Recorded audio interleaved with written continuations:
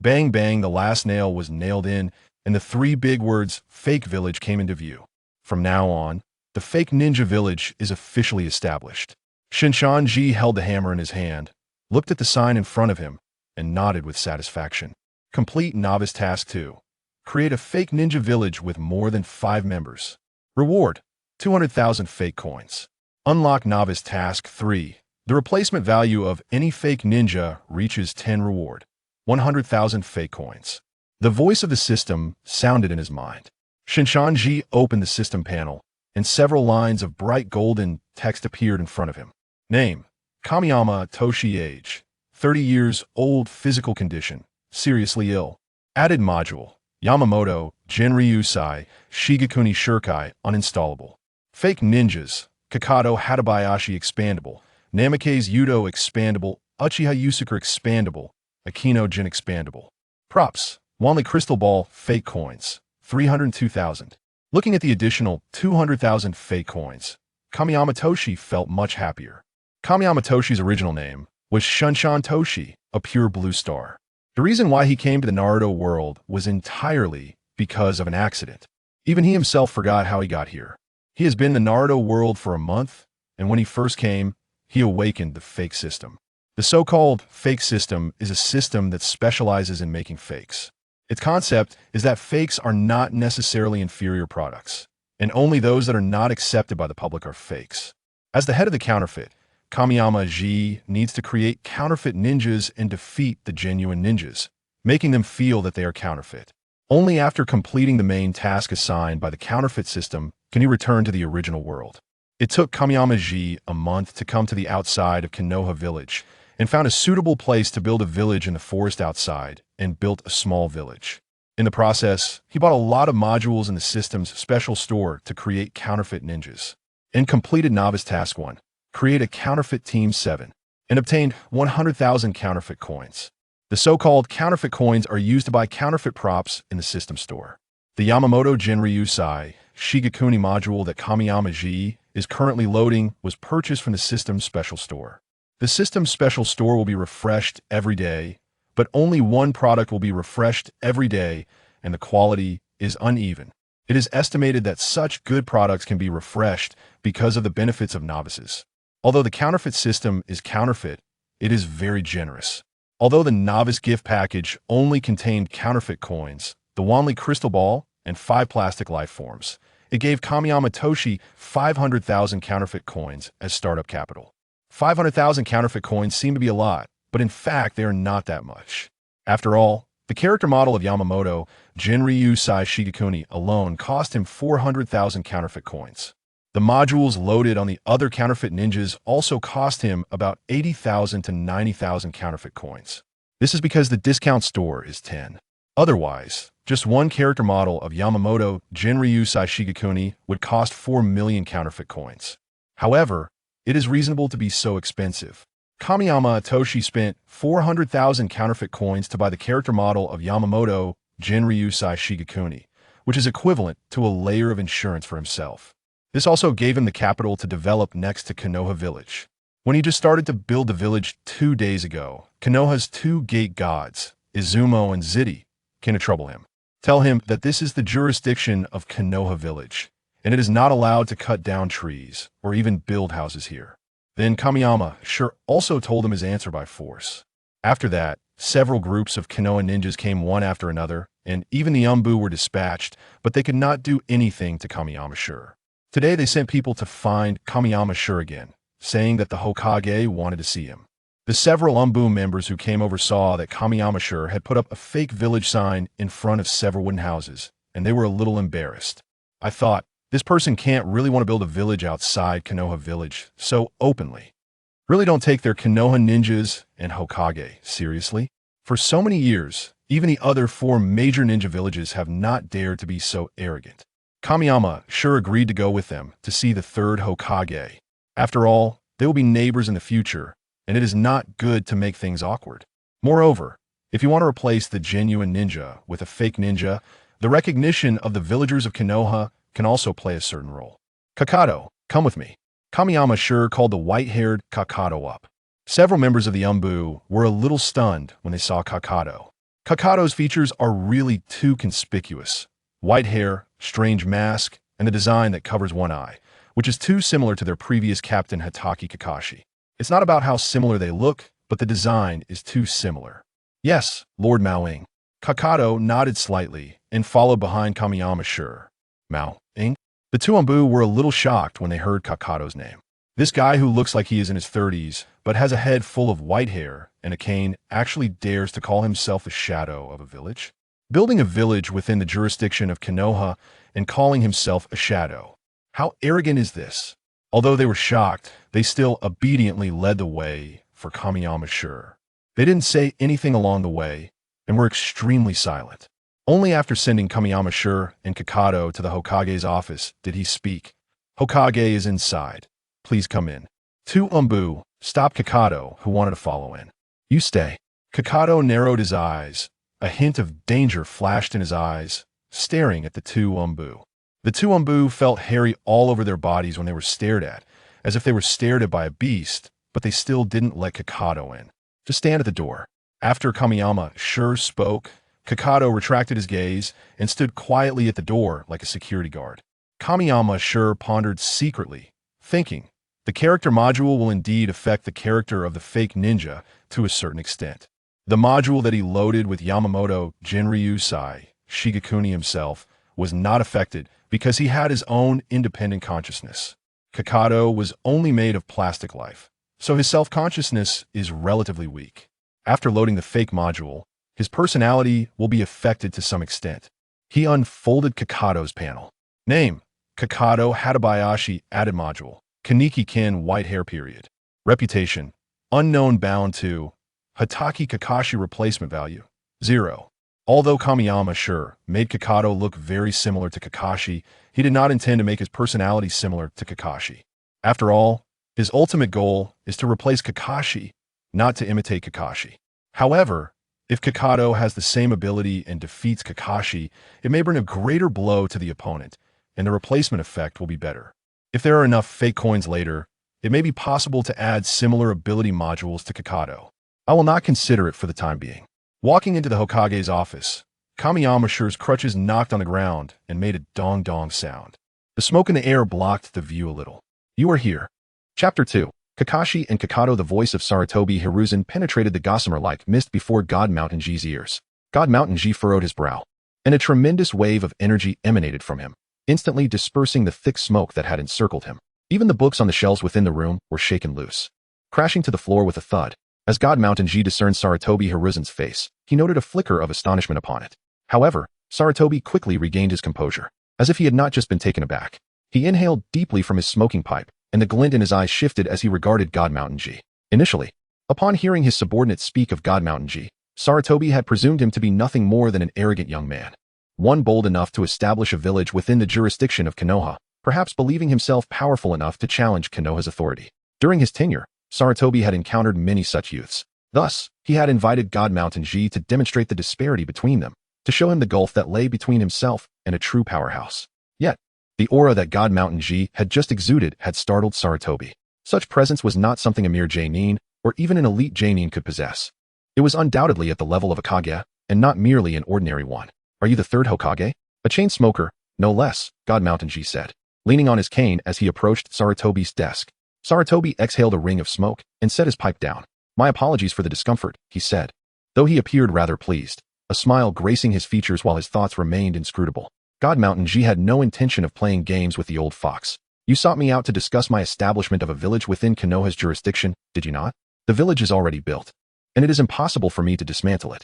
I intend to settle here and be your neighbor. Rest assured, I harbor no intentions of hostility. After all, we are to be neighbors for many years hence, and I prefer not to sour our relationship. God Mountain G made his position clear, leaving it to Sarutobi to respond. Sarutobi chuckled, the creases on his face deepening with age. Konoha knows little of you, and no one can ascertain whether you might be an infiltrator from another ninja village.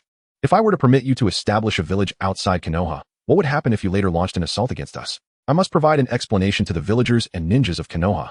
After all, words alone are not enough, and I cannot simply take your promises at face value. God Mountain G straightened slightly, the earlier air of despondency dissipating as he grew increasingly resolute. So, your implication is that we cannot negotiate? His temperature began to rise. causing the atmosphere of the office to heat up. The glint in his eyes turned perilous as he gazed at Sarutobi. On the surface, Sarutobi feigned concern, but internally, alarms were blaring. His hesitation stemmed from the uncertainty surrounding God Mountain G's identity. Allowing a village to be established outside Konoha could pose risks. Furthermore, he sought to gauge whether God Mountain G was amenable to dialogue. If so, there might be alternative means to integrate him into Konoha. For a Kaga-level powerhouse was exceedingly rare. Who could have anticipated that this seemingly frail figure would possess such a fiery temperament? As God Mountain G appeared on the verge of eruption, Sarutobi relented. Very well, I will agree to your terms.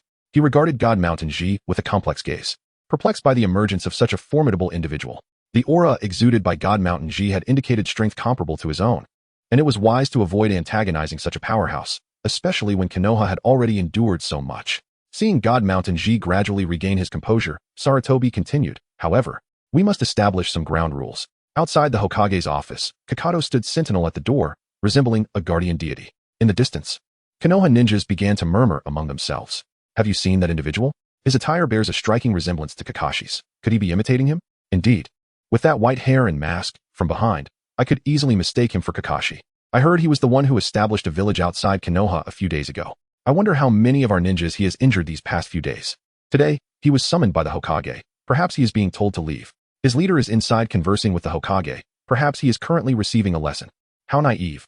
Even though Jiraiya and Tsunade have left Konoha, he is not someone to be trifled with. Yes, with the third Hokage present, those ninjas emerging from the corners of the world should indeed consider their own strength. The Konoha ninjas were engrossed in their conversation when Kakashi approached. What are you discussing? He inquired. Kakashi-sama. Upon recognizing him, the ninjas immediately adopted a respectful demeanor. Kakashi's reputation was not only renowned in Konoha, but echoed throughout the entire ninja world. The mere sight of his Sharingan would suffice for all to recognize him as the copy ninja, earning him deep respect from many Konoha ninjas. We were just discussing that individual. We believe he bears a resemblance to you. The ninjas responded candidly. Kakashi's gaze followed their pointing fingers, landing on Kakato. Indeed. Upon seeing Kakato, Kakashi's brow furrowed. It was not due to any resemblance between them. Rather, it was the sight of an unfamiliar figure guarding the Hokage and Appo's office without the ANBU making any attempt to intervene that truly concerned him. Without hesitation, he advanced towards Kakato. However, Kakato stood firmly in his path. Who are you? Why are you standing here? Kakashi demanded. Kakato, almost of equal height to Kakashi, met his right eye with his left. Aside from the obscured eye, their appearances were strikingly similar.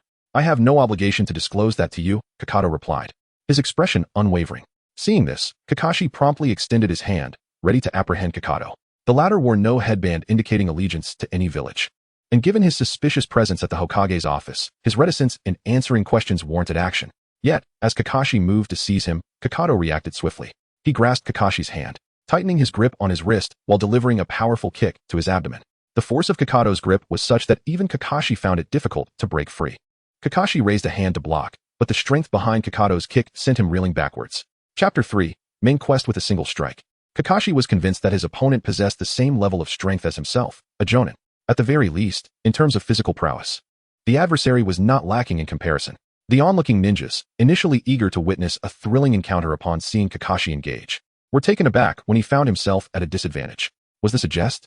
Kakashi, the esteemed, was actually being repelled? Who was this individual? Could he possibly be a jonin?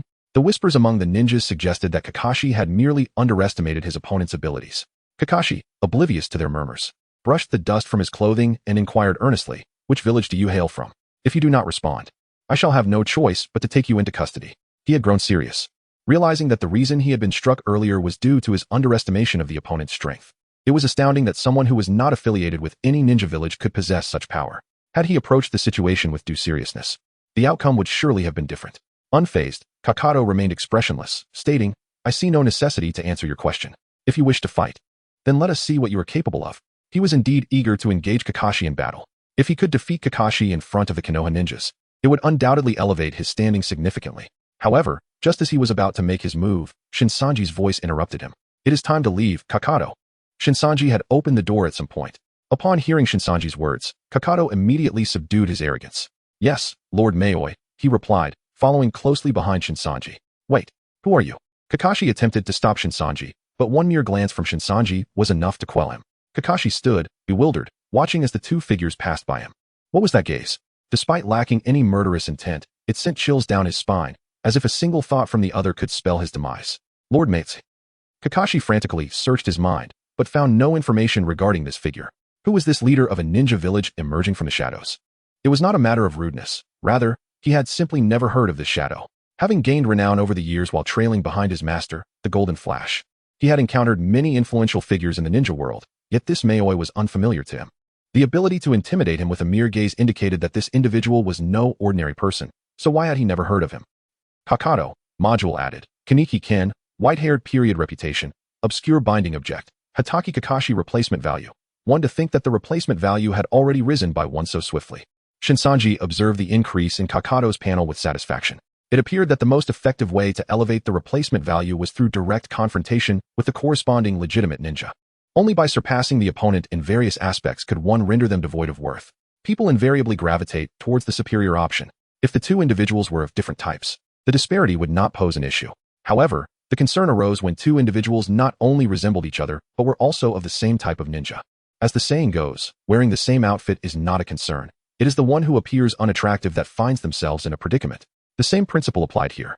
If the counterfeit ninja crafted by Shinsanji were to surpass the legitimate one, then the replacement value would undoubtedly soar. With this thought in mind, Shinsanji began to devise a plan. Suddenly, as he pondered, a young boy with yellow hair collided with him, having failed to pay attention. Shinsanji stood firm, while the boy stumbled to the ground, clutching his head. Ouch, that hurts. Uzumaki Naruto exclaimed, rubbing his head. Naruto, I told you not to run recklessly. Look at you, bumping into others. Apologize at once. Haruno Sakura hurried over and delivered a punch to Naruto's head, eliciting a wince from him. Why yes, I'm sorry sir. Are you alright? Naruto, realizing he had bumped into someone, hurried to apologize, yet he failed to notice Shinsanji's true appearance. He only caught sight of Shinsanji's white beard and the cane in hand, instinctively assuming he was an elderly man. Uchiha Sasuke crossed his arms in mockery, saying you, the bottom of the barrel, why not donate your eyes if you aren't going to use them? Don't embarrass yourself here. Sasuke you. Naruto was about to retort when Sakura intervened. Bowing to Shinsanji, she said, I'm terribly sorry. He's not the sharpest tool in the shed and didn't TC you. Her demeanor was sincere, but as she turned, she scolded Naruto. Sasuke is right. Next time, be more observant. How could you mistake him for an old man when he is clearly a middle-aged gentleman? Only then did Naruto take a closer look at Shinsanji's features and sheepishly chuckle. My apologies. Shinsanji nodded, choosing not to pursue the matter further, and continued onward with Kakato. As Naruto watched the two depart, he pointed at Kakato, saying, Sakura, don't you think that guy looks a bit like Kakashi-sensei? They both have white hair, wear masks, and seem to exude an air of aloofness. Sakura pondered for a moment. It does seem that way. With Sakura's affirmation, Naruto grinned widely and dashed off to find Sasuke. Sasuke, wasn't he that white-haired man quite similar to Kakashi-sensei? How boring, Sasuke replied, turning away from Naruto's chatter. After parting ways with the trio, Shinsanji wandered through the vast Konoha village for quite some time. He had his sights set on a few establishments, contemplating the possibility of acquiring them for business ventures. The counterfeit currency from the counterfeit system could not only be earned through tasks, but also exchanged for money from the Hokage world. At a rather unfavorable rate of 100 Ryo could be exchanged for one counterfeit coin. This exchange rate was quite low. 1 Ryo equated to approximately 10 of a certain country's currency, and the exchange rate between Huagua and that country was around 120. Thus, it could be deduced that 1 Huabuck was equivalent to 2 Ryo. Therefore, 10,000 counterfeit coins would amount to roughly 500,000 yuan in Shinsanji's previous life. Reflecting on this, Shinsanji felt a pang of nostalgia. Had he possessed such counterfeit coins in his former life and exchanged them for Huabucks, he could have provided a comfortable life for his wife and child. Before his reincarnation, he had already settled down, having a lovely 4-year-old daughter and a gentle, virtuous wife at the age of 30. Had it not been for his sudden terminal cancer diagnosis, he would have been the happiest man alive. This only strengthened his resolve to return to his original world. If I complete 2 main quests, I can go back. Main Quest 1. Imitate 10 characters from the Konoha faction. Achieving a replacement value exceeding 80,010. Reward. Return to the original world. Main Quest 2. Develop the influence of the counterfeit ninja village to a level comparable to the 5 great ninja villages. Reward. Attain a healthy body. Chapter 4. Was I created solely for the purpose of felling trees? Although Shinsanji had traversed into the world of Naruto, his new body was similarly afflicted by illness. However, aside from being physically weakened, there were no other significant issues. Shinsanji surveyed several prime locations for shops. While they were available for purchase, their prices were relatively steep. He decided against making any acquisitions for the time being, considering that the Chunin exams would soon take place. With Orochimaru and the Sand Shinobi poised to attack Konoha, numerous buildings would inevitably suffer damage, which would subsequently lead to a significant drop in property prices. Purchasing real estate during these peaceful times was often unwise. He noted the locations of a few advantageous shops, promising to return to acquire them if they remained intact. With 10,000 counterfeit coins convertible to 100,000 Rio, he could easily procure several establishments with just a few thousand coins. After departing from Konoha and returning to the village of counterfeit shinobi, he immediately spotted his three creations, Wu Rin, Yozu, and the pink-haired Akiyono Jin. Name: Bofone Wu Run, modules added, Yada Mirror, defense, Ninja Shadow Mask, slow regeneration, reputation, obscure, bound object, Uzumaki Naruto, replacement value, Hero, name, Uchiha Yozu. Modules added, Flame Thrower, Purgatory Summon, Universal Vision, Illusion Sight, Future Sight, Reputation, Obscure, Bound Object, Uchiha Sasuke, replacement value, Hero, name, Akiyono Jin, modules added, Healing Technique, moderate. Universal Vision, Distant Sight, X-Ray Vision, Reputation, Obscure, Bound Object, Haruno Sakura, replacement value, 0. The modules they possessed were all acquired from a discount store, prized for their affordability. Nevertheless, their abilities were comparable to those of the original trio at this stage. From now on, you three may approach the members of Team 7 and devise ways to enhance your replacement values, Shinshanji instructed. The trio nodded in unison. Understood, Lord Moya. The three were also fabricated from malleable life forms, akin to artificial intelligence, allowing Shinshanji to exert control while they retained a degree of autonomy. As long as he issued commands, they could perform tasks just like ordinary humans. Pleased, Shinshanji nodded. He then addressed Kakashi. I have reached an understanding with the third Hokage. Do not let things get out of hand in Konoha. As their teacher, you must keep them in check, understood? Understood. Kakashi replied with a nod. Good, then you may go. Shinshanji waved him off. To elevate their replacement values, the counterfeit ninjas needed to make more appearances. Thus, he decided to have the four of them reside within Konoha. The village of counterfeit shinobi was still under construction, and housing was limited. He had arranged for builders to arrive the following day. To develop the counterfeit village, a substantial scale was necessary, which entailed significant expenses. Therefore, earning money became the foremost priority. He accessed the discount store, where a new item had appeared. Character module, Hema Waijur, price, 12,000 coins. After a moment of contemplation, Shinshanji resolved to purchase it. The likelihood of the discount store refreshing with quality items was low, so acquiring a character module was quite fortunate. His backpack still had one malleable life form available. Purchase, Shinshanji clicked the button. Upon acquiring the Hema Waijur module, he integrated it into the last malleable life form. Name, Hema Waijur, modules added. Hema Waijur, reputation, obscure, bound object, Might Guy, replacement value, 0. Oh? Am I but a counterfeit? As the module loaded, a figure resembling Waijur appeared before Shinshanji. He softened Waijur's initially menacing features to prevent frightening the children and dyed his striking red hair black, as such vivid color was too conspicuous. Anyone seeing red hair would instinctively associate it with the Uzumaki clan. After familiarizing himself with his new body, Waijur revealed a fierce grin. The potential of this body surpassed that of his previous form. He emitted a hearty laugh. The bloodline potential of the Hama clan was boundless. The more they fought, the stronger they became, yet the human form from the world of Baki would inevitably hit a limit. This new body's potential far exceeded that of the former, rekindling Waijur's hope for advancement. You are my leader, I presume? Waijur lowered his head upon seeing Shinshanji. Indeed, Shinshanji affirmed, from today onward, you shall still be called Hama Waijur. Your sole task is to use your expertise in martial arts to subdue an individual named Might Guy, thereby enhancing your replacement value until you completely usurp his position. Do you understand? Waijur pondered. So, all I need to do is eliminate this fellow? He grinned, revealing a devilish smile. Shinshanji chuckled coldly. Do not overreach. Your current strength is far from his match. I will assist you in enhancing your power later. For now, focus on using your own methods to boost your replacement value. You need not surpass him in all aspects. If you can provide superior guidance in martial arts to Niji and Lee, your replacement value will surely increase. Waijur absorbed Shinshanji's words without daring to contest them, though curiosity about this Might Guy stirred within him. What manner of person could earn such high regard from the leader? And how was he deemed far from a match? This ignited Waijur's competitive spirit. Then, Master Leader, should I now approach this Might Guy? He inquired. No, your current task is to fell every tree in the vicinity. By dawn tomorrow, I expect you to have cut down 500 trees. Shinshanji gestured towards the vast forest behind him. Tomorrow, the architects from Konoha would arrive to build houses, and a skilled craftsman cannot work without materials. Waijur was momentarily taken aback by Shinshanji's command. What? Chop trees? Are you serious? The notion of being created solely for the purpose of felling trees was disheartening to him. Although he felt a strong resistance within, he could not defy Shinshanji's orders, so he resigned himself to completing the task assigned. 500 trees is merely a minor inconvenience, he thought. Remember to use the axe. Shinshanji handed him an axe. Waijur held the axe, on the verge of tears. Do I really need an axe for trees I could kick down with a leg? Using an axe will only slow me down. Shinshanji was unconcerned with his speed. He simply understood that using an axe would create clean cuts, making it more suitable for construction. Chapter 5. I treat you to ramen.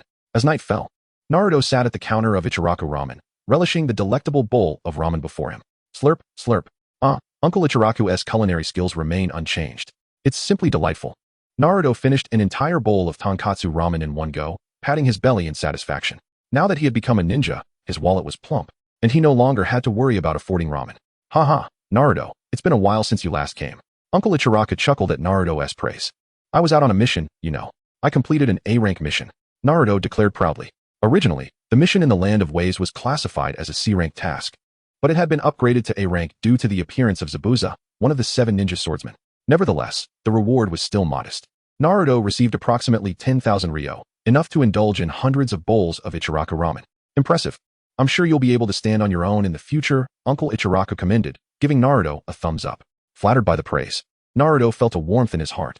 He wished to chat a bit more with Uncle Ichiraku, but time was getting late, and he decided to head home. As he reached into his pocket to retrieve his wallet, he suddenly froze. What's wrong, little Naruto? Uncle Ichiraku asked, puzzled by Naruto's sudden stillness. Naruto meticulously checked every pocket on his person, but to his dismay, he could not find his wallet. His face fell in despair. Could it be that I forgot my money? Uncle Ichiraku chuckled. With a pained expression, Naruto nodded, my wallet. It seems to be missing. Don't worry, you can pay me next time, Uncle Ichiraku reassured him, trusting that Naruto would not deceive him. However, Naruto was still disheartened. My money. I've worked so hard to save that up, he murmured, recalling that he had indeed brought it with him. His eyes fell to the ground, hoping to find his lost wallet. Is this yours? A clear voice broke through his thoughts. Naruto looked up to meet the amber eyes of Akiya Jin. The distance between them was merely a fist's length. Their faces almost touched upon his gaze. You. Naruto had never been this close to a girl before and instinctively took a few steps back, nearly tripping over a chair behind him. Be careful, Akiya Jin said as she stepped forward to steady him. Thank you. Naruto stammered, feeling a flush creep up his cheeks. Akiya Jin smiled beautifully, easing Naruto's tension. Is this yours? She asked, producing a frog wallet containing a photo of Naruto from when he first became a genin, his face smeared with paint, making him almost unrecognizable. Seeing his wallet and the photo made Naruto's face turn crimson. Yes, that's mine, he said shyly, scratching the back of his head, feeling embarrassed about the photo. Akiya Jin tucked the picture back into the wallet and handed it to him. You should keep it safe this time, okay? Naruto nodded rapidly. I understand. I won't lose my wallet again. Akiya Jin gently patted Naruto's head and said, all right. You promised. Naruto was momentarily stunned, gazing at Akiya Jin in awe. She waved her hand in front of him. Okay, I'm leaving now. Wait. Naruto called out suddenly. Akiya Jin turned back. What's wrong? Do you need something? His palms began to sweat as he mustered the courage to ask. Can I treat you to a bowl of ramen? It's my way of thanking you for finding my wallet. After uttering those words, Naruto instinctively exhaled, revealing his nervousness. Akiya Jin smiled softly, her smile as gentle as a spring breeze. Sure. Upon hearing her response, Naruto's eyes sparkled with joy. He pulled out money from his wallet and handed it to Uncle Ichiraku. Uncle Ichiraku, please bring me 2 more bowls of ramen and keep the change. Coming right up. Before long, Naruto devoured his ramen and couldn't help but glance at Akiya Jin beside him. Her cherry blossom pink hair was tucked behind her ear, revealing delicate ears resembling seashells. Her exquisite profile was as pristine as milk, causing Naruto to swallow hard. Perhaps his gaze was too obvious. Akiya Jin noticed and turned to him. What's wrong? Do I have something on my face? She curiously touched her cheek. No. Naruto stammered, his face flushing red. Then why do you keep staring at me? Akiya Jin inquired, a playful smile dancing on her lips. Unsure how to respond, Naruto awkwardly said, you resemble one of my friends. Oh, is she pretty? Akiya Jin tilted her head, intrigued. Very pretty. Do you like her? Naruto replied without hesitation. I guess so. Sakura is my teammate. However, Akiya Jin looked at him with a knowing expression. So, who do you think is prettier, her or me? Caught off guard by her sudden question, Naruto felt his heart race, and he squirmed uncomfortably. Well, you're prettier. You're more gentle too. He finally admitted after much contemplation. Oh, is that so? Thank you for the compliment. Akiya Jin turned away, satisfied, and continued to eat her ramen. Naruto sighed in relief. But his heart was still restless, and he soon found himself stealing glances at her again. Akiya Jin smiled slightly, choosing not to expose him. As they quietly enjoyed their meal, Naruto marveled at Akiya Jin's beauty and elegance, even while eating ramen. He had been preparing to invite her to the night market after she finished her ramen, but before he could speak, a voice interrupted. Jin, it's time to go. Upon hearing Waizuke's voice, Akiya Jin turned back. Okay, I know. Did you just say something? She asked Naruto, turning her head. Naruto opened his mouth but held back the words he wanted to say. No, nothing. Akiya Jin smiled again. Well, thank you for treating me to ramen. My friend is here to find me, See you next time. With that, she waved goodbye to Naruto. He waved back, his gaze lingering on the boy who had spoken earlier. He was quite handsome, perhaps slightly less so than Naruto, but comparable to Sasuke. Is he her partner? Naruto wondered, watching Izuku laughing with Akiya Jin, feeling an inexplicable discomfort, much like when he observed Sakura and Sasuke together. Oh no. It seems I forgot to ask her name. As the sight of the autumn fields faded away, Naruto finally came to a realization, filled with deep regret. Chapter 6. I am the embodiment of your obsession. After Yusuke took Akiya Jin away, he arrived at the apartment building where Uchiha Sasuke resided. Following the annihilation of the Uchiha clan, their ancestral land had been reclaimed by Konoha, leading to Sasuke's relocation to this apartment. At that moment, Sasuke was seated at his desk, engrossed in a book detailing the fire techniques of the Uchiha clan. As he became absorbed in his reading, he suddenly noticed a figure standing by the window. Who are you? Sasuke immediately sprang to his feet, his senses heightened. Yusuke opened the window and leaped inside. What do you want? Why are you here? Sasuke bombarded him with questions. With his hands in his pockets, Yusuke, with his disheveled black hair and crimson eyes, bore a striking resemblance to Sasuke. Guess who I am? He teased, shrouding the truth in mystery. Enraged by the cryptic demeanor, Sasuke launched a rapid attack toward Yusuke. In an instant, his Sharingan activated. The double tomo in his right eye and the single tomo in his left eye flared to life. Yusuke tilted his head, effortlessly evading Sasuke's strikes. Despite Sasuke's swift and relentless barrage, Yusuke seemed to possess an uncanny foresight, dodging each blow as if he were a step ahead. Sasuke's fists and feet narrowly missed Yusuke, who remained solely on the defensive. After a prolonged exchange of blows, Sasuke finally distanced himself, his crimson Sharingan fixated on Yusuke. However, while Yusuke's eyes were equally crimson, they bore no tomo, indicating he did not possess the Sharingan. How could he perceive Sasuke's movements so clearly? This was a skill exclusive to the Sharingan. Could it be that Yusuke was significantly stronger than him? Who on earth are you? What is your purpose for coming to my home at this hour? Sasuke demanded, realizing he could not unleash his fire techniques here, lest he be left homeless. He glanced at the window, contemplating an escape. Yusuke discerned Sasuke's intentions and casually took a seat in the chair Sasuke had just vacated, obstructing his escape route. What if I told you I am your other half? Would you believe me? What do you mean? Sasuke nearly misinterpreted his words. But he sensed that Yusuke did not mean it in that way. My name is Uchiha Yusuke, the embodiment of your obsession. Leaning against the desk, Yusuke appeared relaxed, maintaining eye contact with a slight smirk. Are you jesting? Do you think I would fall for such a feeble lie? Sasuke felt insulted by the implications. Would anyone in their right mind believe such nonsense? You may choose not to believe me, but I can prove it. How? Sasuke inquired. Yusuke's smile deepened, and his crimson eyes suddenly blazed with intensity. In an instant, his form transformed into the very man Sasuke longed for, Uchiha Itachi. Sasuke's pupils dilated in shock. You. It's you. He felt no trace of transformation techniques on Yusuke, nor did he perceive any illusions. This man before him was unmistakably his brother, Uchiha Itachi. Yet, in the next moment, Yusuke reverted to his original appearance. Do you see now? What does this mean? Sasuke's expression darkened, his mind reeling from the sudden revelation. His heart raced with a mix of confusion and excitement. He yearned to ask how this transformation was possible, why Yusuke could assume Itachi's likeness without a hint of disguise. I told you, I am your embodiment, your obsession. Your profound fixation on your brother has birthed me. I am you, and you are me. Yusuke's crimson gaze seemed to possess a tangible allure, captivating Sasuke. Yet, Sasuke remained skeptical of Yusuke's claims, dismissing them as absurd. I don't care how you did it. I refuse to believe your words. Sasuke retorted, his expression resolute.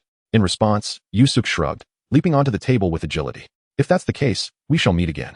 I will make you believe. But first, I hope you strive to grow stronger. If you do not, one day, I shall replace you, and your wishes will be fulfilled by me. A strange smile graced Yusuke's lips as he leaped out of the window. Wait. Sasuke was perplexed. Unwilling to let Yusuke depart so easily, he lunged forward to seize Yusuke, only to be repelled by a sudden burst of flames. The flames, though slow, were intensely hot, incinerating his curtains in an instant. Fortunately, Sasuke managed to retreat just in time, staring in disbelief as Yusuke's figure vanished below. Uchiha, Yusuke? Sasuke murmured to himself, perhaps beginning to believe a fragment of the truth. Name, Uchiha Yusuke modules added. Flame gun, purgatory summon, universal vision, illusory sight. Future sight reputation, obscure bound object, Uchiha Sasuke replacement value. 2. Name, Akiya Jin modules added. Healing technique, intermediate, universal vision, distant sight. X-ray vision reputation, obscure bound object, Haruno Sakura replacement value. 8. Shinzen observed the increasing replacement values displayed on the panel, feeling a sense of satisfaction, particularly regarding Akiya Jin's significant rise. Merely encountering Naruto had elevated her value to 8. If she could fully supplant Sakura in Naruto's affections, her value might soar even higher. Akiya Jin's replacement value was the easiest to enhance, given that Sakura had a significant presence in the original work but lacked distinctive traits. She was a classic case of high status but low utility, making her easily replaceable. Conversely, Naruto and Sasuke, as the protagonists woven throughout the narrative, would be much more challenging to supplant. Shinzen, through the crystal ball on his desk, observed the performances of the figures involved, nodding in approval. Naruto had initially planned to employ a similar strategy with Akiya Jin to ambush Hinata Hyuga. However, he underestimated the vigilance of the Hyuga clan. Throughout the night, he failed to catch a glimpse of Hinata. As the princess of the Hokage in Naruto, her influence was undeniably substantial. If he could replace Naruto and win Hinata's affections, his replacement value would undoubtedly skyrocket. Alas, Naruto's luck was slightly lacking, and his own replacement value remained unchanged after the night. With the crystal ball in his possession, Shinzen could not only monitor the current status of the imposter ninjas, but also survey any location within a vast radius. It was akin to possessing the eye of 1,000 miles. With such a divine artifact at hand, he had little to worry about concerning information. Even if the original plot deviated, he could maintain control over the overarching narrative. Chapter 7.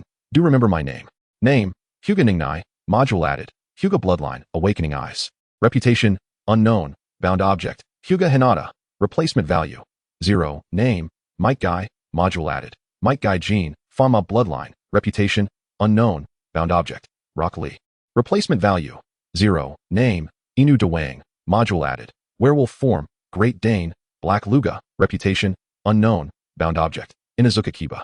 Replacement value, 0. It has been over a week since the establishment of the counterfeit ninja village in preparation for the imminent grand event, the Chunin exams. Shinzen took the liberty of spending a significant amount of counterfeit currency to create 3 new counterfeit ninjas. The Hyuga clan's bloodline cost 30,000 counterfeit coins, and while it can rival the Sharingan, the ordinary Hyuga bloodline lacks prestige, hence its modest price. The Fama bloodline, however, was a bargain at 50,000 counterfeit coins.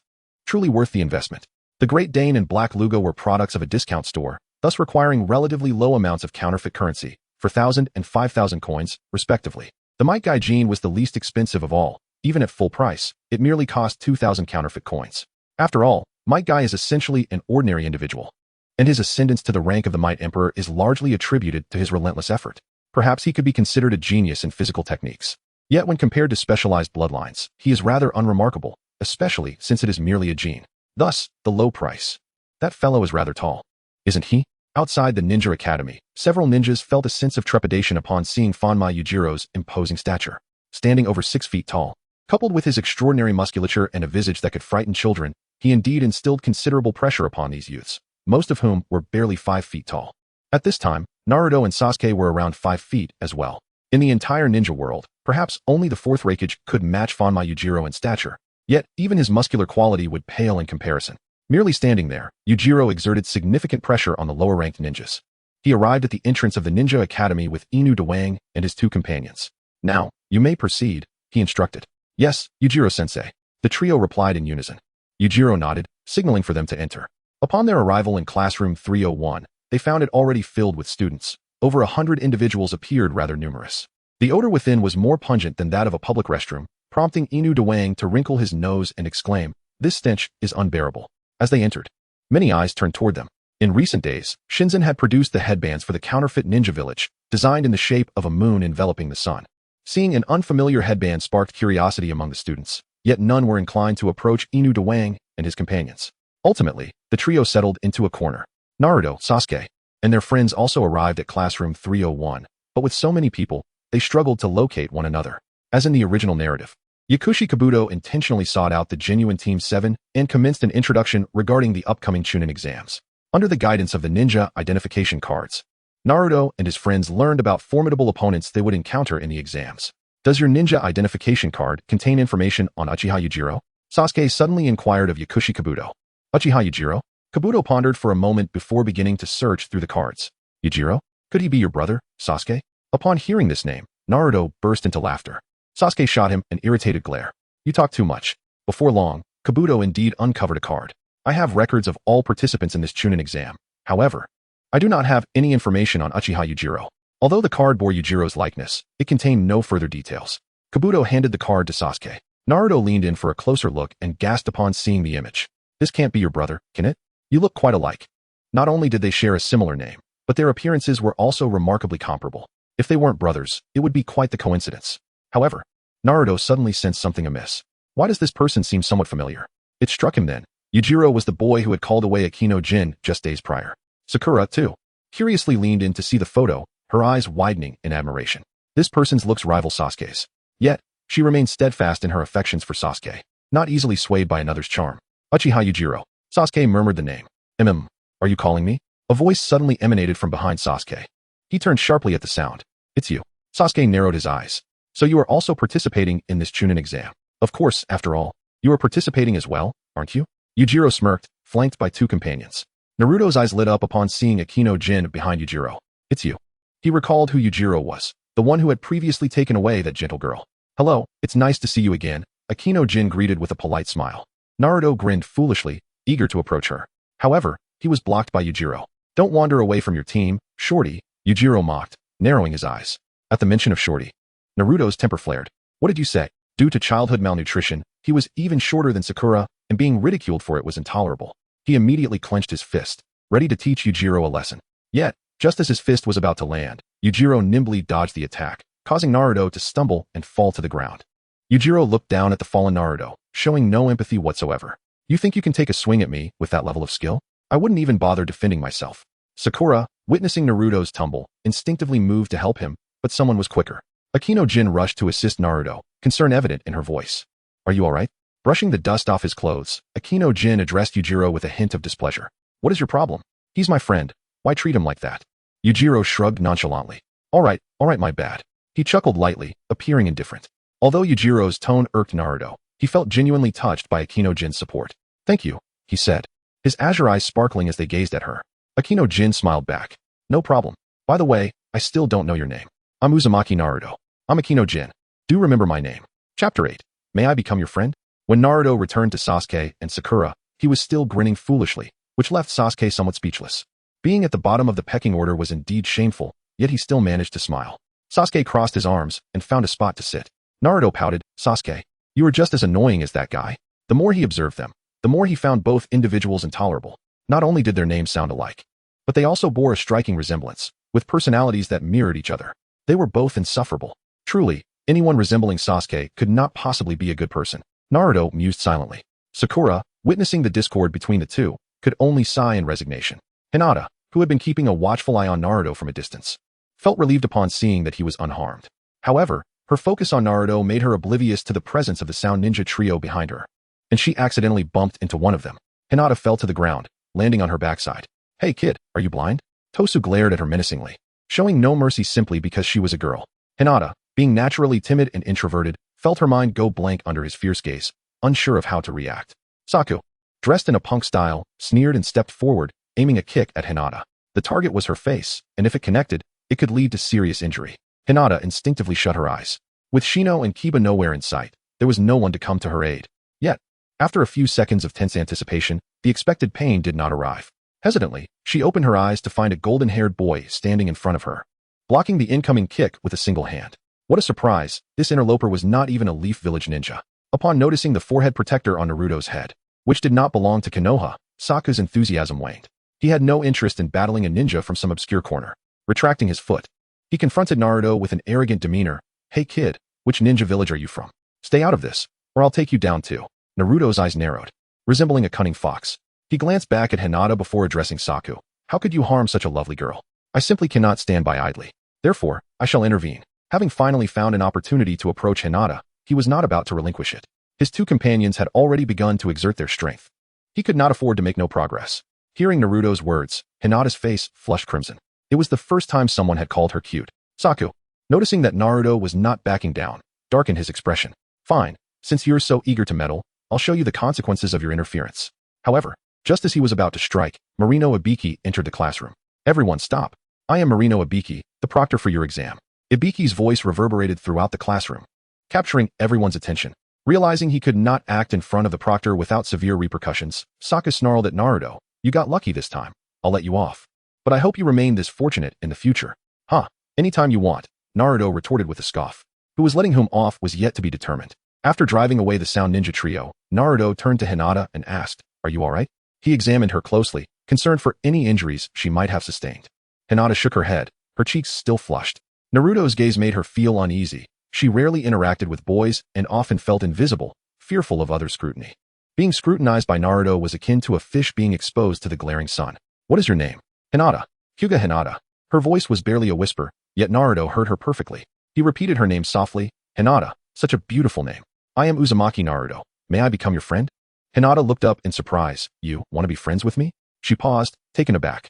Few people surrounded her. Her friends numbered only a handful. Unless someone took the initiative, she rarely reached out to form friendships. In the original story, aside from Naruto and Neji, she had only her two teammates. With little interaction beyond that, she was indeed socially anxious. Thus, Naruto's proposition left her astonished. What's wrong? Are you unwilling? Naruto inquired. Hinata flustered. No. Not unwilling, just a bit surprised. Surprised that you would want to be friends with me. Naruto chuckled. Hinata is so adorable. Why would I not want to? He reached out and ruffled her hair playfully. At that moment, Hinata's mind short-circuited, leaving her at a loss, her face burning with embarrassment. Fortunately, Kiba and Shino returned just in time. Otherwise, Hinata might have fainted. Hey, what are you doing to our teammate? Kiba demanded, positioning himself protectively in front of Hinata. Naruto raised his hands in mock innocence, stepping back slightly. I did nothing. I merely wished to befriend her. Kiba scrutinized Naruto's expression, then turned to Hinata to confirm. Still dazed, she nodded instinctively. Yet Kiba remained wary, concerned that Naruto might be deceitful. Everyone, quiet down. Do you still wish to take the exam? Ibiki shouted, prompting silence from the group. Once Ibiki finished explaining the exam rules, everyone took their respective seats. Naruto chose to sit beside Hinata, while the others settled into suitable locations. Naruto sat next to Akino, worry etched on his face. Akino, do you feel confident about the written exam?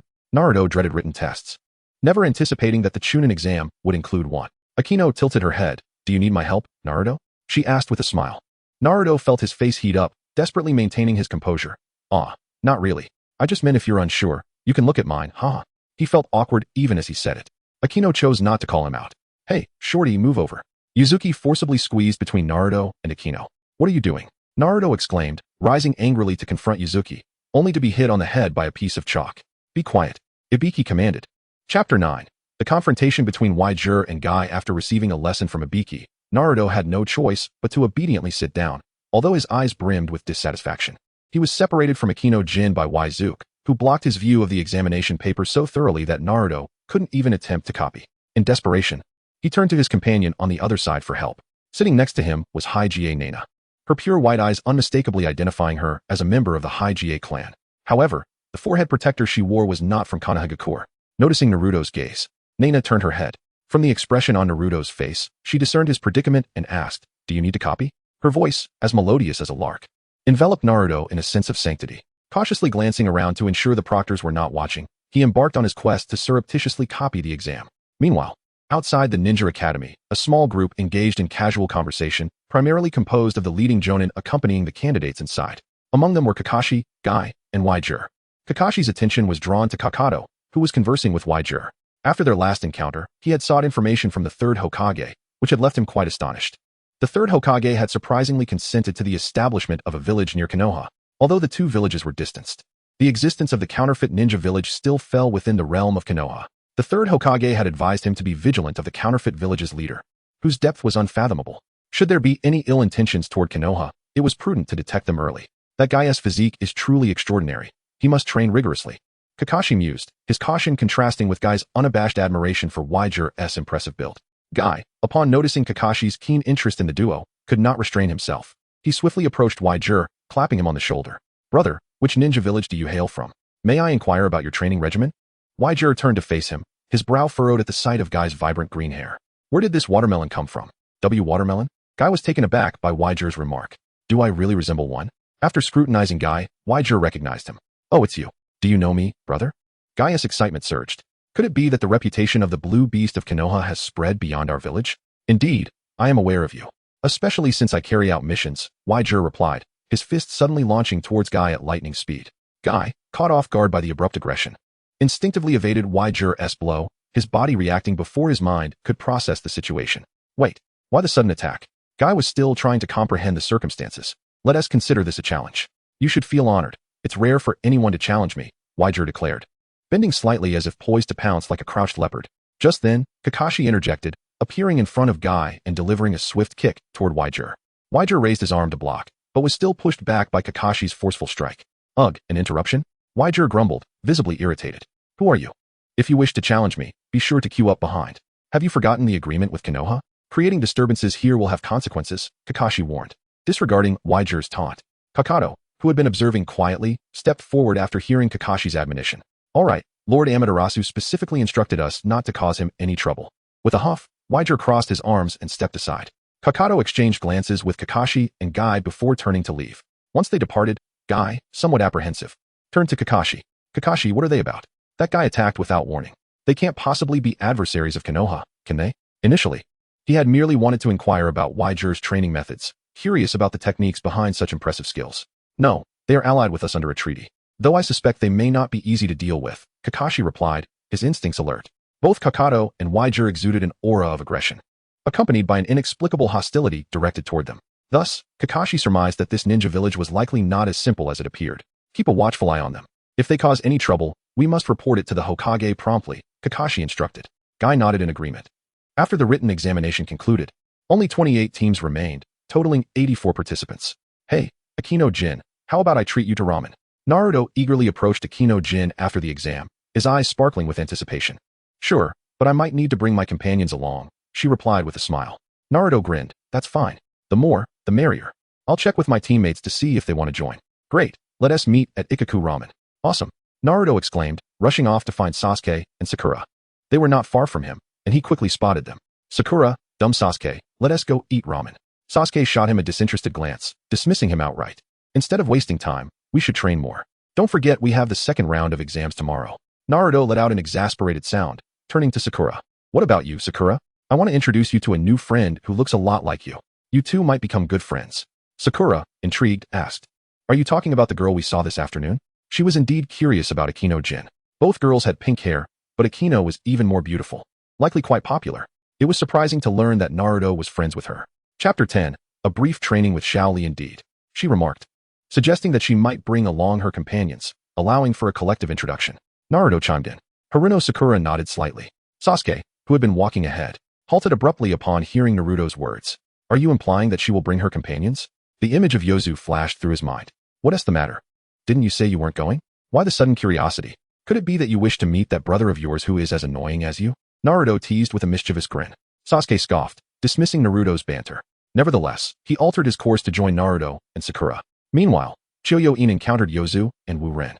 As the trio exited the ninja academy, a shadow suddenly darted towards them. Hello, may I introduce myself? A small figure with a watermelon hairstyle appeared before them. I noticed you during the exam. You are truly delightful. The newcomer was none other than Shaoli. Unlike the original narrative, Shaoli had not confessed to Sakura beforehand. Instead, he boldly approached Chiyo-in after the exam concluded.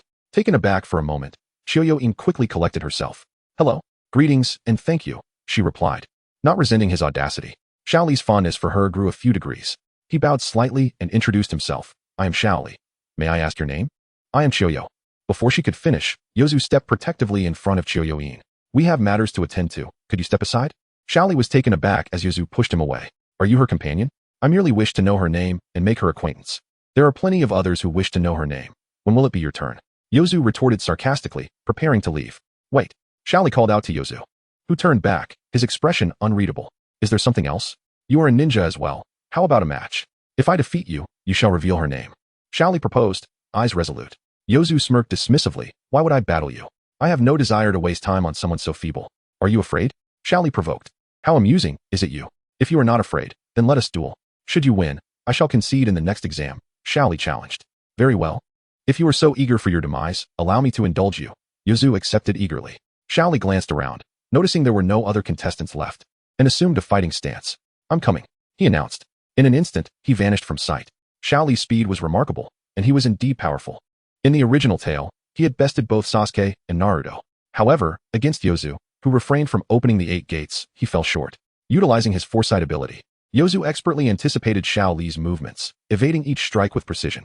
Frustrated that none of his attacks landed, Shaoli began to grow anxious. Yozu's smile widened as flames began to envelop him. The Inferno Invocation was a formidable weapon from the realm of the Red-Eyed Emperor, functioning as a flamethrower. By merging it into a module, Yozu could manipulate the flames at will, consuming his physical strength instead of chakra.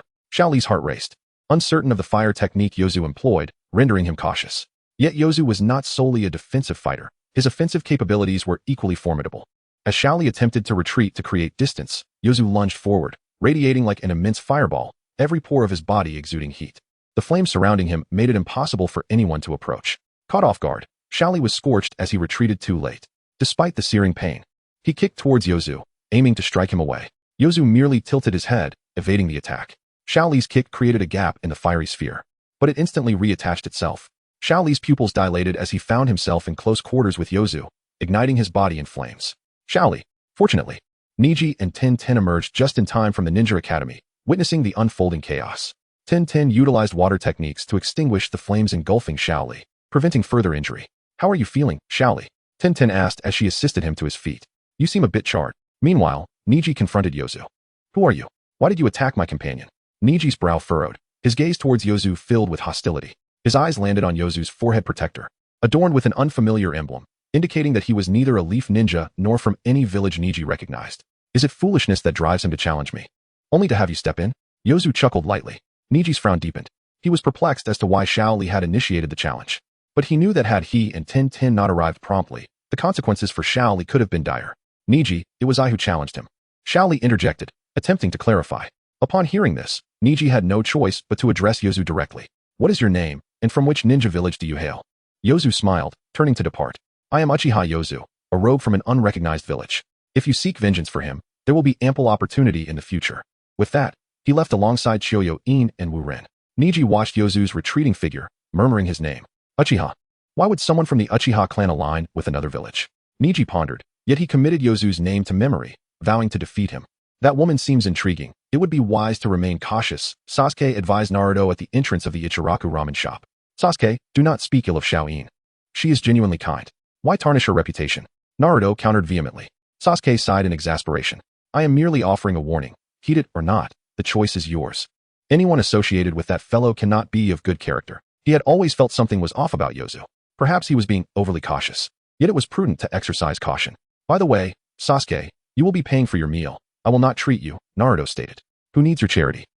That works for me. Before long, Shioyo-in and her companions arrived, accompanied by 3 others, Hinata, Niji, and Ten. Xiao-in, over here. Upon spotting Shioyo-in, Naruto waved vigorously. Once seated, he recognized one of the girls accompanying Shioyo-in as the same who had assisted him during the exam. It's you, he exclaimed, greeting Hinata. Are you also a friend of Xiao-in? Chapter 11. Kabutsuji Musen indeed, Ningna nodded. What a coincidence. Naruto chuckled. I am Naruto, and what is your name? Hinata Ningna. Ningna. Such a beautiful name. Thank you. Sakura looked at Naruto in surprise. When did he start complimenting others? She had never noticed it before. Shioyin introduced the others to Naruto and his companions one by one. This golden-haired individual, like Naruto, is Bo-Fong Wu-Ren, who is in the same team as Yuzuo and me. This is my Teikai, who is in the same team as Ningna.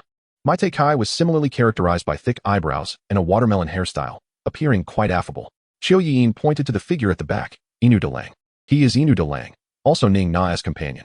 Inu Delang exuded a wild aura, accompanied by a black dog that stood at his thigh. This black dog was unlike any they had seen before. It looked fierce, with what appeared to be horns on its head and a tail like a whip, vastly different from ordinary dogs. Merely looking at it was quite intimidating. Inu Delang was undoubtedly the strongest among the 3, as Sasuke could ascertain with a single glance. Hello, Inu Delang greeted them. Hello. Sakura and Naruto nodded, their eyes drawn to the black dog at Inu Delang's feet, instinctively recoiling slightly. Hey Ru. The black dog barked, seemingly greeting the 2. Seeing the black dog exhibit no hostility, Naruto and Sakura finally breathed a sigh of relief. Once everyone was seated, Naruto introduced the restaurant's signature ramen. With the lively atmosphere, they quickly settled into a cheerful camaraderie. Sasuke's gaze remained fixated on Yuzua. Noticing Sasuke's stare, Yuzua turned toward him, a slight smile gracing his lips as their eyes met. Sasuke narrowed his eyes, curiosity gleaming within them, while Yuzua's expression remained inscrutable. Sakura, seated next to Sasuke, also noted Yuzua's glance in their direction. Assuming Yuzua was looking at her, she instinctively glanced back. Upon seeing Yuzua's strikingly handsome face, rivaling even Sasuke's, she found herself momentarily entranced. Realizing her embarrassing fixation, she hastily turned her head away. Sasuke noticed Sakura's reaction and asked, "What's wrong?" Sakura quickly shook her head. No, nothing. A sense of guilt washed over her, leaving her unable to meet either Yuzua's or Sasuke's gaze. Seeing that Sakura was fine, Sasuke stood and approached Yuzua. Let us step outside and talk. After much contemplation, he decided to seek clarification from the source of his confusion. Sure. Yuzua replied without hesitation, rising from his chair. Where are you going, Wu-Ren? He asked. Just to chat with him for a bit. Yuzua led Sasuke into an alley. Speak, what do you wish to ask? Leaning against the wall with arms crossed, he appeared thoroughly relaxed, as if anticipating Sasuke's approach. After a moment of thought, Sasuke inquired, I want to know who you truly are. I refuse to believe you are merely a manifestation of my will. Besides, you have companions. If you truly were my will, you wouldn't be with them or even allied with other villages. Yuzua smiled, recognizing the excuse was merely a fabrication, not expecting Sasuke to believe it. After all, whether Sasuke believed him or not would not alter his subsequent actions. In truth, you need not concern yourself with my identity. What matters is that we share a common goal, to eliminate Uchiha Itachi and avenge the Uchiha clan. In this, I will assist you. As for whether I am truly you, does it truly hold such significance? Yuzua's lips curled into a sly smile. Sasuke's brow furrowed tightly. Upon hearing the intent to kill Uchiha Itachi, his heart clenched. I will personally kill Uchiha Itachi. I require no assistance from you. If you dare interfere in my vendetta with him, then I shall eliminate you first. Sasuke's eyes brimmed with threat. Yuzua dismissed the threat with ease. To kill me, you are still unworthy. Without sufficient strength, you won't even have a chance at revenge. Before seeking vengeance on Uchiha Itachi, try defeating me first. Yuzua stepped closer to Sasuke, a provocative glint in his eyes. Sasuke clenched his fists, aware that he likely wasn't Yuzua's equal at present. Yet he believed in his innate talent to surpass him. If he could not achieve this, how could he hope to defeat Uchiha Itachi? Very well. I will grant you an opportunity during this Chunin exam. I hope you seize it. Yuzua patted Sasuke on the shoulder as he walked back toward the ramen shop. Sasuke gazed at Yuzua's retreating figure, his fists tightening further. Uchiha Sasuke. A sudden voice drifted from behind him. Sasuke spun around, encountering a man whose long hair obscured his face. The man brushed aside his hair, revealing an exceedingly pale visage. Who are you? Sasuke felt a shiver run down his spine, his alertness heightened. Name, Muzan, Shinzentami, modules added. Kabutsuji Muzan, perfect, hollowing agent. Yamamoto Jinryusai Shigekuni reputation, obscure binding target. Orochimaru replace value. 0, I am one who can grant you power. Shinzentami revealed a sinister smile. What do you say? Care to try? He produced a vial containing a black liquid from his pocket, the contents unknown. Sasuke frowned, eyeing Shinzentami warily. It was evident that this peculiar individual was no benevolent figure. Without hesitation, he launched a punch toward him. Shinzentami caught Sasuke's fist with one hand, rendering it immobile. Sasuke's pupils dilated as he attempted to withdraw, but Shinzentami acted swiftly, injecting the vial's contents into Sasuke's neck. As the substance entered his system, Sasuke felt as if he had plunged into an icy abyss, his body turning cold as he succumbed to unconsciousness. Shinzentami laid Sasuke gently on the ground before vanishing into the alley. When Sasuke regained consciousness, he found himself surrounded by concerned faces. Seeing Sasuke awake, Sakura hurriedly asked, Sasuke, how do you feel? What happened? Sasuke replied, disoriented, recalling only the bizarre encounter with the strange man who injected him with something before he blacked out. We noticed you hadn't returned, so we came to find you.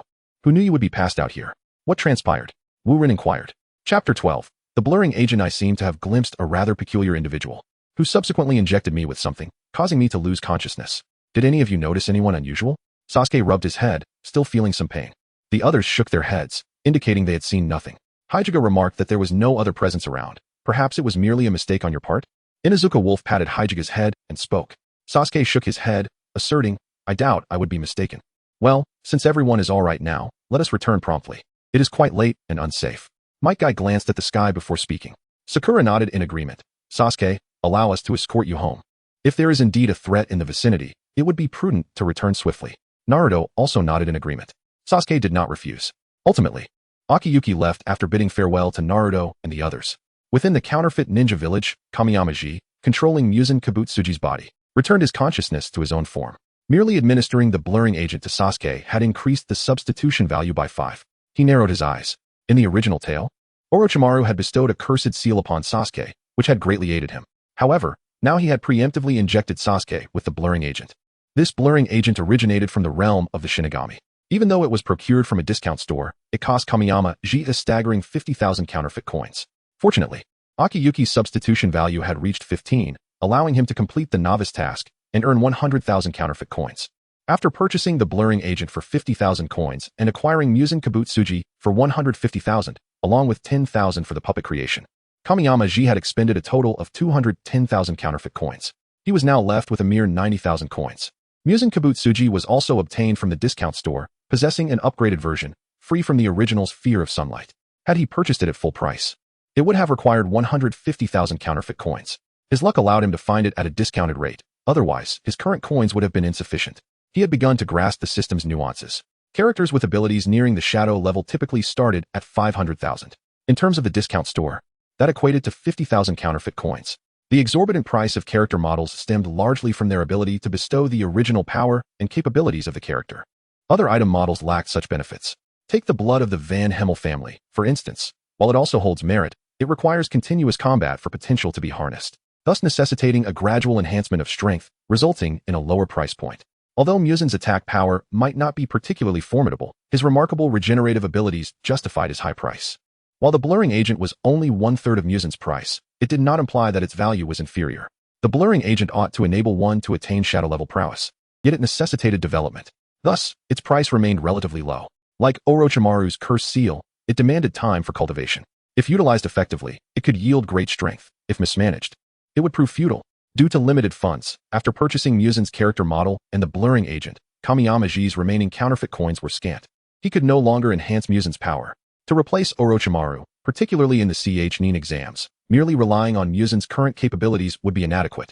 Though his regenerative prowess was supreme, it only ensured his survival before Orochimaru. To gain substantial substitution value, he needed to surpass Orochimaru.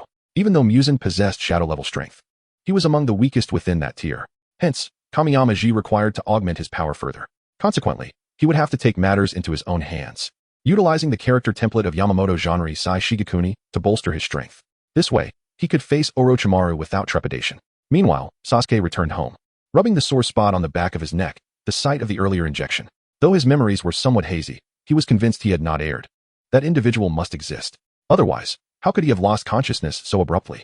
Moreover, what did Uchiha YZ's parting words truly signify? Sasuke murmured to himself. When everyone had escorted him home, Uchiha YZ had suddenly leaned close to whisper in his ear. Utilize this power wisely. It will yield the results you desire. Strive to embrace it. YZ's words left him perplexed. He removed his shoes and approached the mirror. The reflection revealed his usual handsome visage. Yet he noticed a peculiar pattern resembling a demonic mask at the injection site. This caught Sasuke's attention. He was certain that prior to today, no such mark adorned his neck. It was highly likely that the mysterious agent injected by that individual was responsible. Clenching his fists, he struck the sink with force. He remained uncertain of the consequences this mark would bring. Yet, it seemed YZ possessed some knowledge. Perhaps he could inquire tomorrow. With that thought, Sasuke chose to set the matter aside for the time being. Strangely, he felt as though the mark on his neck was continuously siphoning his chakra, leaving him increasingly fatigued. He returned to his bedroom and succumbed to slumber. The following day, all gathered in the Forest of Death. Examiner Mitarashi Anko began to elucidate the rules to them. Sasuke's gaze was fixed upon YZ from the outset. He approached YZ and called out, "Hey." YZ halted, turning to him. "What did you mean by your words last night? Do you know something?" Sasuke inquired. YZ smirked. "You shall soon find out. Trust me, this is not a misfortune for you." Contemplating YZ's response, Sasuke found himself in a quandary. He could not wholly trust YZ, yet he appeared earnest. For now, he could only proceed cautiously. However, just as YZ prepared to depart, Sasuke proposed, "Why not join forces with us?" "Oh, are you not concerned we might seize your scrolls?" Sasuke revealed his scroll discreetly. "Our scrolls are all of the earth type. Acquiring ours would be futile." Seeing this, YZ did not refuse any further. "Very well, but should we encounter teams possessing heaven scrolls, we will not yield. We will contend based on our strength." Given Sasuke's pride, he would not rely on YZ's assistance. He nodded in agreement. Yet, as Sasuke turned, he caught sight of that individual from the alley yesterday. Chapter 13. A single strike to annihilation. Sasuke's pupils constricted as he fixed his unwavering gaze upon Muzin, who stood not far away. A sinister smile graced Muzin's pale visage, mirroring the countenance Sasuke had encountered the previous day. In a sudden burst of resolve, he lunged forward. With so many people around, including the examiner, he was convinced that his adversary would not dare to strike against him.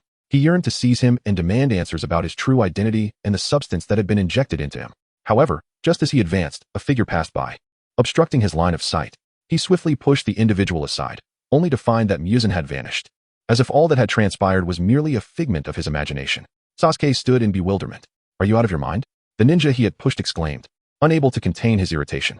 Sasuke paid him no heed and approached the spot where Muzin had previously stood, only to find it devoid of his presence. Confusion washed over him once more. Yusuke stepped up behind him, cautioning, "Stop trying to find him. Even if you did, it would be futile. You are not his match." Sasuke turned to him, seizing Yusuke's shoulder. "Do you know who he is? Who exactly is he? What was injected into me?" he inquired, his brow furrowed with concern. Yusuke shrugged off his grip.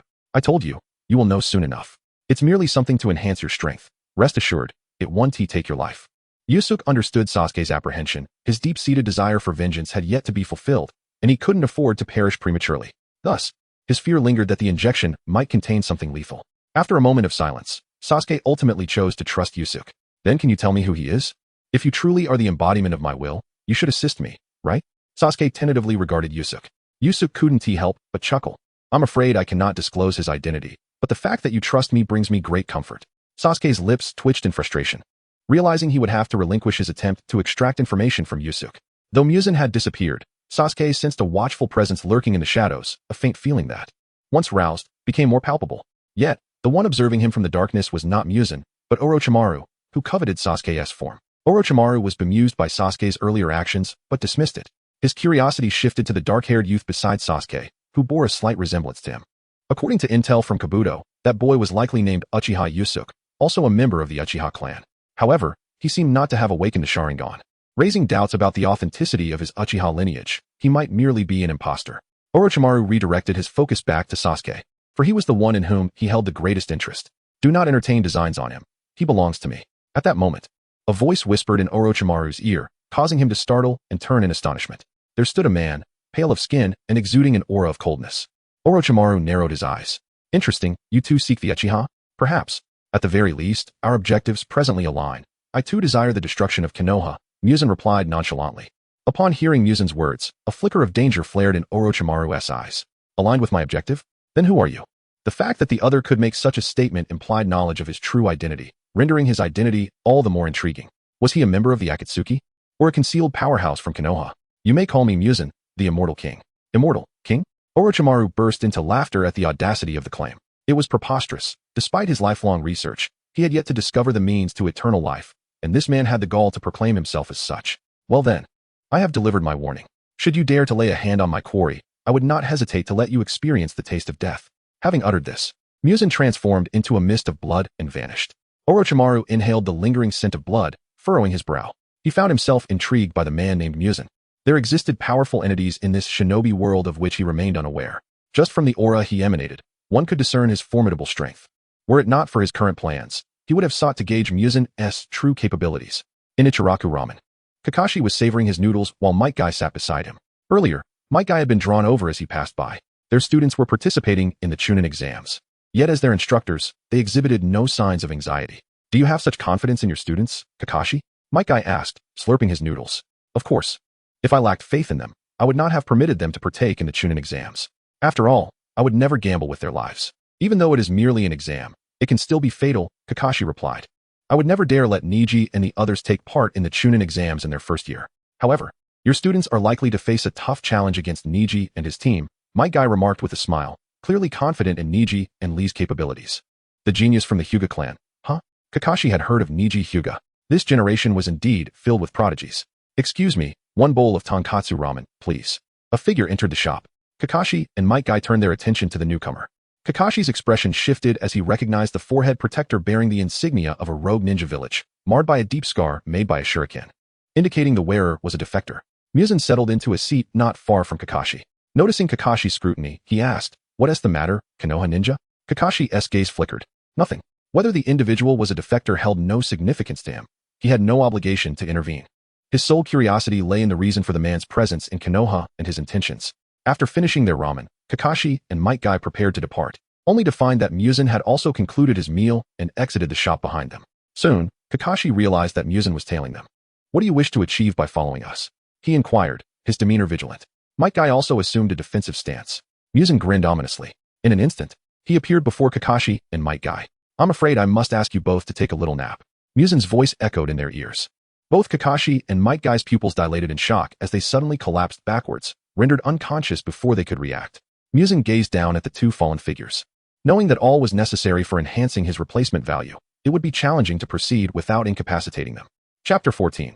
He steals a treasure. Kakashi and Might Guy sought to swiftly enhance their worth through interactions with Class 7 and Class 3. However, should Kakashi and Might Guy remain, their approach would pose certain risks. Consequently, Kamiyama decided to manipulate Muzan to incapacitate the two.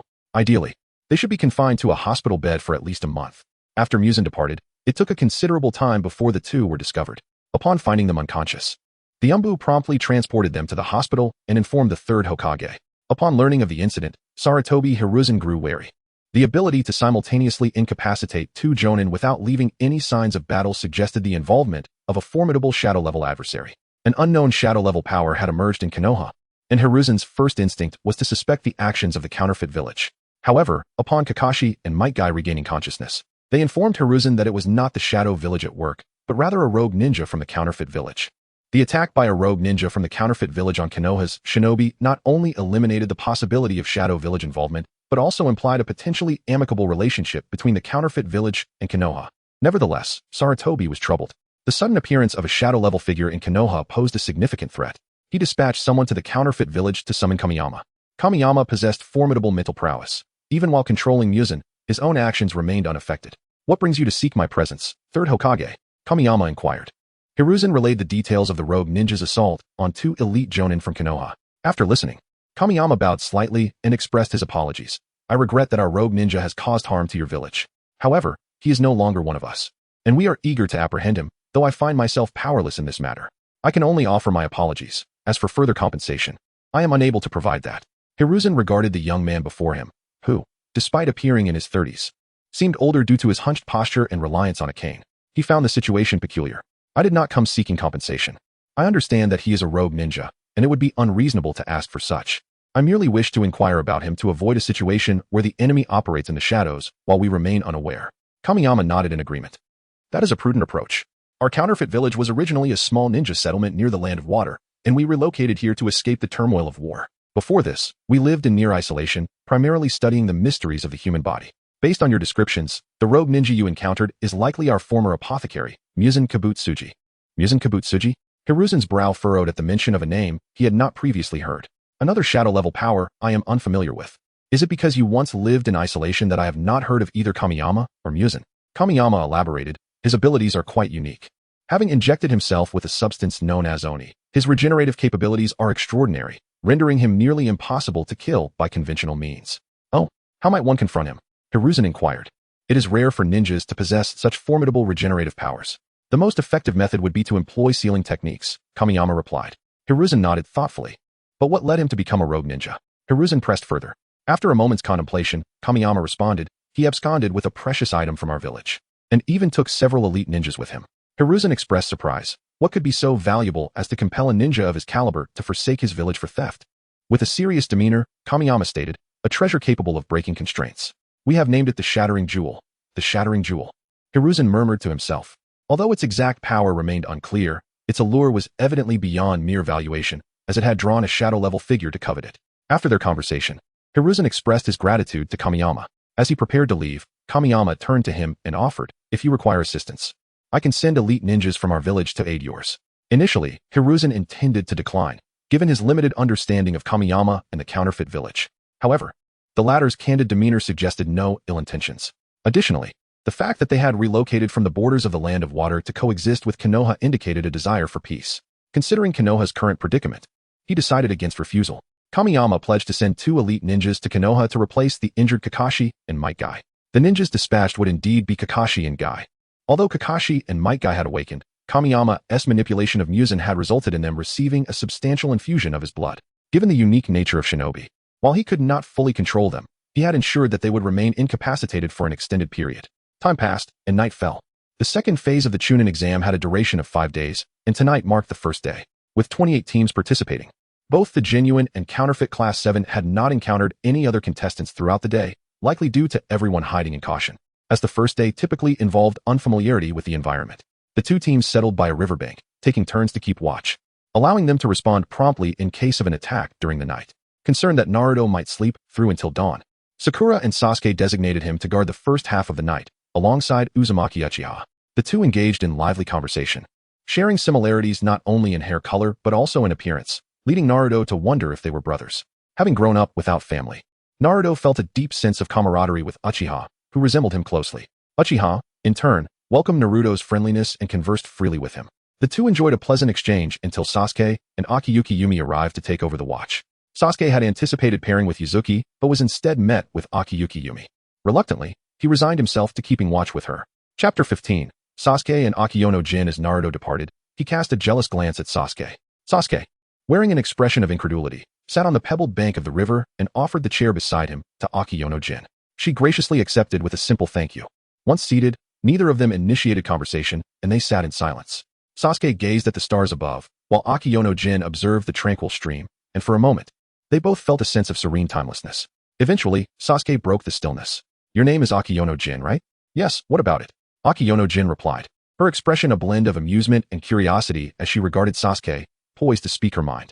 Nothing, I merely wish to inquire about Uchiha Yuji. How much do you know of him? Sasuke's focus remained steadfastly on Yuji. Yuji, I don't know much about him, but he isn't one to appreciate being discussed behind his back.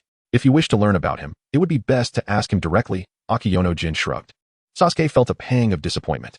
After a pause, Akiyono Jin asked, is there nothing else you wish to inquire about besides Yuji? She tilted her head, her face illuminated by the shimmering lake, appearing quite enchanting. Sasuke raised an eyebrow, pondering before asking, where do you hail from? I don't recall hearing of your village before. Although Sasuke wasn't well versed in the ninja world, some prominent villages had crossed his path, yet this secluded village was unknown to him. You could think of our village as somewhat isolated from the rest. Not even your teacher or your Hokage might have heard of us. However, we have recently relocated just outside your Konoha. You are welcome to visit any time, Akiyono Jin explained. Sasuke was taken aback, realizing that Akiyono Jin's village had moved so close to Konoha, a feat suggesting considerable prowess on the part of their village leader. And what of your village's strength? Do you possess any Jonin or above? Indeed, our village boasts several powerful ninja exceeding Jonin rank. Even your third Hokage would not stand a chance against our village's shadow. Akiyono Jin replied with confidence. Sasuke was skeptical but chose not to press the matter further. He gestured to the curse mark on his neck. Have you seen this mark before? Since Yuji recognized the one who administered the injection, perhaps Akiyono Jin would, too. Akiyono Jin leaned in closer to examine the mark, prompting Sasuke to instinctively recoil. She grasped his shoulder, her gaze fixed intently on his neck. A faint scent of vanilla wafted into Sasuke's nostrils, causing his demeanor to shift slightly. This mark, Akiyono Jin pondered. Have you seen it before? Sasuke inquired eagerly. I believe it was mentioned in some ancient texts in our village. Do you know what it signifies? Akiyono Jin pursed her lips in thought. It seems to be called the vanishing mark. What does that mean? Sasuke asked, puzzled by the term. According to the texts, it is said to enhance one's power during battle. By channeling one's will through the mark, one could attain a transcendence of spirit, thereby manifesting a vanishing mask which greatly amplifies combat prowess. Are you certain? Sasuke questioned hesitantly, wondering if the mysterious figure who had injected him was indeed aiding him. I should be correct, but the vanishing mark is not without its side effects. Sasuke leaned in, attentive. Once donned, the vanishing mask can lead to increasing instability in the user's mind if worn for extended periods. If not removed, one may lose control of their thoughts and ultimately devolve into a frenzied beast. That is its drawback, Akiyono Jin explained, shrugging lightly. How did you acquire this mark? It is unique to our village, and I doubt it has spread beyond our borders, she then asked. Sasuke contemplated, if my assumption is correct.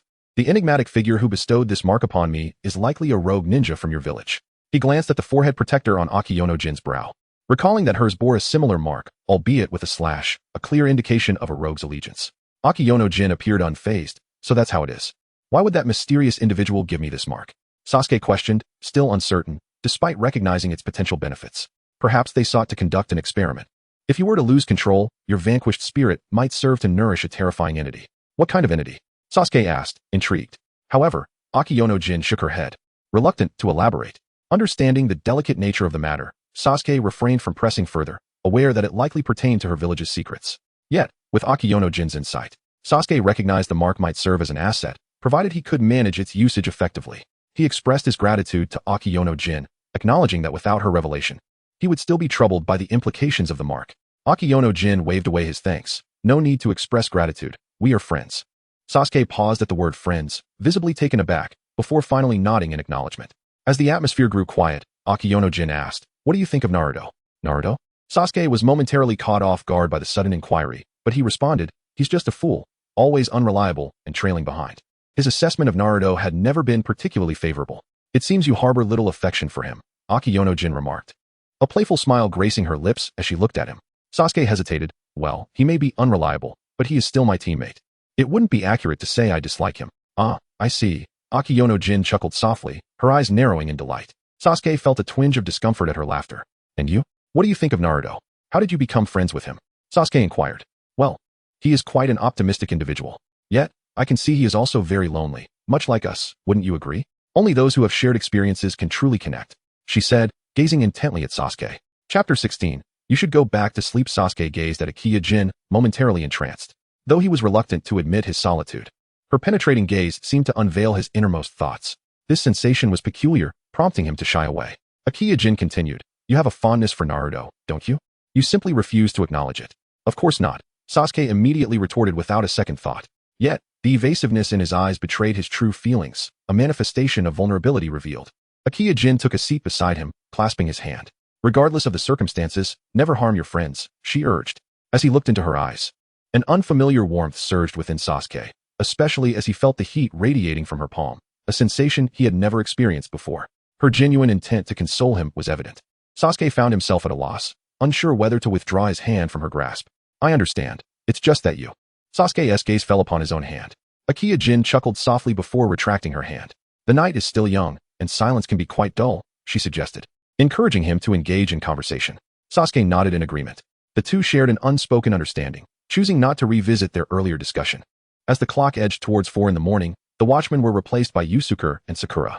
In contrast to Akiya Jin, Sakura was noticeably more reserved. She sat a short distance from Yusuke, unsure whether to initiate a conversation. Her hesitance was almost comical. Ultimately, Yusuke broke the silence. If you're still tired, you can return to sleep. I can handle things here. Sakura quickly shook her head. No, I'm not tired. She felt her role in the group was minimal, and to be unable to endure a night watch would be rather embarrassing. I merely wish to inquire about your relationship with Sasuke. After all, you both share such similar names and appearances. Though she often dismissed Naruto's ramblings, she was genuinely curious about Yusuke and Sasuke's connection. Yusuke shook his head. I cannot divulge the nature of my relationship with him, but you may consider that we do share some connection, and that's all. This response silenced Sakura. Noticing Yusuke's lack of interest in conversing with her, she prudently kept quiet. In truth, Yusuke was focused on completing his tasks, but found himself lacking in social skills. When he was created, he was modeled after Sasuke, even envisioning a version of him 3 years into the future, which contributed to his aloof demeanor. Thus, he had little desire to engage with Sakura. Sakura, still somewhat timid around strangers, felt particularly shy in Yusuke's presence. They exchanged few words until dawn approached, at which point Sakura began to feel drowsy. Suddenly, a dark-clad ninja emerged from the river, while 2 others concealed themselves in the forest. These 3 had targeted the 2 teams camping by the riverside. Rising before dawn had led them to their unsuspecting prey. Sakura was positioned perilously close to the river. Mere meters from Yusuke, she watched in horror as the ninja's kunai drew near her throat. In an instant, Yusuke sprang into action, appearing before the assailant, seizing his wrist, and executing a swift twist. A scream pierced the air as the kunai clattered to the ground. Sakura jolted awake, her face pale as she beheld the scene before her. Yusuke dispatched the attacker with remarkable efficiency. The 2 lurking in the woods, hearing the commotion, leapt into action. Witnessing their companion subdued by Yusuke, they wasted no time and charged at him. However, they underestimated Yusuke's prowess.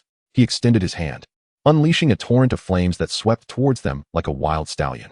The fire illuminated the dim riverbank, engulfing the 2 ninjas, their garments and hair igniting. Their screams echoed before they collapsed, lifeless.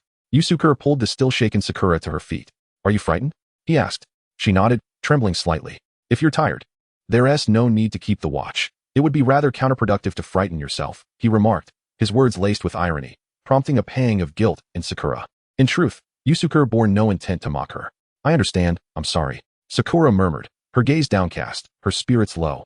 Yusuke contemplated for a moment before placing a reassuring hand on her shoulder. It's all right, go rest in the tent. I'll handle the rest. However, the noise we made might have woken the others, so you may only have a short while longer to rest. Sakura nodded, dejected as she retreated to the tent. Yusuke began to tidy up the aftermath, retrieving the charred scroll of heaven. What a shame. As dawn broke, the 2 teams resumed their journey towards their destination. Meanwhile, another team encountered the 3rd squad by chance. Inuzuka Kiba, with his keen sense of smell, detected the presence of humans nearby. Alongside his partner, Akamaru, his canine instincts were heightened. There are people close by, he announced, directing his gaze towards a patch of grass where he locked eyes with Niji and his companions. Their meeting was fortuitous, as Kiba had intentionally sought them out. Having caught wind of their scent from afar, this encounter was entirely orchestrated by Kiba. Strangers from another village, Niji observed as he noted the unfamiliar headbands on their foreheads. A quick scan of the trio revealed Hinata, and his pupils dilated in recognition, an affront to the Hyuga bloodline now residing in a foreign ninja village. Niji and his companions approached Kiba's group. Might I inquire why one with Hyuga blood has aligned themselves with another village? Niji questioned Hinata. Hinata gestured toward her eyes. You mean these? They are innate to me. Niji nodded. Well, since we VE crossed paths, let us engage in combat. I will require you to accompany me back to the Hyuga clan. Hinata shook her head. I'm afraid I cannot return with you. Without hesitation, Niji exchanged a glance with Lee and Tenten, signaling his intent. Niji initiated the assault on Hinata, while Lee and Tenten each confronted Kiba and Akamaru. As Niji launched his attack, Kiba lunged towards him. Akamaru squared off against Tenten. Niji, seeing the threat before him, deftly evaded the incoming attack. Chapter 17. The enemy controlling the great serpent. The sharp claws of Inu Wolf grazed the stray hairs on Niji's forehead, severing several strands. The agile Inu Wolf engaged Niji in a fierce duel, one relying on primal instincts and the other on exquisite martial arts. For a moment, the outcome was indecisive. Niji wished to first confront Ning Nai, but the swift and perilous attacks from Inu Wolf left him unable to break free, forcing him to redirect his focus onto the wolf. This time in the Chunin exam, besides those two, there exists such formidable foes. The figures of Sasuke and Gaara surfaced in Niji's mind. He categorized Inu Wolf, who was momentarily suppressing him, alongside them. 8 trigrams 32 palms. As he noticed the Byakugan girl from the opposing team approaching to deal with Tenten, Niji knew he had to swiftly conclude this battle. He seized the fleeting moment of vulnerability in Inu Wolf's defense, thrusting his hand to strike at a vital point. Inu Wolf suddenly felt as though his meridians were obstructed, creating a brief opening. In that instant, Niji's assault descended upon him like a torrential downpour. A fierce expression twisted Inu Wolf's face. His formidable physique enabled him to forcibly break free from the sealed point. He lunged at Niji, his sharp fangs grazing Niji's shoulder, drawing blood. Nevertheless, Niji's final strike landed squarely on Inu Wolf, sending him crashing backward. Clutching his wounded shoulder, Niji glanced at the fallen Inu Wolf, confident that he would not rise immediately, and hurried toward Tenten and Ning Nai. However, just as he was about to attack Ning Nai, a sudden gust of wind swept behind him. Inu Wolf, eyes ablaze with fury, lunged at him. In a split second, Niji could only activate his technique to counter. The force of his technique redirected Inu Wolf. Seeing his master harmed, Lu Jia leapt at Niji as Niji's technique dissipated. Niji was knocked to the ground, still struggling to rise when Lu Jia threatened him with a menacing growl, leaving him momentarily stunned. Had it not been for Li's timely intervention, kicking Lu Jia away, Niji's throat would have been in peril. As he regained his footing, Niji bore a look of shock. In that brief moment, his mind had gone blank. A sense of dread washed over him. Lu Jia, shaken yet unscathed by Li's kick, growled at him, visibly irked by the earlier ambush. As Niji, Li, and Lu Jia faced off, Inu Wolf swiftly subdued Tenten, his claws gripping her neck with deadly precision. "Don't harm her." Both Li and Niji shouted in unison. Inu Wolf cackled mockingly. "Weren't you the ones to initiate the conflict? Why plead for mercy now?" With a slight pressure, his claws threatened to slice through Tenten's vulnerable flesh. She dared not move, fearful of a fatal misstep. Niji and Li's hearts raced in alarm. "You want the scroll, don't you? Take it, just let her go." Niji tossed the heavenly scroll to Inu Wolf. Inu Wolf caught it, a smug grin spreading across his face. "Apologies, but I never agreed to anything, did I?" His wicked smile sent chills through Niji and Li. Fortunately, Inu Wolf was merely jesting, casually pushing Tenten away. She stumbled back to Niji and Li, gasping for breath. "Just a joke. Our village and your Konoha have a contract. I wouldn't want to jeopardize that." Inu Wolf shrugged. Then, his expression turned menacing. "However, should you choose to further antagonize us, do not blame me for being ruthless. We all signed a death pact before entering here." Having initiated the conflict and realizing their defeat, Niji felt no shame in refraining from further confrontation with Inu Wolf. Nonetheless, his concern for Ning Nai remained paramount. The Hyuga clan held their bloodline in high regard, and it was imperative that the Hyuga lineage not be allowed to disperse. Otherwise, it would not be long before numerous Hyuga clansmen appeared outside. Yet now was not the time to pursue trouble. He departed with Tenten and Li. Their team had lost all their scrolls and could only resort to seizing from others. Time passed swiftly. 2 days had elapsed. During this period, both the genuine and counterfeit 7th squads encountered numerous competing teams, successfully acquiring their respective heaven and earth scrolls. Just as they prepared to head directly to their destination, Akiyujin suddenly halted them. "Something feels off. What is it?" Sasuke and Yuzuzai inquired simultaneously, exchanging glances before turning back to Akiyujin. "It's too quiet." And their ISNTA soul around. Akiyujin's 5 senses possessed capabilities akin to the Byakugan, offering her both X-ray and long-distance vision. Though lacking the Byakugan's full 360-degree view and the ability to see acupuncture points, her scouting abilities were nearly indistinguishable.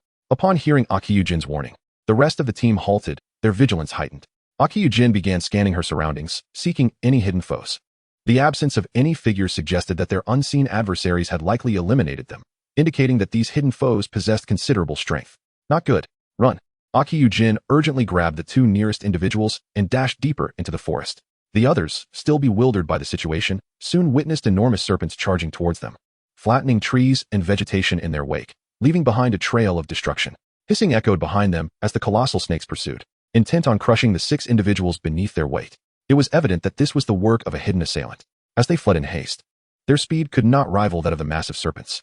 Sasuke and Yuzuzai exchanged glances before leaping into action. They simultaneously unleashed their fire release techniques. Fire release, Great Fireball Technique. Hellfire Fist. A massive fireball and a solidified flaming fist collided with the two foremost serpents, engulfing them in flames. Unable to withstand the inferno, they toppled to the ground, creating an opening for the team to escape. The remaining serpents continued their relentless advance, not turning back. The group exhaled a collective sigh of relief. Xiao-yin, can you discern who attacked us? Yuzuzai asked. Akiyujin scanned her surroundings once more. However, before she could identify the enemy, a chilling voice echoed from above. Chapter 18. A formidable foe. Orochimaru, are you searching for me? Orochimaru's voice echoed from above. Yusuke was the first to react. He extended his hand and unleashed a torrent of flames towards Orochimaru. However, the speed was inadequate. As the flames engulfed Orochimaru, his voice resonated once more behind Yusuke. The sudden intrusion of Orochimaru into their ranks left everyone in a state of icy dread. The sheer terror of this individual's strength was their immediate response. Without hesitation, Yusuke retreated, enveloping himself in flames. Yet, Orochimaru was relentless. A massive serpent emerged from behind Yusuke and swallowed him whole. Yusuke, the sight of their companion being consumed left everyone momentarily stunned. However, there was no time for mourning. They rushed to attack Orochimaru. Naruto employed multiple shadow clone techniques, summoning a plethora of clones to charge at Orochimaru. The latter danced through the swarm of Narutos, his kunai swiftly extinguishing the lives of the clones. Shadow Army. Wumon drew a mask from his waist and donned it. Instantly, black circles appeared on the ground, and countless masked ninjas emerged. At Wumon's command, they surged towards Orochimaru, much like Naruto's clones. Yet, Orochimaru's prowess could not be compensated for by mere numbers. Individually, the shadow ninjas possessed greater combat strength than Naruto's clones, but against Orochimaru, they fell in an instant. Run! Wumon shouted to Naruto and the others. The arrival of this formidable opponent, with strength beyond that of mere participants, signaled potential calamity in the exam. If they did not flee now, they might all find themselves unable to escape later. However, his suggestion was met with opposition from Sasuke and Naruto. No, Yusuke has been swallowed by that serpent. We must rescue him first, Sasuke declared, leaping onto the serpent's back. He plunged his kunai into the serpent's head, attempting to slay it. But a serpent over 10 meters long was not easily defeated. It thrashed violently, trying to throw Sasuke off. Utilizing the kunai lodged in its cranium, Sasuke steadied himself as the serpent fled to a distant location. You cannot escape. Orochimaru swiftly dispatched the shadow ninjas and Naruto's clones, appearing before the group in an instant. Wumon and Naruto positioned themselves protectively in front of the two girls. Although Akio-jin possessed healing abilities and the power of the five senses, she was as inept in combat as Sakura. Nevertheless, she stood resolutely behind Sakura. Orochimaru lunged at Naruto with his kunai, the speed rendering any response futile. Naruto's shirt was slashed open, blood gushing forth as he collapsed to the ground in pain. Orochimaru's speed was simply unfathomable. Even Naruto could not discern its swiftness. How could he possibly counter such an opponent? Sakura and Akio-jin watched anxiously. Sasuke has been taken. It seems I must eliminate you first. With only Wumon remaining. Orochimaru extended his grotesquely long tongue, drooling foul saliva that dripped onto the ground. Which one shall I kill first? His gaze roamed over the four, finally settling on the two girls behind. I shall start with you. Akio-jin's pupils dilated, and in an instant, Orochimaru appeared before them. With a resounding crack, Orochimaru's kunai shattered in his hand. He stared in astonishment at the golden shield before Wumon. Though referred to as a shield, it was, in fact, a mirror. As Orochimaru prepared to strike, Wumon dashed in front, using the Yata mirror to deflect the attack. Simultaneously, Wumon launched a punch at Orochimaru. Orochimaru reacted swiftly, raising his hand to block, only to feel a sharp pain in his palm from the force of the blow. This was not the strength of a mere genin. Orochimaru quickly deduced the situation. With a flick of his wrist, he unleashed a torrent of venomous serpents towards Wumon. Yata mirror. Wumon raised the golden shield to withstand the onslaught of serpents. The venomous creatures collided with the shield, disintegrating into a gruesome pulp, the impact causing Wumon's arms to tingle. As the serpent's assault subsided, Wumon lunged at Orochimaru. Orochimaru narrowed his eyes at Wumon's audacity. Wumon's arm glowed with golden light, and the force of his strike astonished Orochimaru, causing him to stagger back, his hand twisting unnaturally. He regarded Wumon thoughtfully. Wumon, too, was not unscathed. After absorbing the kinetic energy of the serpents with the Yata mirror, he concentrated it into a single fist and unleashed it. His physical condition could not withstand such immense pressure, and while he inflicted damage on Orochimaru, his arm also suffered injury. Interesting, truly fascinating. The reason for your sudden burst of strength must be related to that earlier defensive maneuver, Orochimaru assessed swiftly. Wumon remained silent, signaling to Akio-jin. Understanding the cue, she helped the injured Naruto to his feet and urged Sakura, we must withdraw. Noticing their movements, Orochimaru chose not to obstruct them. Wumon summoned a multitude of shadow ninjas to surround Orochimaru, choosing to hold the line alone. A commendable display of courage. Just as well. I find myself rather intrigued by you. A smirk crept across Orochimaru's face as he beckoned in a certain direction. The serpent that had previously carried Sasuke returned. Though it collapsed to the ground, unable to continue. Sasuke had slain the serpent, but it seemed he had taken too long. Orochimaru had initially aimed to capture Sasuke and Yusuke, but now found a promising prospect in Wumon, feeling quite satisfied with this unexpected development. Sasuke's expression darkened as he slashed open the serpent's belly, hoping to free Yusuke. Yet, Yusuke was nowhere to be found inside. Raging Inferno, Meteor Strike. In the sky, Yusuke transformed into a fireball, launching a powerful punch at Orochimaru. Flames erupted, accelerating his descent, trailing a long tail of fire, resembling a genuine meteor. Orochimaru, caught off guard, was struck directly, half of his body obliterated. Yusuke also shattered several tree trunks before finally coming to a halt. Blood streaming from his wounds as sharp branches pierced his skin. It was a move that inflicted grave harm upon both enemy and self, yet the damage was undeniably staggering. Half of Orochimaru's body lay destroyed, lifeless, and beyond recovery. Chapter 19. What is the reason? Just when the three of them exhaled in relief. Believing that Orochimaru had been defeated, his true form crawled out from that shattered mouth. A living person forcibly tore open a mouth and emerged from within. If there had been someone faint-hearted present, they would likely have fainted on the spot. The trio was equally taken aback by Orochimaru's outrageous maneuver. He appeared before them unscathed, and the smile at the corner of his mouth grew even more pronounced. Do you have any tricks left? He opened his arms, as if inviting them to unleash whatever abilities they possessed. Yet, faced with such a formidable Orochimaru, the three felt an overwhelming sense of helplessness. Is it truly impossible to kill him? Even with Sasuke activating his double Tomo Sharingan, the menacing aura emanating from Orochimaru still instilled fear within him. This was a palpable killing intent.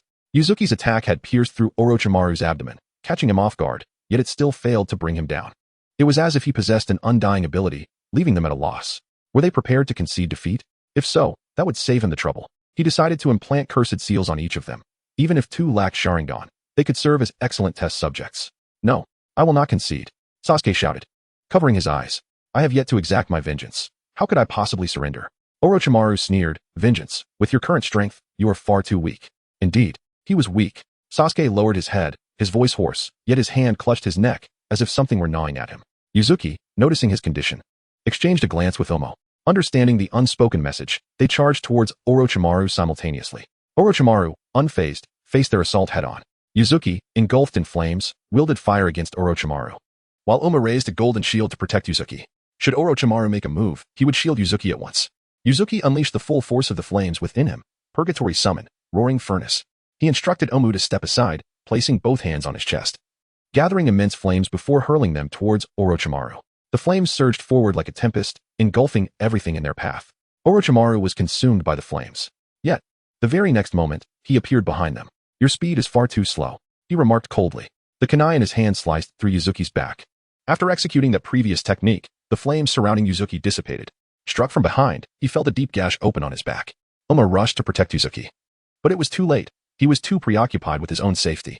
Orochimaru evaded Omu's golden shield, swiftly moving to his side to unleash his shadow serpent hand. What should have struck the shield instead bypassed it, lunging towards Omu. Ensnared by the approaching serpentine onslaught, Omu collapsed helplessly to the ground. Orochimaru stood before him. Your abilities are quite impressive. I find myself intrigued, so I shall spare your life for now.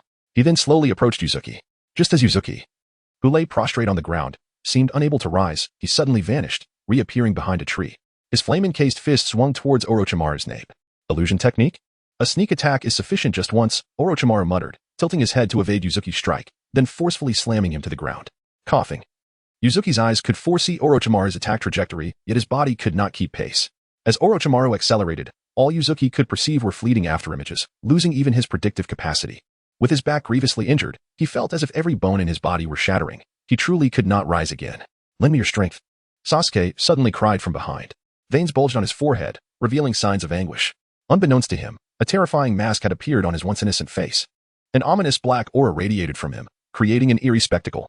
Orochimaru furrowed his brow, perplexed by this unforeseen development. When did the Uchiha clan acquire such powers? Just as he pondered this, Sasuke dashed towards him at an astonishing speed, thrusting a kunai straight at his head. It struck true, piercing through his forehead. Yet, with a twisted grin, Orochimaru yanked the kunai from his brow. Swift, but lacking in power. Gritting his teeth, Sasuke charged at Orochimaru again. He attacked wildly. But no matter how fast he moved, Orochimaru always outpaced him. Faster. I must go faster, Sasuke murmured to himself. The reality, however, was brutally harsh. Even with the power of the ethereal mark, Sasuke could not leap from a mere Jinin to the level of a Kage, especially not against a formidable opponent like Orochimaru. Sasuke was seized by the mask. Orochimaru unceremoniously slammed him down onto the ground. The mask shattered into fragments. Blood gushed from Sasuke's nostrils. He lost consciousness. Yet, as Sasuke attempted to rise once more, Orochimaru lifted his head and slammed it back down, as if intent on destroying his visage. This scene was truly horrifying. Bang. With one final blow, Sasuke completely lost consciousness. Seeing Sasuke finally subdued, Orochimaru revealed his fangs. Though I know not where you have unearthed such surprises, I find them delightful. I hope that you of hope can endure the next 2 nights, Orochimaru chuckled, feigning an intent to bite Sasuke. Did I not warn you not to lay a hand on him? Suddenly, Orochimaru froze, a man's silhouette flashing in his mind. Sure enough, Muzan emerged from an unknown location. Orochimaru immediately fell into a defensive stance, but his efforts proved futile. With a single blow, Muzan sent him hurtling away. Yamamoto Genreisai Shigokuni's martial prowess, honed over millennia, was not to be underestimated. Even without his Bankai, his combat strength approached that of a Super Kage. Alone, Muzan would not stand a chance against Orochimaru, however. With Yamamoto's presence, it was a complete rout. Coupled with Muzan's extraordinary regenerative abilities, it could be said that unless the god of ninjas were to resurrect, no one could defeat him. Orochimaru found himself inverted, head buried in the earth. He could not comprehend why his opponent was so formidable. What could possibly be the reason? Chapter 20. The overwhelmed Orochimaru detached his own head and gazed at Muzan, a newfound caution replacing the earlier mockery he had displayed toward the child. He had returned to Konoha to execute a plan for its destruction, and this sudden appearance of a formidable figure could jeopardize his meticulously crafted scheme. Should his plan falter, all his prior arrangements would be rendered futile, even the sacrifice of the 4th Kazekage. Thus, he was eager to ascertain whether this individual would indeed thwart his intentions. You need not concern yourself with my identity. Simply understand that you must leave now, for you cannot touch these individuals, Muzan stated. Orochimaru chuckled. I beg to differ. He had no intention of retreating. The opponent was undeniably strong, yet the extent of that strength remained uncertain. He sought to probe the waters. Since you too hold interest in Uchiha Sasuke, why not engage in a competition to see who can claim him? Very well. If you wish to meet your demise, I shall oblige. Muzan replied with a smile. In the blink of an eye, both surged toward each other. However, Muzan's speed was overwhelmingly superior, reaching Orochimaru before he had barely taken a few steps. Orochimaru attempted to strike, but Muzan's fist had already collided with his face. What? Orochimaru exclaimed in disbelief. The impact sent him crashing through several trees, finally halting amidst the ruins, appearing lifeless. Yet Muzan was relentless. Destruction of the Way, number 73, Twin Lotus Blue Flames. 2 meteor-like flames obliterated a vast expanse of forest. The burning timber cascaded down, burying Orochimaru beneath their weight. Destruction of the Way, number 63, Thunder Cannon. Another energy blast, powerful enough to pierce hundreds of meters, erupted forth. Even with Orochimaru's remarkable vitality, he would likely be unable to withstand such a force. It could annihilate his very flesh. Muzan retracted his hand and swiftly occupied the space where Orochimaru had been. The latter's figure had entirely vanished, leaving no trace of his presence. Muzan then carried the unconscious Sasuke along with the injured individuals, you, who had not lost consciousness but were in a dire state. He transported all 3 to a safe location. Shortly thereafter, Sakura and Akiyo returned. Muzan had sent a message to Akiyo in advance, prompting him to bring Sakura along. Although Sakura was deeply concerned for Sasuke, she realized that remaining at the scene would have been futile and would only have made her a burden. After ensuring their surroundings were secure, the two began their search, ultimately discovering the injured trio beneath a tree. Seeing that Sasuke and the others were alive, Sakura exhaled a sigh of relief, but the sight of Sasuke and Appo's bloodied visage tugged at her heartstrings. With Naruto also among the wounded. For individuals bore serious injuries, what were they to do? Sakura had only brought a few bandages and supplies for staunching blood flow. It was unlikely to suffice for such grievous wounds. Fear not, allow me, Akiyo said, gesturing for Sakura to step aside. Placing her hands on Sasuke and you, she summoned a green glow that enveloped their wounds, gradually sealing the bleeding. Is that medical ninjutsu? Sakura inquired, astonished. Akiyo, you're a medical ninja? Akiyo smiled and confirmed her abilities. Both of you are so formidable, and since I lack combat skills, I studied medical ninjutsu to assist you. If you are injured, I can contribute in some way. Her words struck a chord with Sakura, who felt increasingly inadequate. Even Akiyo, a fellow female, possessed the ability to heal, enabling her to treat their injuries in critical moments. Contemplating this, Sakura's spirit sank. Akiyo did not offer consolation. She remained focused on her healing. Though her skills were intermediate and effective, they were also highly taxing.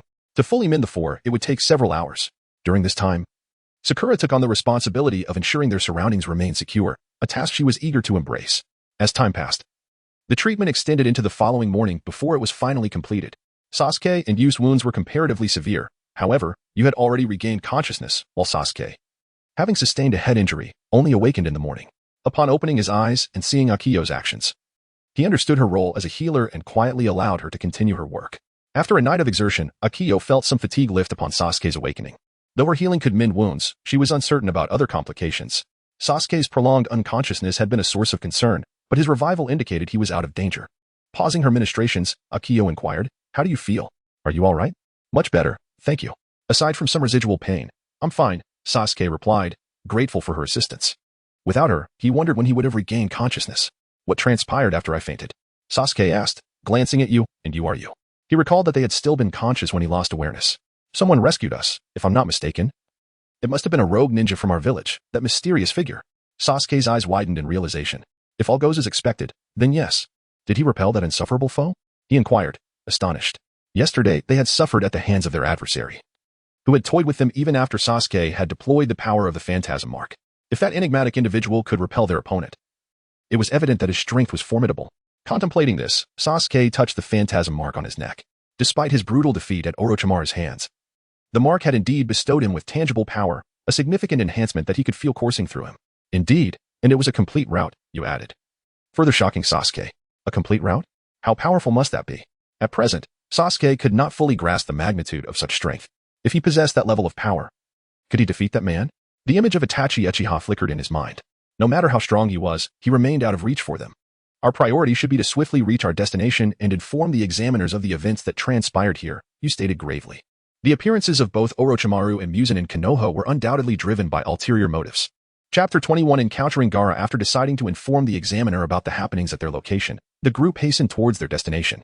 They had traveled tirelessly throughout the day and were now quite close. However, the sound of a scuffle reached their ears from not far away. "There seems to be some commotion ahead," Sasuke remarked to Yusuke as they ran. Yusuke nodded in response. "Shine, take a look and see what's going on up front." He instructed the girl on his back, Chiyoye. Having expended nearly all her energy treating everyone the night before, Chiyoye was being carried by her companions in turns. Using her all-seeing technique, she peered ahead. She spotted a man with a gourd on his back, another wielding a fan, and a rather peculiar-looking individual. The man with the gourd was engaged in combat with several others, showcasing formidable strength. Seeing this, Yusuke commanded everyone to hide in the bushes. "If they're weak, we can defeat them swiftly. If they're strong, we'll find another way around." However, it seemed that a detour was no longer an option. As they were confronted by a steep cliff, beyond which a raging river flowed, they had come this far precisely because the destination lay just beyond the cliff. A leap across the precipice would lead them down the most direct path to their goal.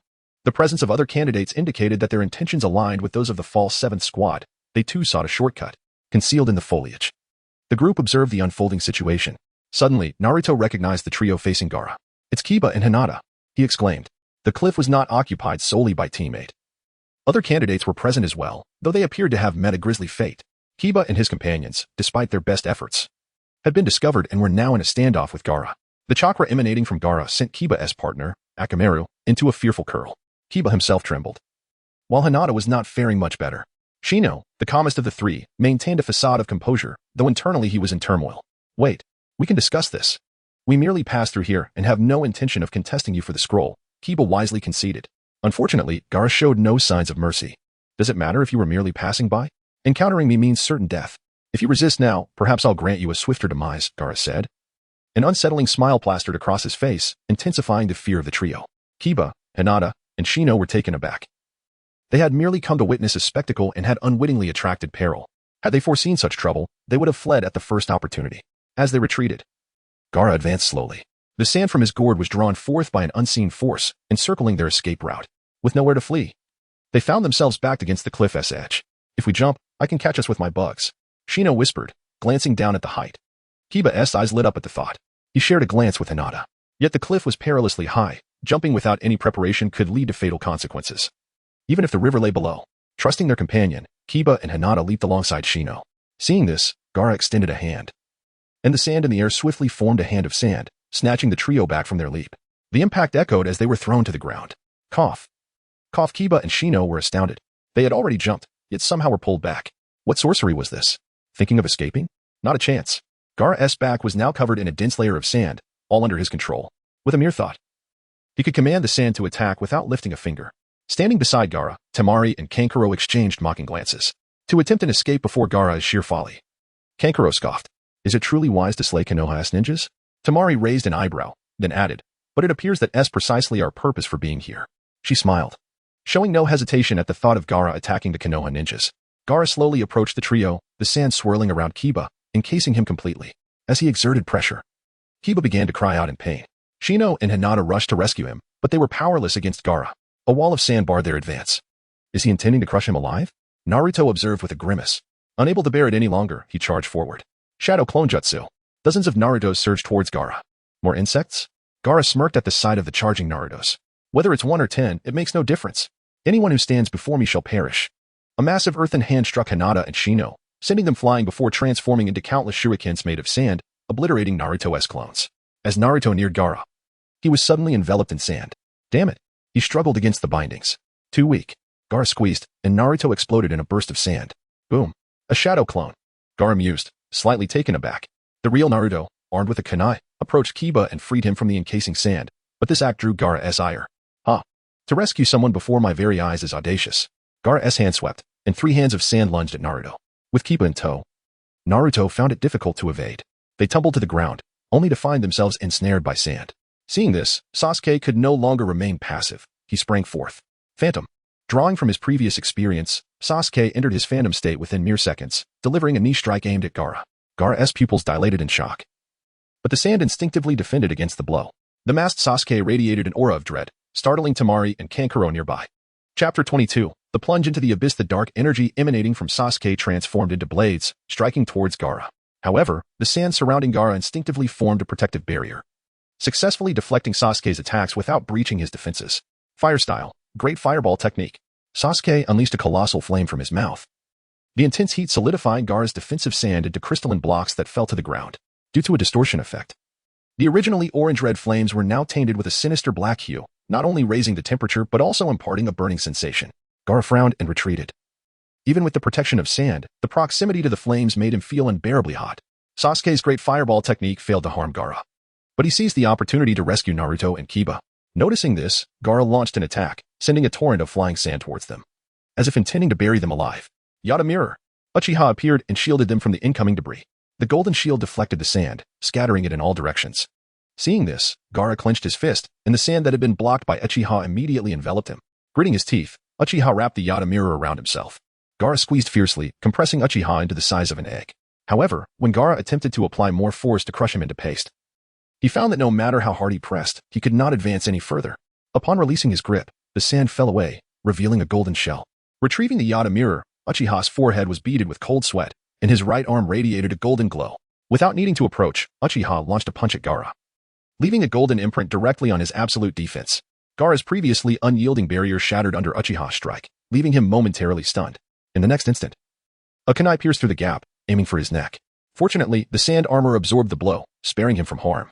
But the attack rang alarm bells in his mind. These opponents could indeed injure him. Gaara's hands floated in the air, and the surrounding sand surged upward. Die. Gaara laughed maniacally. The sand swept across the entire cliff, forming a towering sandstorm. The others were caught off guard by the sudden onslaught. Uchiha's Yada mirror could withstand the impact, but against the vast assault of the sandstorm, he found himself at a loss, focusing instead on rescuing others. His gaze locked onto Hinata, and he rushed to shield her.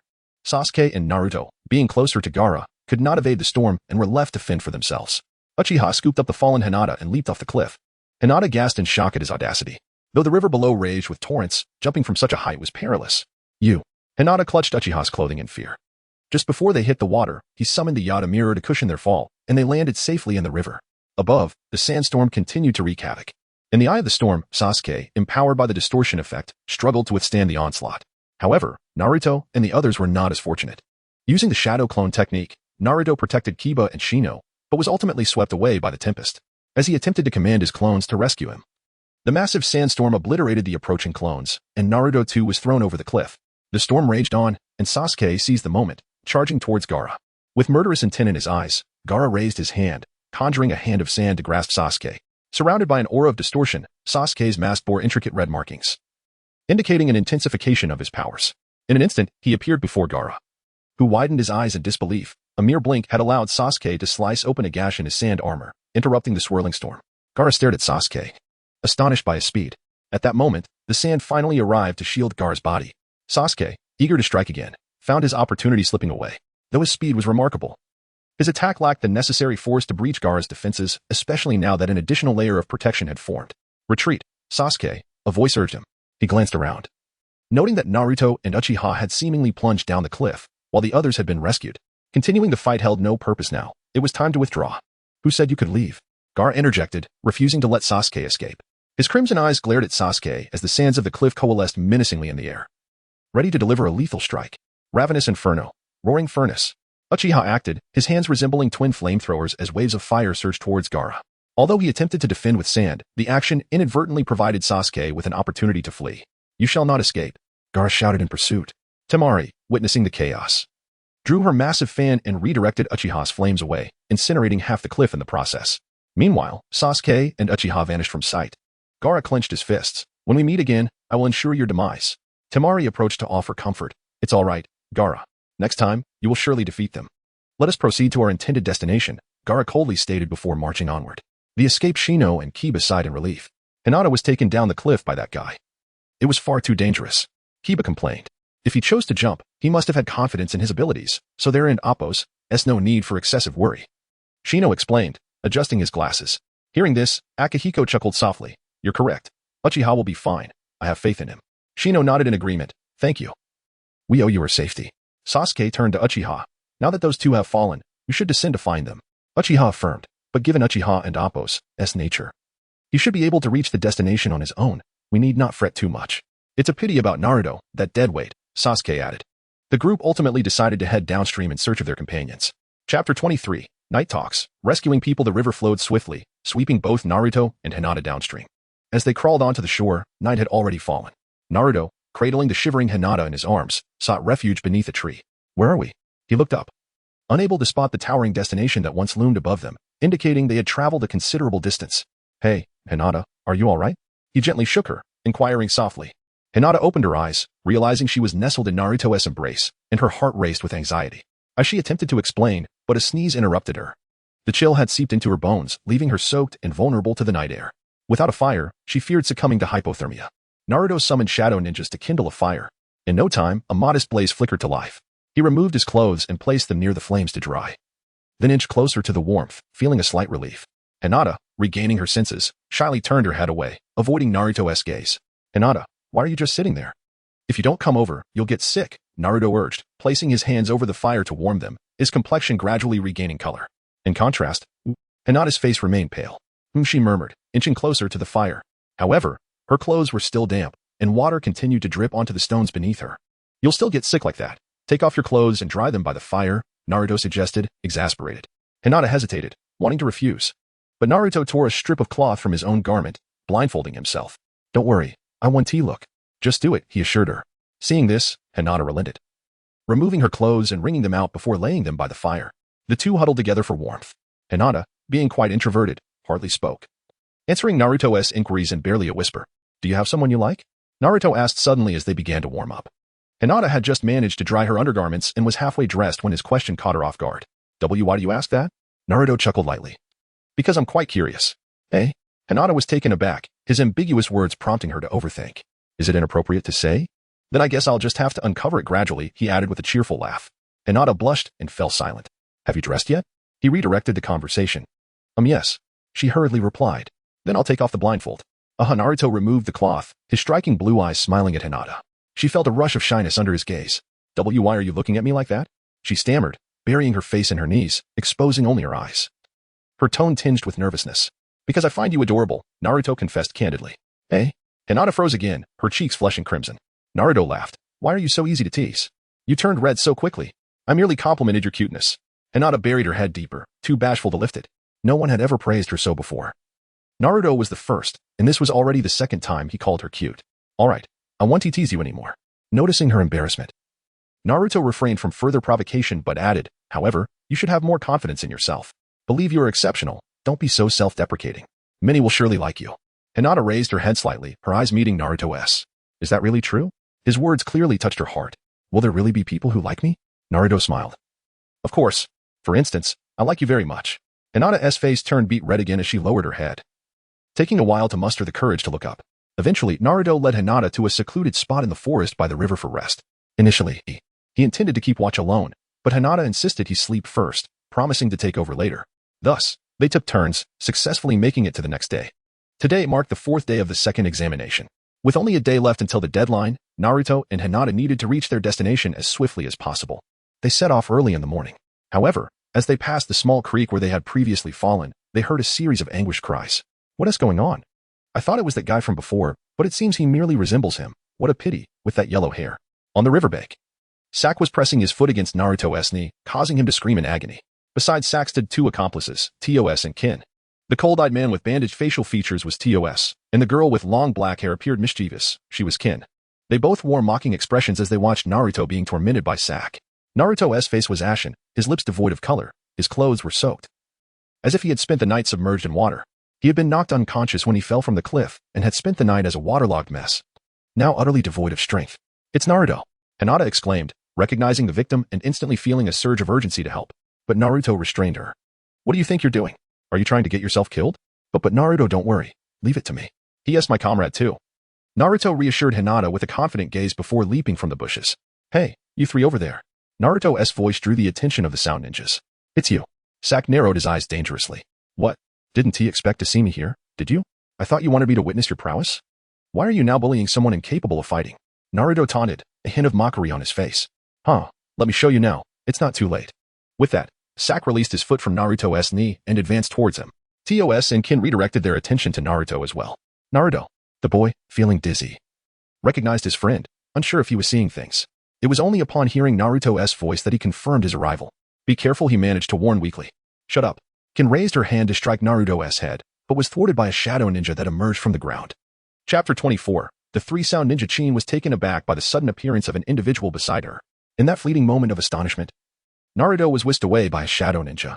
More shadow ninjas materialized around them, launching an immediate assault on the trio. The flying darts were deftly intercepted by the three. What are these? Shadow clones from Konoha? Sake spat in disdain, delivering a powerful punch that felled one of the shadow ninjas. Naruto was brought to Warren's side, where Warren entrusted him to Hinata's care. Now, he had to confront the three sound ninjas alone. They would not easily allow them to leave without being defeated. It was impossible to vanquish these three relying solely on the shadow ninja's strength. Thus, it was imperative for him to take action. Don't waste my time with this trash. Sake charged forward first, two shadow ninjas blocking his path. The shadow ninjas were notably tall, standing together to obstruct his advance. A haughty grin spread across Sake's face as he thrust his hands forward with great force, unleashing sonic waves that tore through the shadow ninjas' bodies. Sake approached with an imposing demeanor. Noticing Warren, who remained unfazed nearly 5 meters away, he swung a punch towards him. Stop pretending to be calm. Get down for me. He leaped into the air, his punch descending with tremendous force. Yada mirror. Warren maintained his stoic expression, effortlessly raising a golden shield. The punch landed with a heavy thud against it, producing a dull sound. Crack. The sound of a bone snapping echoed. Sake stared in shock at his right fist, horrified by its grotesque contortion. He had believed he could strike Warren, unleashing all his strength in that blow, only to find it thwarted, resulting in the fracture of his hand. The momentum of his body propelled him into the Yada mirror, and the grimace on his face revealed the pain of the impact. That's sufficient power, Warren chuckled softly. Sake, unable to hear clearly, witnessed the golden shield vanish, only to see Warren's fist, radiating with golden light, strike him squarely in the face. Another crack echoed, and it was once again Sake who suffered, harnessing the energy from the impact along with Warren's strength. That punch nearly obliterated Sake and Appo's skull. However, the protective gear on his face mitigated some of the force. Nonetheless, he was far from unscathed. The punch rendered him unconscious, and he collapsed to the ground with a thud. Warren shook off the remnants of blood and a few scattered teeth from his hands. Now it is your turn. His gaze shifted to Toshi and Chin, with an emphasis on Toshi. Toshi was the strongest among the three sound ninjas, and his unique ability to utilize sonic waves for attacks made him particularly formidable. Now it's your turn, Warren said, lowering his gaze, his eyes glinting with a predatory gleam. A dozen shadow ninjas materialized behind him, charging towards the two under his command. Upon witnessing Sake's effortless defeat, Toshi felt a surge of trepidation. However, seeing Warren's unwavering resolve, he steeled himself for battle. Toshi was undoubtedly strong among the lower ninjas, even capable of deceiving those of the middle rank who were unaware of his abilities. With his guard raised, Warren was not inclined to let him approach easily. Chin, by his side, was significantly weaker. Faced with a relentless onslaught of shadow ninjas, she could only defend herself, occasionally managing to counterattack but inevitably exposing herself to vulnerabilities that the other shadow ninjas seized upon. Warren's focus remained predominantly on Toshi. After repelling several shadow ninjas, Toshi surged towards Warren. Learning from Sake's previous folly, he approached with caution, seeking the right moment to unleash his ability. Yet Warren had anticipated his move. Summoning the Yada mirror ahead of time, he commanded the surrounding shadow ninjas to attack him. After absorbing the impacts from several shadow ninjas, Warren felt the force sufficiently gathered and concentrated all his power into his hand. He then hurled a kunai towards Toshi. The kunai, propelled with astonishing speed, was upon Toshi in an instant. His pupils dilated in shock as he instinctively raised his arm to block. The protective gear on his arm served as a weapon for his sonic wave attacks. Upon collision with the kunai, it was deflected, altering its trajectory. But the protective gear was shattered in the process. Toshi stared in disbelief at the fragments on the ground, incredulous that the weapon he relied upon had been destroyed. Damn it, you little brat. Toshi's eyes blazed with malice. However, with his weapon gone, his combat capability plummeted, leaving him with little choice but to flee. Warren would not grant him that opportunity. The moment Toshi's weapon shattered, Warren moved. His golden right hand was charged with power, ready to bestow its favor upon the unfortunate soul before him. Toshi stumbled backward in panic, forgetting to defend himself, and took the full force of Warren's strike to his abdomen. Darkness enveloped Toshi's vision as he collapsed to the ground, unconscious. Witnessing this, Sheen abandoned any thoughts of rescuing her teammate and turned to flee, only to be seized by the ankle of a shadow ninja emerging from the ground. She fell straight to the earth, and in that instant, all surrounding shadow ninjas pounced upon her, pinning her firmly to the ground. Warren, observing the scene, issued a command to the shadow ninjas before leaving Sheen's fate in their hands. Upon returning, Warren found Naruto had been tended to by Hinata. Naruto lay beneath Hinata's coat, a short white towel draped over his forehead. Having soaked for an entire night, he was feverish, his mind foggy. Naruto, he has a fever. Should we continue or rest for the night? Hinata inquired hesitantly. Warren pondered briefly. Let us press on. I will carry him. We cannot afford further delays. Although there were still 2 days left, no one could guarantee that resting today would prevent unforeseen events tomorrow. As the host of the Nine Tails, Naruto possessed formidable recovery abilities. He would not perish easily, especially over a mere fever. Hinata nodded in agreement, though she longed to carry Naruto herself. Her petite frame rendered the task exceedingly challenging. Let us strive to reach our destination before nightfall, Warren declared as he hoisted Naruto onto his back. Chapter 25, The Terrifying Ghost on the Other Side. The group that had descended the cliff in search of Naruto and Hinata found themselves in a precarious situation. The original 6-member team had now splintered into 3 factions to evade their relentless pursuers. Sasuke and Akino Jin concealed themselves behind a massive rock, desperately stifling their breaths. For not far behind them lurked 3 bloodthirsty ninjas searching for their whereabouts. These 3 ninjas appeared to be in a disturbed state, seemingly devoid of self-awareness. Mere puppets under someone else's control. What could this group possibly be? No matter how they attacked, they could not be slain. Beneath the rock, Sasuke clutched his injured arm, his eyes wide with horror. It was clear that he was taken aback by these beings. His shock was understandable, for he had never encountered, nor even heard of, such entities existing in the world. They were even more bizarre than the creature that had controlled Orochimaru. They must have been transformed into ghosts, Akino Jin remarked as he tended to Sasuke's wounds. Ghosts? What are those? Sasuke was bewildered. Were these creatures not mere figments of folklore? Did ghosts truly exist in reality? Akino Jin's expression turned grave. Do you remember that mysterious person from earlier? You mean the one who granted me power? As soon as the enigmatic figure was mentioned, Sasuke thought of Muzan. Akino Jin nodded. This type of creature was also created by him. Sasuke was astonished. Are you saying that this indestructible monster was also crafted by that individual? A chill ran down his spine. Why would he create such monsters in the examination arena? The ninjas transformed into ghosts had once belonged to other villages. Yet now they appeared as grotesque beings that were neither human nor ghost. This was all to create stronger ghosts. Akino Jin's expression was complex. Stronger ghosts? Akino Jin affirmed with a nod, stating seriously, these ghosts are merely in their initial stages, as they continue to engage in mutual slaughter and consume humans. Their power will exponentially increase, potentially matching his own. But why would he create such formidable ghosts? To serve as nourishment for that thing. What is that thing? This was not the first time Sasuke had heard of this entity from Akino Jin. However, once again, Akino Jin shook his head, indicating that he could not reveal more. Sasuke refrained from probing further. The pressing concern was how to eliminate the 3 ghosts pursuing them. So, do you know how to kill them? Since that individual hails from your village, and you are aware of the existence of ghosts, you must have methods to deal with them, right? Akino Jin nodded but sighed. Ghosts are not immortal. They require the consumption of living beings to sustain themselves. Therefore, as long as there is a sealing technique, they can be sealed away. And once their internal energy is depleted, they will naturally perish. However, the Muzan template purchased by Kamiyama Shizuku is an upgraded version, lacking the weakness of sunlight. Hence the ghosts created from his blood also possess no weaknesses. Upon hearing Akino Jin's words, Sasuke furrowed his brow. Neither he nor Akino Jin could use sealing techniques. If Akino Jin could, he would not have shaken his head. This was troubling. Is there no other way? There is an alternative. If one possesses sufficient strength to obliterate them instantly or continually slay them, they will ultimately perish from exhaustion.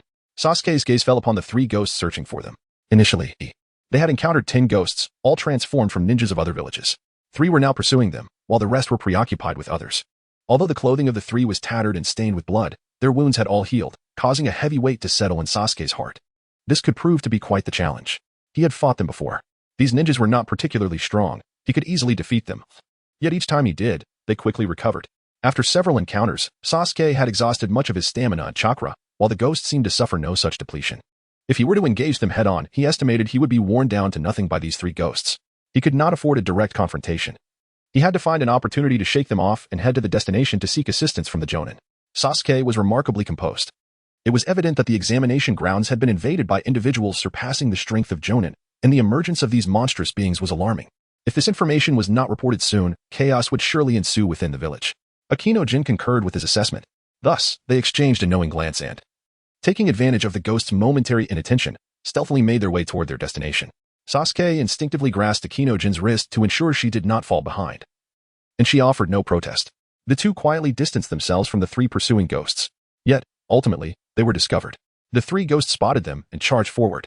After a brief respite, both Sasuke and Akino-jin found their stamina significantly restored, igniting a frantic chase. Meanwhile, on the other side, Yusuke and Haruno Sakura were far less fortunate, though there were a total of 10 ghosts pursuing 6 individuals. It was evident that Sasuke and Akino-jin had diverted 3 of them. Conversely, Shino and Inuzuka Kiba had only drawn 1. The remaining 6 were left entirely to Yusuke and Sakura, rendering their escape a chaotic affair. Those familiar with Naruto know that early on, Sakura was essentially a liability. In this moment, she was no different. Surrounded by 6 ghosts, her legs were clawed, and her knee was nearly crushed, leaving a sizable bruise. There was no chance of fleeing. Terrified, she pleaded with Yusuke to carry her away. Yusuke did not abandon her. Instead, he hoisted her onto his back. Fortunately, Sakura was not particularly heavy, allowing him to manage with relative ease. However, their speed was severely hampered, and before long, they were encircled by the 6 ghosts. The ghosts retained their original forms, yet their pupils had transformed into a ghastly crimson, with elongated, sharpened nails and teeth truly resembling cannibalistic fiends. On Yusuke's back, Sakura beheld these creatures with fear-filled eyes. Are they still human? She could see no trace of humanity within their gaze, which was devoid of reason, resembling that of mere corpses. They were not human, they were ghosts. Yusuke's expression grew somber. He understood that to elevate his replacement value, he needed to interact more closely with relevant individuals.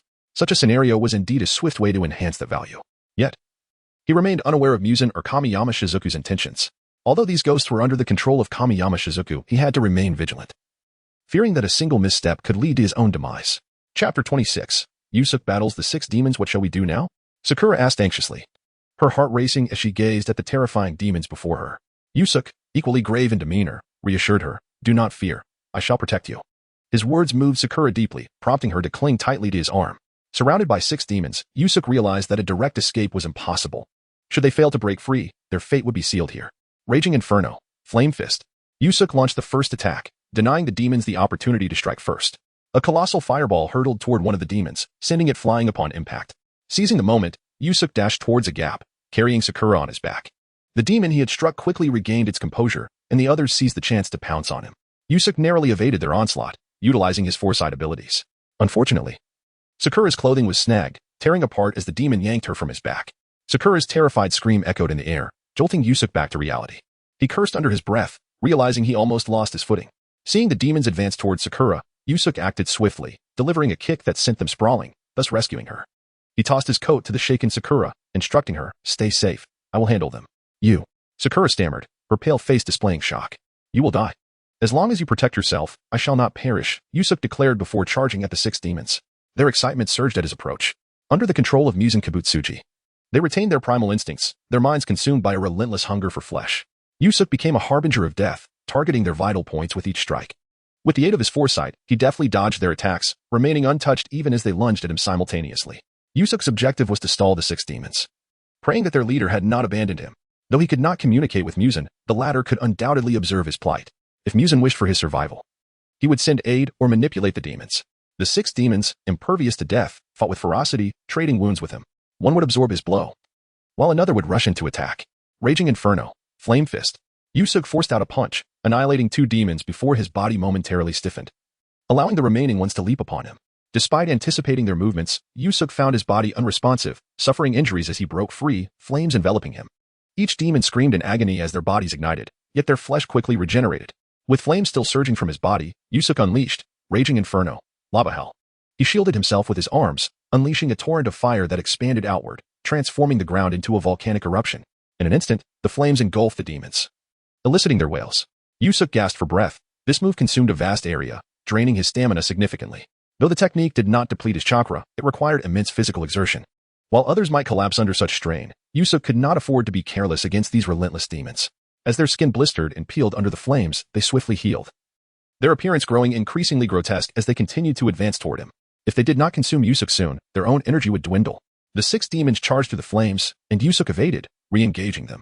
He leaped, planting a foot on one demon's face, using its momentum to perform a backflip, kicking another demon squarely in the back of its head.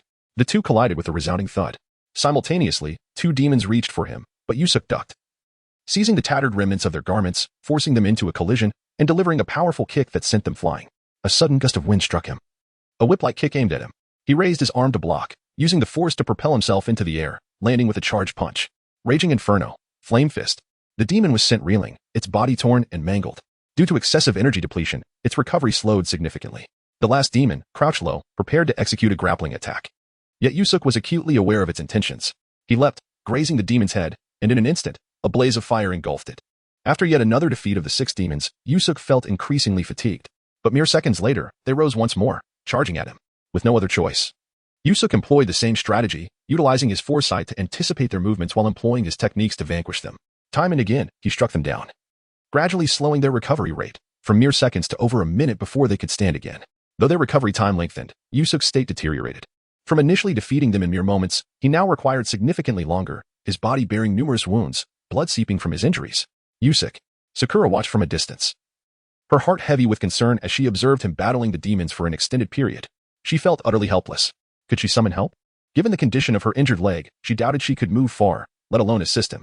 If this continued, Yusuk would inevitably be worn down to nothing. What could she possibly do? Chapter 27. Ghost? Perhaps. As Sakura engaged in self-doubt, Yuzuki had already received a message from Kamiyama, indicating that reinforcements had arrived. Upon receiving the leader's notification, Yuzuki finally exhaled in relief. The show must go on. This attack was primarily intended to enhance his value as a substitute. The more he suffered, the greater Sakura's guilt would be. Knowing that help was on the way, he feigned exhaustion. When a kick struck his chest, he was sent sprawling backward, crashing against a tree trunk. The wound burned as if aflame, causing him unbearable pain, and he could not suppress a spurt of blood. Yuzuki. Sakura gasped, covering her mouth in shock as she witnessed Yuzuki suddenly sustain grave injuries. Hearing her voice, the group of demons turned their attention towards her, with 2 of them lunging directly at Sakura. In response, Yuzuki sprang into action, leaping to tackle the 2 demons.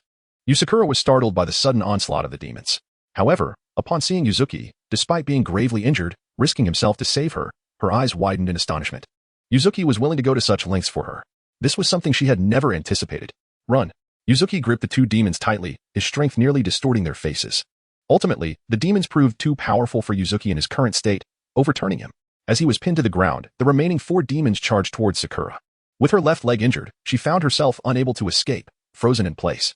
Witnessing Sakura on the brink of harm, Yuzuki inwardly cursed. Fully drained his last reserves of strength and unleashed flames once more. The fire sent 2 demons tumbling away, and he lunged towards Sakura.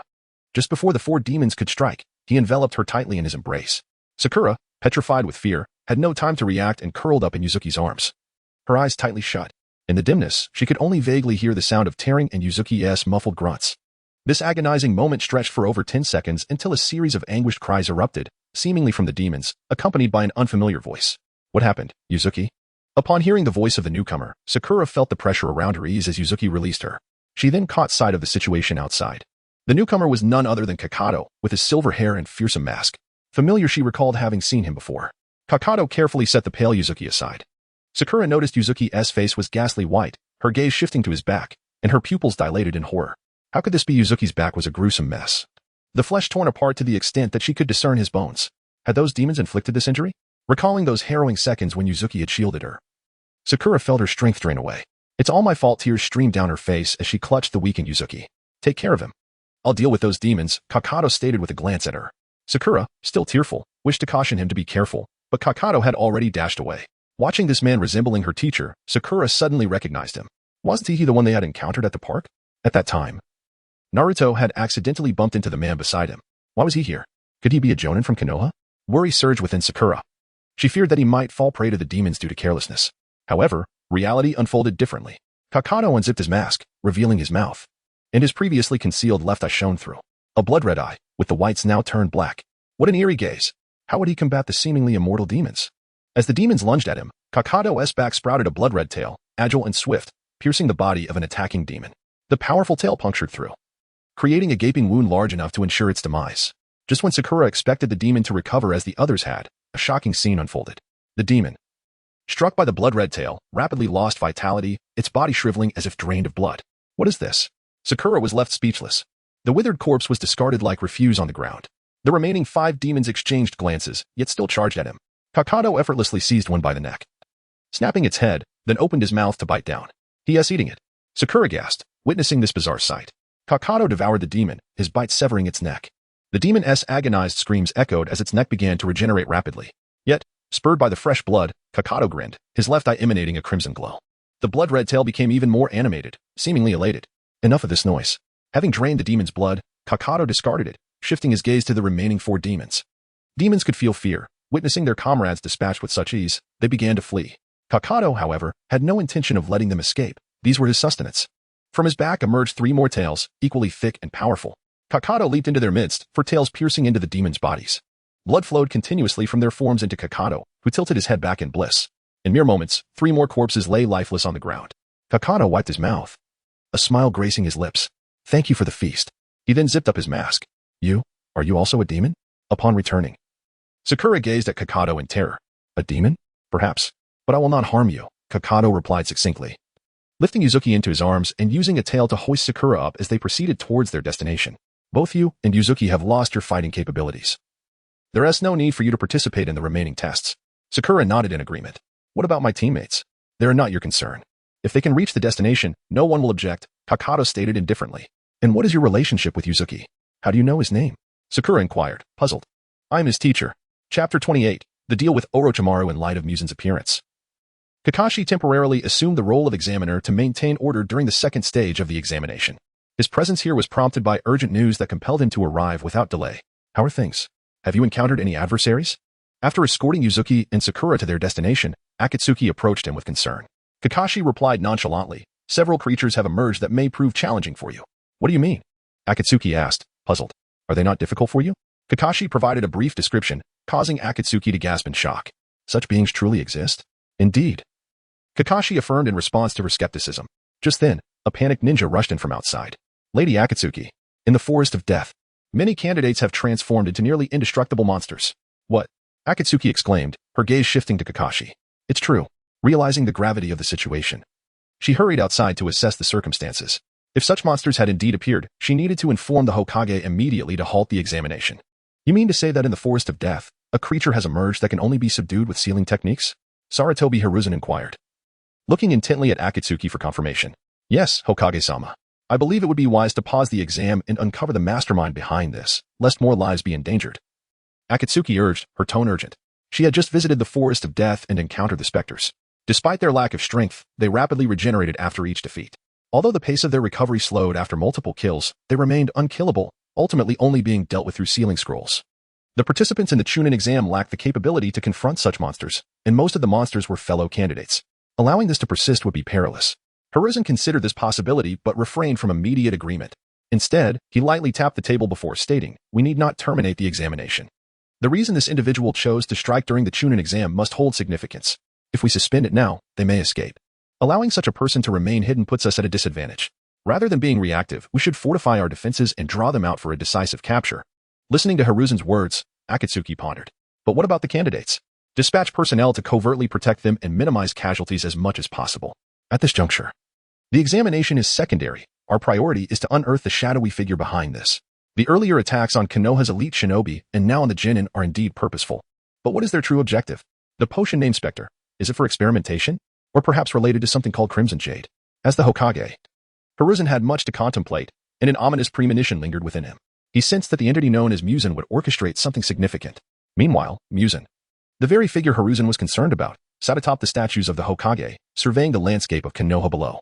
Approaching him was none other than Orochimaru, who had recently suffered a crushing defeat at Musen's hands. You dare seek me out? Are you not afraid for your life? Musen remarked, not even turning to face him.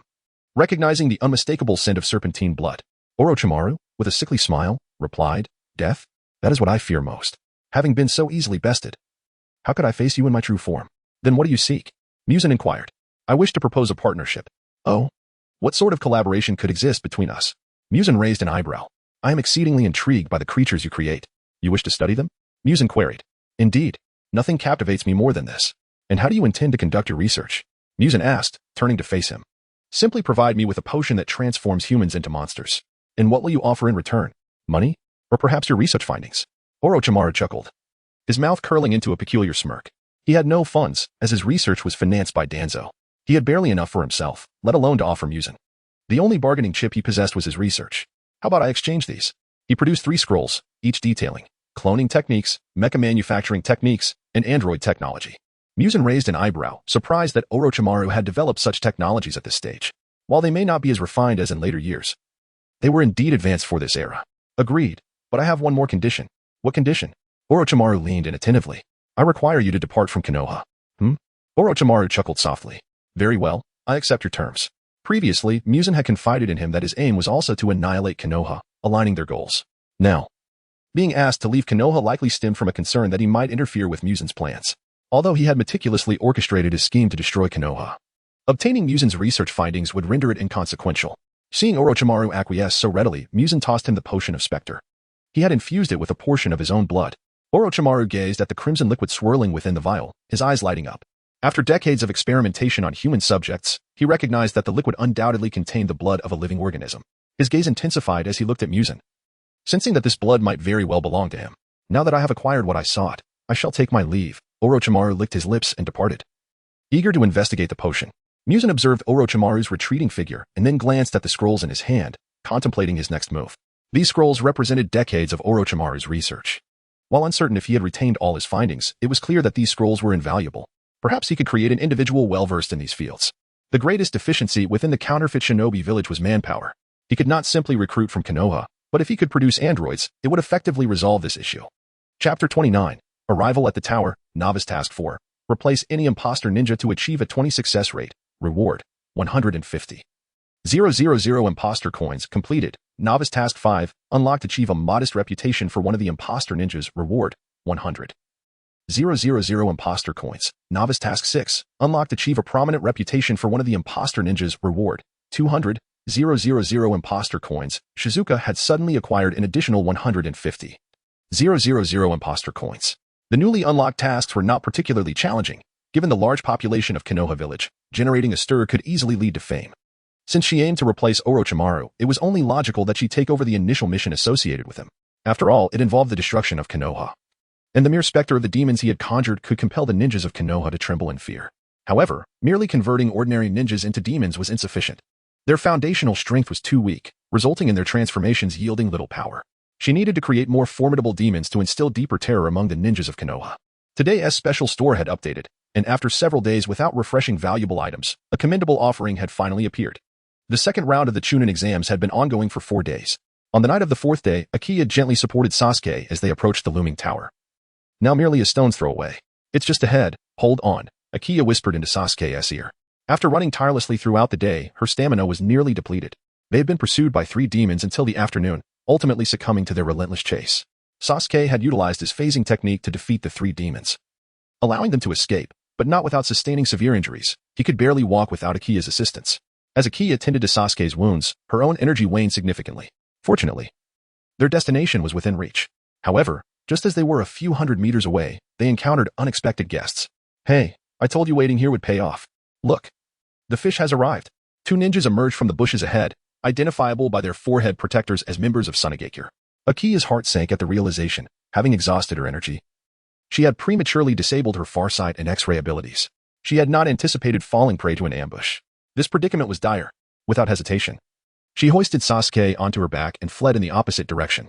Trying to escape? Not a chance. The 2 ninjas, seeing Akiya's attempt to flee, immediately pursued them. It was nearly impossible for Akiya to evade the 2 male ninjas while carrying Sasuke. They were quickly caught up to. Put me down, Sasuke rasped, his complexion pale. Deep gashes marred his chest and back. Although they were beginning to heal, his blood loss had rendered him too weak to fight. However, given the circumstances, if he refrained from battling, he would only hinder Akiya. Akiya retorted with a sardonic laugh. Put you down, and what then? Allow you to fight? She quickened her pace, plunging into the dense underbrush of the forest. The night in this deadly forest was particularly dark, and she cleverly utilized the terrain to elude the 2 pursuing ninjas. The latter soon lost sight of her, relying solely on sound to gauge Akiya's general location, which significantly slowed their progress. Seizing the opportunity, Akiya dashed toward their destination. The two ninjas quickly regained their bearings. That woman is heading toward the tower. We can't let her pass so easily. If she gets through, we'll lose the scroll. Sasuke felt each jolt on Akiya's back acutely, and the constant motion reopened his wounds. Yet, Akiya could not afford to dwell on his injuries. Being captured would mean death. Despite the pain, Sasuke harbored no resentment. The girl beneath him was desperately fleeing, unwilling to abandon him, and he felt a wave of gratitude toward her. A peculiar feeling began to stir within Sasuke. Numerous girls had pursued him before, but he had never contemplated romantic entanglements. He bore the weight of vengeance. Tasked not only with killing his family's enemy, but also with restoring the Uchiha clan. Time spent on fleeting romances was a luxury he could not afford. In his eyes, women were often less reliable than Naruto, who, while frequently unpredictable, proved dependable in crucial moments. He sought a companion to walk alongside him, not someone who required his support. Yet, this girl was altering that perception. Women, it seemed, were not as fragile as he had presumed. They could be of assistance in critical moments. As they drew nearer to their destination, the trees and underbrush thinned, and the moonlight illuminated the path ahead. Akiya found herself exposed before the two ninjas. They grinned cruelly, accelerating toward the pair. Akiya scanned her surroundings with calm determination and continued to sprint forward. Through her keen eyes, she discerned reinforcements approaching. Kurohiga, attack him. A voice called from a distance. In the next instant, a shadowy figure darted through the night like a shooting star. Before the two ninjas could react, one of them screamed in terror. The other ninja turned to see a long, sleek demon dog with peculiar horns charging toward him, a look of sheer horror etched across his face. In an instant, the demon dog pounced, dispatching the two relatively weak ninjas effortlessly. The reinforcements were none other than Inuzuka Kiba and his companions. They had been delayed on their journey, which was why they had arrived late. Upon reuniting with Kiba, Akiya finally exhaled in relief. Although she was a creation of the leader, she had gained life and, like anyone, did not wish to perish, especially since her mission remained unfulfilled.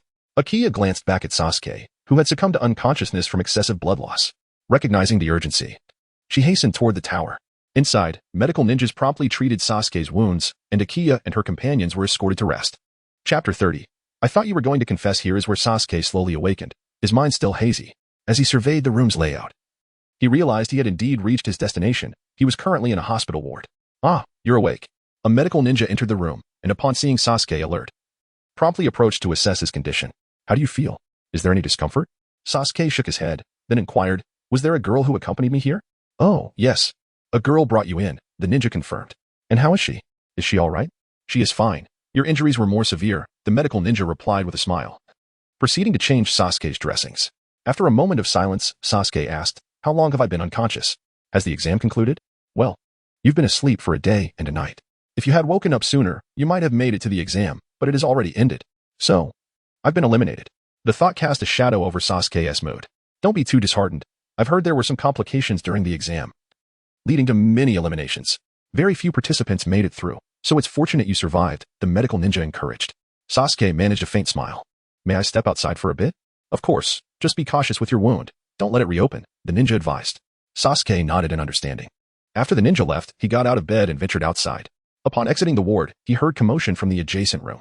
Curiosity piqued. He approached and peered through the small window. Why am I stuck sharing a room with this guy? Naruto grumbled, clearly displeased with his roommate.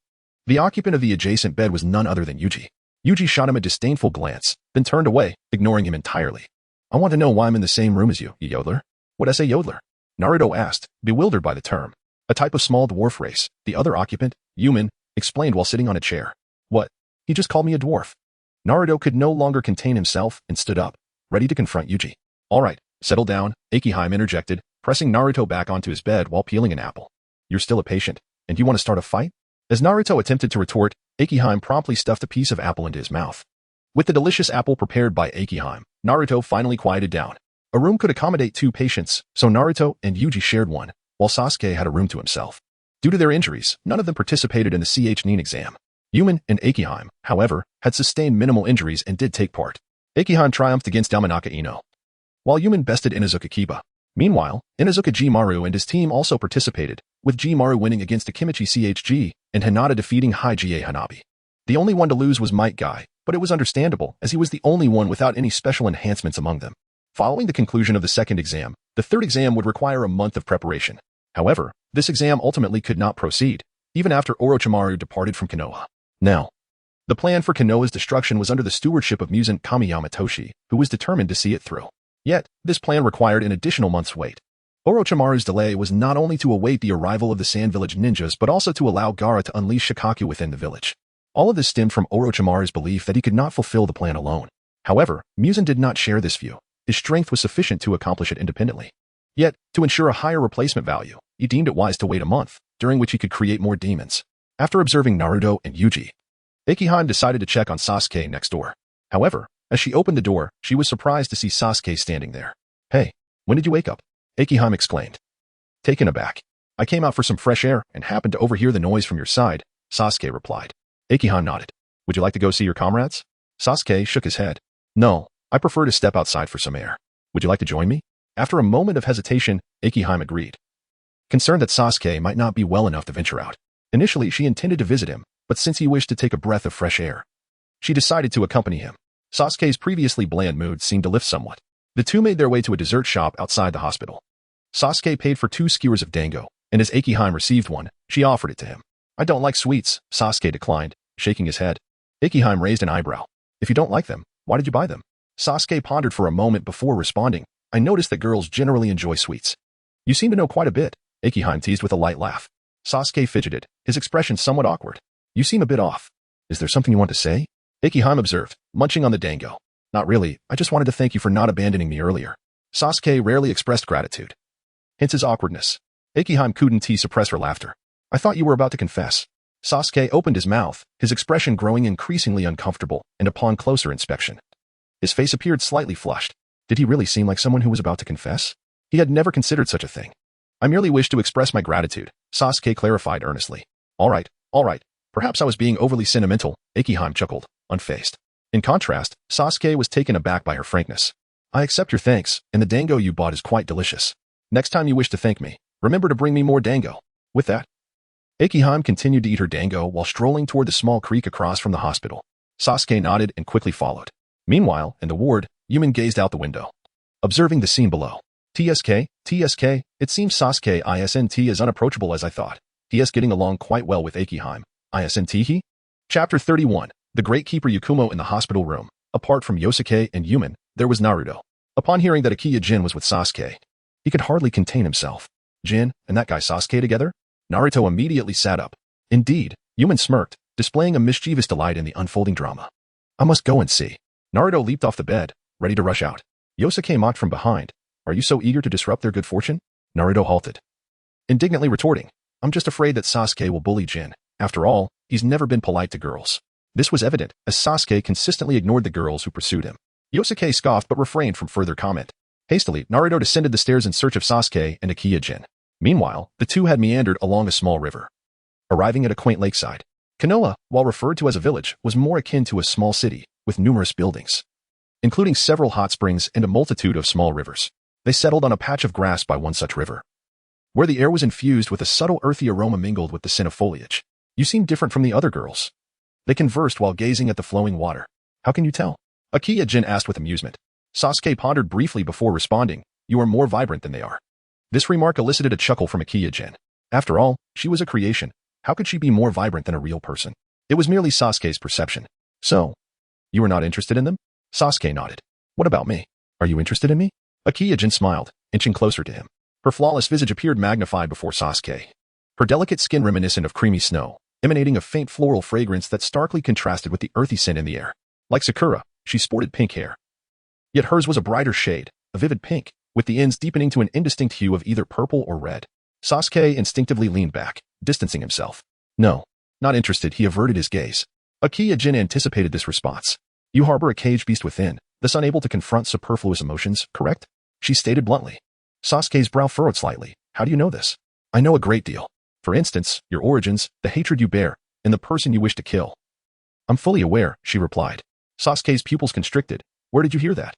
"To understand someone, one must invest effort, no? Why do you wish to understand me?" Sasuke questioned. Perplexed.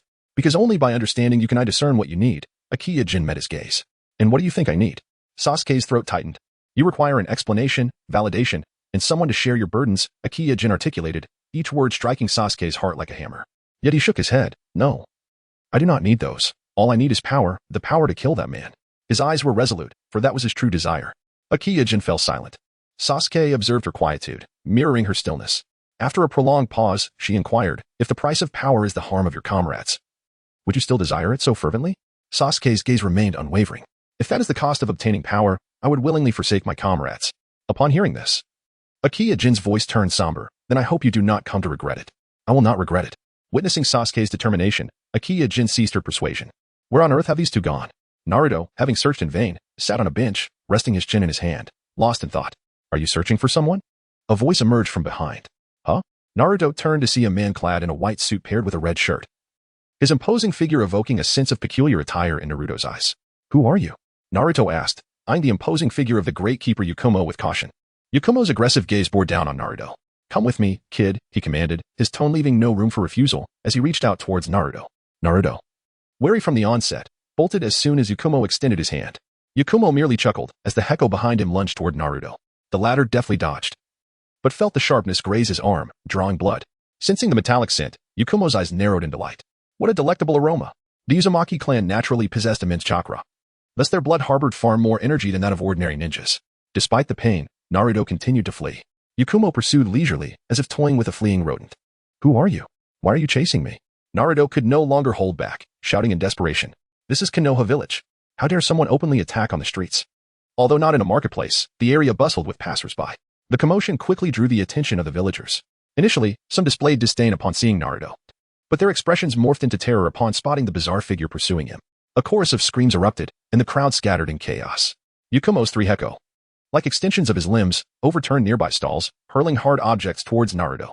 Fortunately, Naruto's agility kept him from being captured immediately. Yakumo seemed in no rush to seize him, calmly drawing closer with the aid of the Heko. Each glance over his shoulder revealed that the distance between them did not increase, rather, it diminished, sending Naruto into a panic.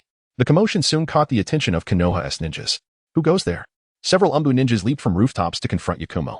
Naruto ducked behind them. I don't know where this strange man came from. He just attacked me and wants me to go with him. Upon hearing Naruto's plea, the Umbu ninjas cast disapproving looks at Yakumo. After all, they were well aware of Naruto's identity, and any attempt to abduct him would undoubtedly be a ploy to exploit the Nine Tails within him. Such a scheme could not be allowed to succeed. Chapter 32. A fiery encounter between rivals. A few members of the Umbu exchanged glances before encircling the formidable Deshoya Yun. Do you wish to make a move against me? How intriguing. Deshoya Yun expressed without a hint of hesitation, immediately engaging in combat. Be cautious. Earth release. Earth flow wall. For Umbu simultaneously executed the earth flow wall technique, effectively ensnaring Deshoya Yun. Water release. Water pillar. A water sphere, akin to a meteor, plummeted from the sky just as Deshoya Yun leaped, intending to escape the confines of the earthen barrier. The sphere struck him mid-air, rendering his escape futile. The Umbu displayed formidable prowess, each possessing strength at least on par with special Jonin. They enacted the earth release once more, sealing the top of the barrier and thoroughly imprisoning Deshoya Yun within. Bang! 3 Hizi pierced through the earth flow wall, unleashing a torrent of water from within. The Hizi swept across the surroundings, tearing the wall apart, revealing Deshoya Yun's figure. His demeanor remained calm, though his suit and platinum hair were soaked. The fabric clung to his muscular frame, accentuating his imposing physique as he approached the Umbu with open arms. The Umbu, astonished by the ineffectiveness of their attacks, exchanged bewildered looks. Lightning release, false darkness. A ninja infused with lightning chakra unleashed their technique. Deshoya Yun, drenched and standing upon a waterlogged ground, became an easy target for the lightning strike.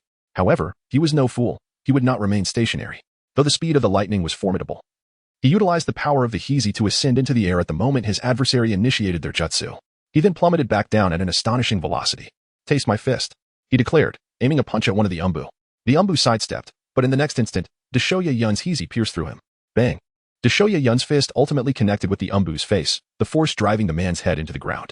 Sizzle! A short sword pierced his back, as another Umbu seized the opportunity to strike. Yet, Deshoya Yun's Hizi were far from mere decorations. 3 agile and powerful Hizi effortlessly ensnared the assailant. With a vice-like grip, he rendered the Umbu helpless, eliciting cries of pain. Ambushes are not a commendable habit. Deshoya Yun cracked his knuckles, the sound reminiscent of brittle bones shattering. The subsequent noise was that of the Umbu's bones being crushed. He and Appos, as a monster, the remaining Umbu, witnessing 2 of their comrades swiftly dispatched, were overcome with dread. Deshoya Yun, indifferent to their thoughts, lunged at them like a ferocious beast. The Umbu, undeterred, coordinated their efforts to counter Deshoya Yun's Hizi, which were as resilient as steel. Sparks flew as they clashed with kunai. The Hizi, rough and scaly like a pangolin's armor, would tear flesh upon contact with the enemy's skin. Multiple times, Deshoya Yun could have easily taken the lives of the Umbu before him, yet he opted instead to inflict gradual wounds, savoring their cries of agony until they could no longer withstand the onslaught. He relished this process, a broad grin spreading across his face, while the Umbu before him suffered in silence, desperately holding on. Meanwhile, Naruto, hidden in the shadows, realized that this peculiar individual possessed an alarming level of strength. He needed to find Kakashi-sensei. It was clear that these Umbu were no match for this adversary. However, he was unaware of Kakashi's whereabouts, having just emerged from the forest of death.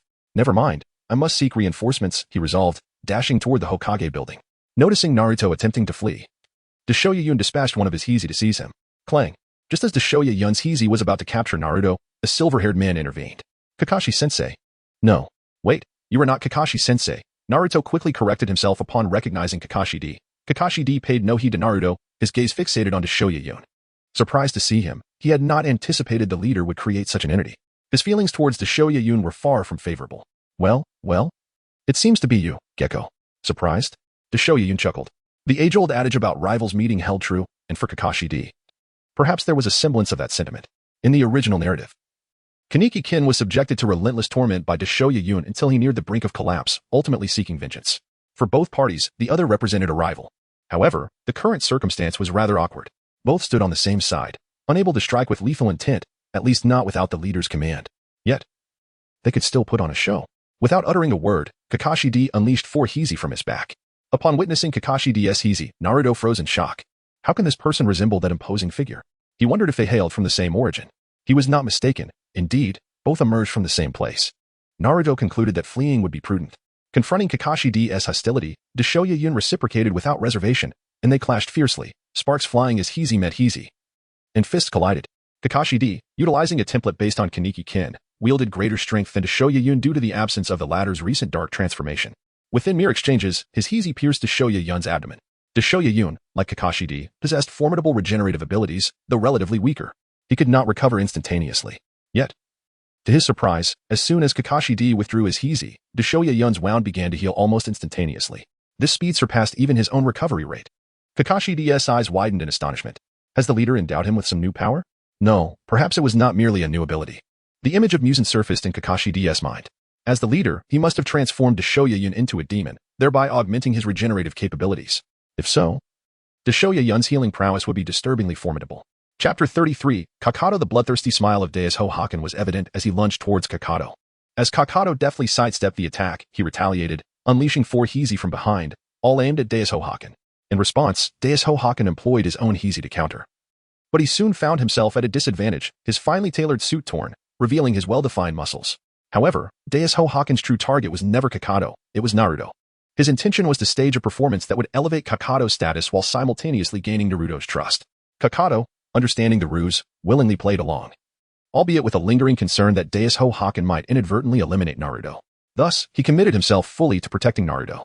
Seeing the imposing figure charging towards him, Naruto immediately took flight. Just as he was about to be caught, Kakato arrived in the nick of time, using 4 Hizi to block the oncoming attack. Sparks flew from the friction between the Hizi, their eyes reflecting pure malevolence. Both sought to eliminate the other with ruthless intent. Deus Hohaken showed no regard for the fact that Kakato was cradling Naruto. As he swung his fists, the Hizi behind him attacked Kakato from various angles. Forced into a defensive stance due to his obligation to safeguard Naruto, Kakato soon found himself sustaining injuries. Recognizing the peril, he hurled Naruto backward. Run! Naruto stumbled and fell, landing painfully, but upon hearing Kakato's command, he wasted no time in expressing his gratitude before fleeing without a glance back. This level of conflict was beyond his capacity to intervene. The farther he could escape, the better, lest he become a burden to others. Ouch! In his haste, Naruto collided with someone, tumbling to the ground. My backside, he lamented, clutching his rear in anguish, raising his head to apologize. He paused upon recognizing the familiar face. Aren't you that old man from before? Naruto recalled Shinsanji, the very person who had rescued him moments ago. Are you all right? Shinsanji, leaning on his cane, bent down to offer a hand. Feeling somewhat embarrassed, Naruto noted that he had initiated the collision, yet here was Shinsanji helping him up. I'm fine. But your friend might be in trouble. Naruto pointed toward the chaos behind him. A strange man was chasing me, and that white-haired uncle intervened. But it seems he is no match for the attacker. Shinsanji glanced over at Kakato, who was locked in a fierce battle with Deus Hohaken. The intensity of their struggle was palpable, both combatants displaying remarkable regenerative abilities, allowing them to fight without concern for injuries, resorting to a strategy of exchanging wounds. Yet, at present, it appeared Kakato held the upper hand. Following his absorption of Muzan's blood, Deus Hohaken's recovery rate had surpassed Kakato's, bolstering his combat effectiveness.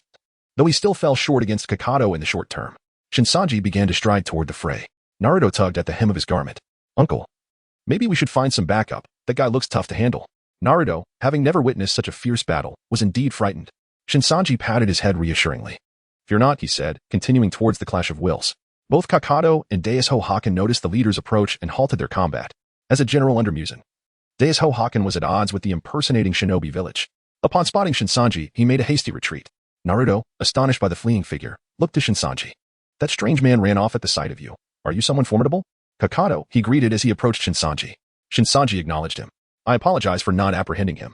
There's no need for concern. Given your current strength, the outcome of a prolonged fight remains uncertain. Kakato remained silent, contemplating that he might not triumph over Deisuho Hakken if the battle continued. Next time I encounter him, I will devise a method to capture him, Kakato vowed. Shinsanji's expression remained neutral, seemingly disinterested in the matter. He cast a glance at Naruto before addressing Kakato. His mentor was attacked. I leave him in your care for the time being. Kakato's gaze sharpened, and he nodded. With Konoha facing a manpower shortage, Shinsanji had offered assistance, which included mentoring Team 7 and Team 3. Naruto, still puzzled by their conversation, interjected. Kakashi-sensei was attacked? He inquired. However, no one responded. After Shinsanji departed, Kakato turned his attention to Naruto. From this moment forth, I am your instructor, understood? Wait, can you answer my question first? When was Kakashi-sensei attacked? Naruto exclaimed, hopping in agitation. During your second exam, he was assaulted and will be bedridden for the next month or two. Thus, for the duration, I will be your teacher. Do you comprehend? Kakato replied with little patience. Naruto shrank back. Well, I should at least know your name. I am Kiryu Kakato. You may call me Kakato-sensei. One thing to note, I have little patience, so refrain from making me repeat myself unnecessarily. Naruto gulped and nodded. In truth, he was not particularly in need of a mentor. After all, Kakashi had only taught him how to climb trees. Kakato seemed to perceive Naruto's thoughts. You are my student now. As long as you obey, I will teach you how to grow stronger. Starting tomorrow, we will gather at the village entrance. Eh? Naruto was taken aback as Kakato turned to leave. Teach me how to grow stronger? Will he really? Is he going to include Sakura and Sasuke? Then suddenly, Naruto recalled Sasuke. Damn it, where could that guy have taken Shijin? Clenching his fists, he chastised himself for forgetting this important matter while being pursued. Time had slipped away, and he suspected the two had already returned. Searching now would be futile. Reflecting on it, he decided to head back, where he could check on which hospital Kakashi was in. After all, he was Kakashi's student, and it was only right to see how he was faring. Chapter 34, Ghosts and Ghouls. The following day, Sasuke and Naruto arrived outside of Konoha village. Sakura, due to her fractured left leg, required a period of recuperation and thus could not accompany them. After departing from Konoha, the duo walked several hundred meters until they finally laid eyes on the counterfeit ninja village. Following renovations by Konoha's craftsmen, the village now possessed the semblance of a community, boasting over 20 constructed houses. However, the settlement remained sparsely populated, and a sign adorned the large gate, inscribed with the characters for Counterfeit Ninja Village. Is this truly Counterfeit Ninja Village? I never imagined that Hokage Grandpa would consent to the establishment of another village in this location, Naruto mused, a hint of nostalgia in his voice. Sasuke, too, was taken aback. Previously, Akiya Jin had mentioned that their village was situated on the outskirts of Konoha, and he had harbored doubts, yet here it was, a reality and so close at hand. It seems the village leader is indeed a remarkable individual. Upon entering the village, their attention was drawn to an extraordinarily muscular man. This was none other than Baki Yujiro, his flowing black hair billowing in the wind, exuding an overwhelming aura of masculinity. It was evident to anyone that his strength was formidable, as his physique was nothing short of monstrous. Noticing the two newcomers, Yujiro set down the log he was carrying. You must be the ones Kakato mentioned, he remarked, casting a downward gaze upon the pair. Standing nearly 6 feet tall, he towered over the two boys, whose heights barely reached 5 feet. Naruto and Sasuke felt a wave of nervousness wash over them, overwhelmed by the imposing presence of this human behemoth. Is Kakato-sensei here? Naruto inquired, breaking the silence. Yujiro chuckled softly and gestured toward the interior of the village. You'll find him at the far end of the village. Go ahead. The counterfeit ninja village was still in its infancy and paled in comparison to Konoha, so traversing from one end to the other did not take long. After expressing their gratitude to Yujiro, the two hastened towards the heart of the village. Once they had distanced themselves from Yujiro, Naruto could no longer contain himself. Sasuke, that guy's muscles are outrageous. Have you ever seen anything like it? Sasuke, feeling somewhat unsettled, responded, No, but perhaps you should refrain from speaking too loudly. It could attract unwanted attention. Naruto waved his hand dismissively. We're speaking softly. No one will hear us. Oh, is that so? Just then, a familiar melodious voice reached Naruto's ears. Startled, he turned to see Akiya Jin. Ah, Jin. You startled me, he exclaimed. Akiya Jin stifled a laugh. What have you done to feel so guilty? You look terrified. Naruto quickly shook his head. Not at all. I am upright and virtuous. I am the model of propriety. He chuckled sheepishly, scratching the back of his head. Well then, you're here to find Kakato-sensei, right? I'll lead you there. Akiya Jin was well aware of their purpose for visiting. How did you know? Naruto asked, curiosity piqued. Akiya Jin smiled. Kakato-sensei informed us ahead of time that you might join us for training today. Really? We get to train together? Of course. Though Kakato-sensei is your instructor now.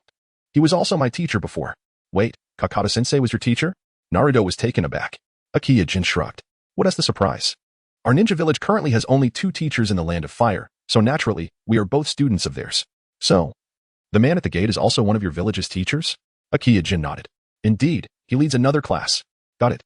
Well, Kakato-sensei is just ahead. We have a full day of training ahead of us. She shot a playful glance at Naruto and Sasuke. Sasuke's gaze shifted thoughtfully. If Kakato was Akiya Jin's teacher, then he must also be Yujiro's mentor. To have such a person as a teacher suggested a level of skill that rivaled Kakashi's. Curiosity stirred within him about what knowledge this individual could impart. Upon reaching the village's end, they discovered Kakato, accompanied by 2 others, Yurin and Yu. After exchanging greetings, Kakashi prepared to commence the day's lessons, introducing himself so that Naruto and Sasuke could become acquainted with him. The 2 listened intently. And when Kakato inquired if they had any questions, Sasuke shook his head. However, Naruto, brimming with curiosity, asked, Kakato-sensei, what ability did you use to save me yesterday? I've never witnessed anything like it. Not only could you heal wounds instantly, but you also employed a sort of tentacle as an attacking method. Intrigued by Naruto's inquiry, Sasuke found himself equally captivated, particularly by the notion of instantaneous healing. After all, he had encountered a ghost with similar capabilities, able to recover from wounds in the blink of an eye. This ghost had been linked to that mysterious individual who hailed from the counterfeit ninja village. Could there be a connection between the 2?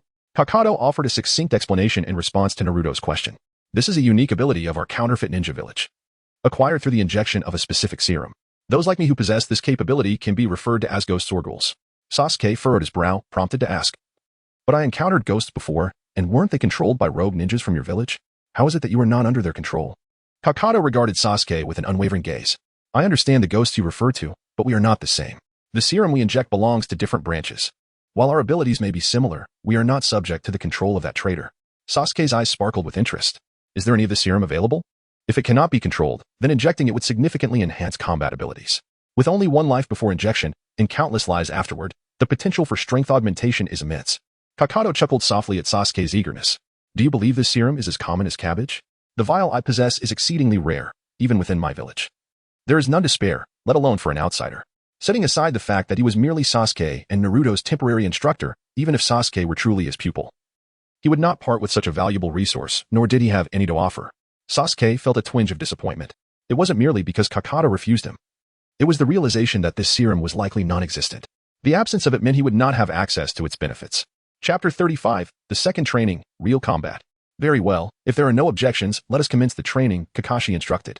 He led a few individuals to a small river behind the village. The Faux Ninja village was adjacent to this river, and above it flowed a modest waterfall, approximately 10 meters high. Kakashi gestured toward the waterfall. You all shall stand beneath the waterfall for 1 hour before emerging. Naruto gaped at the waterfall. While it wasn't excessively high, the force of the cascading water could certainly be overwhelming. Yusuke stepped forward first, shedding his shirt to reveal his upper body. Though his muscles were not overly pronounced, he possessed both pectorals and abdominal muscles, superior to Naruto and Sasuke. Despite Sasuke's daily training, his age limited his muscle development, and Naruto was even less impressive in that regard. The second to enter was Yumin, whose physique was comparably impressive to Yusuke's. Sasuke and Naruto felt a twinge of inadequacy, particularly Sasuke, who recognized the need for more rigorous training. Seeing Yusuke and Yumin enter the water, Sasuke followed suit, removing his shirt and stepping forward. With 3 individuals setting an example, Naruto had no choice but to join in, unwilling to be outdone by Sasuke and Yusuke. He unzipped his jacket and plunged into the water. The 4 stood beneath the waterfall, allowing the torrent to cascade over them. Among them, Yusuke remained the most composed. His physical prowess was unparalleled. Having equipped himself with the Imperial Artifact, Purgatory Soul Summoning, it had significantly enhanced his physical capabilities. Yumin, on the other hand, showcased remarkable endurance. Closing his eyes to meditate, his brow slightly furrowed. Sasuke and Naruto were nearly equal in capability. Sasuke's training had yielded superior physical attributes compared to his peers, while Naruto's Uzumaki lineage endowed him with inherent strength. Soon, Akiyu Jin joined them in the water. Unlike the 3 boys, she wore a thin undergarment on her upper body. Once wet, the fabric clung to her skin, accentuating her developing form. Naruto and Sasuke stole a glance before hastily averting their eyes, clearly flustered. Why did you come down? Jin? Naruto inquired. The force of the waterfall was considerable. Even the boys struggled to endure it, let alone Akiyu Jin. She smiled, as a ninja. One must be treated equally. Enemies on the battlefield will show no mercy simply because I am a girl. It is better to sweat now than to bleed later. Her words resonated deeply with Naruto, and Sasuke regarded her with admiration. Akiyu Jin was indeed different from other girls. The battles of ninjas were never gentle. Only those prepared could survive. In contrast to other girls who engaged in petty rivalries over beauty, Akiyu Jin was on an entirely different level. With Akiyu Jin's participation, Naruto and Sasuke felt inspired, straightening their postures. What was meant to be an hour turned into 3. And it was only after this duration that Kakashi allowed them to surface. Exhausted, they collapsed onto the ground, gasping for breath. All right, take a 10-minute break. Then we shall continue with the next training. Kakashi observed their state. Naruto and Sasuke lay on the ground, displaying expressions of despair. They glanced at Akiyu Jin, whose condition was also poor. Being a girl, it was natural for her to struggle more in terms of physical endurance. However, she had persevered, leaving Naruto and Sasuke with no excuse to falter. With this thought, they rose from the ground, preparing to assist Akiyu Jin. Yet, someone was quicker. Yusuke moved his hair aside and approached her, helping Akiyu Jin to a nearby stone where she could sit. Thank you. Akiyu Jin smiled sweetly, her dimples charming. The two sat together as Yusuke took his previously removed shirt and gently dried her hair. Girls often have long hair, and if not dried promptly, they risk catching a cold. Akiyu Jin allowed Yusuke to dry her hair, an action that appeared to be a familiar routine, exuding a natural ease. Naruto and Sasuke were momentarily taken aback, exchanging glances that conveyed unspoken sentiments. Even without words, they understood each other's thoughts, leaving them uncertain about whether to intervene. 10 minutes swiftly passed. As Akiyu Jin's hair was thoroughly dried, Kakashi approached the group, stating, I believe you have rested sufficiently. We shall now proceed to combat training. Against you, Kakashi-sensei? Naruto asked. Of course not. Engaging with me would be futile given your current abilities, especially after the physical training you've just completed. You four will each select an opponent for sparring, and afterward, I will provide feedback based on your performance. Upon hearing Kakashi's words, Naruto and Sasuke nodded in agreement. They refrained from mentioning Akiyu Jin, aware that she was not included among the 4 fighters. Having just completed physical training, she was the weakest of the group. Rendering her participation in combat training pointless, she was assigned to practice on the dummies instead. Thus, the sparring would be between the 4 boys. Naruto instinctively sought out Sasuke, but he had already approached Yusuke, leaving only Yumen. Ultimately, Naruto faced Yumen, while Sasuke squared off against Yusuke. Yumen and Naruto, attuned to each other, opted to observe the battle between Sasuke and Yusuke first. As the fight commenced, neither party resorted to abilities beyond physical prowess. However, both employed their visual techniques. Sasuke had longed for another match against Yusuke. Their previous encounter at his home had not allowed either to showcase their true capabilities, with Sasuke being dominated in physical combat. Now, with his enhanced strength, he was eager for a rematch. Activating his Tsutomu Sharingan, Sasuke engaged Yusuke in combat. Utilizing his foresight ability, Yusuke anticipated Sasuke's attack trajectory.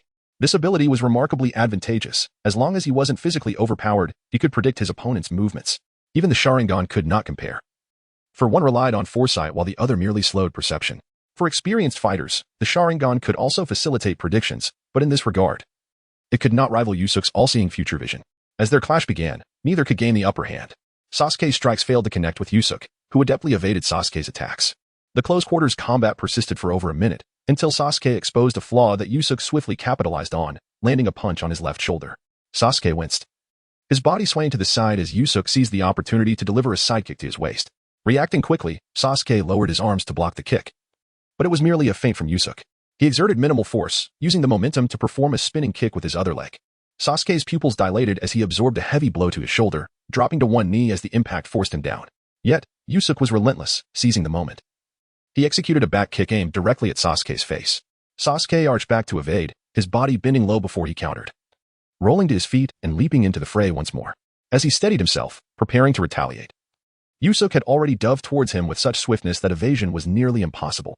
His abdomen was grasped firmly, causing his center of gravity to shift, and his feet left the ground, slamming heavily onto the earth.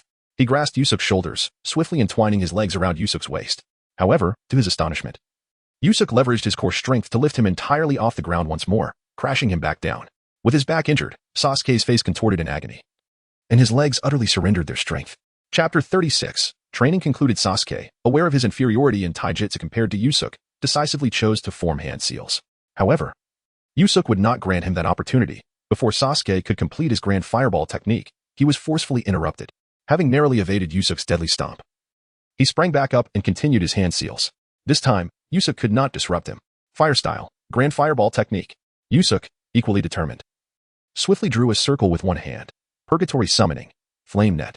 The 4-meter-wide Grand Fireball engulfed Yusuke, yet the flames quickly dissipated. Yusuke had gathered the flames he had just acquired in his hand and ensnared them in a fiery net, which he then hurled toward Sasuke. The technique's power was relatively modest, primarily intended to counter fire-based attacks, rated only as a D-class ninjutsu. Sasuke easily evaded it, circling around Yusuke while continuing to form hand seals. Fire style, Phoenix Fire technique. Numerous fireballs erupted from his mouth. Yusuke discerned the trajectories of several flames and sidestepped. However, unbeknownst to him, the fireballs collided, producing a metallic sound.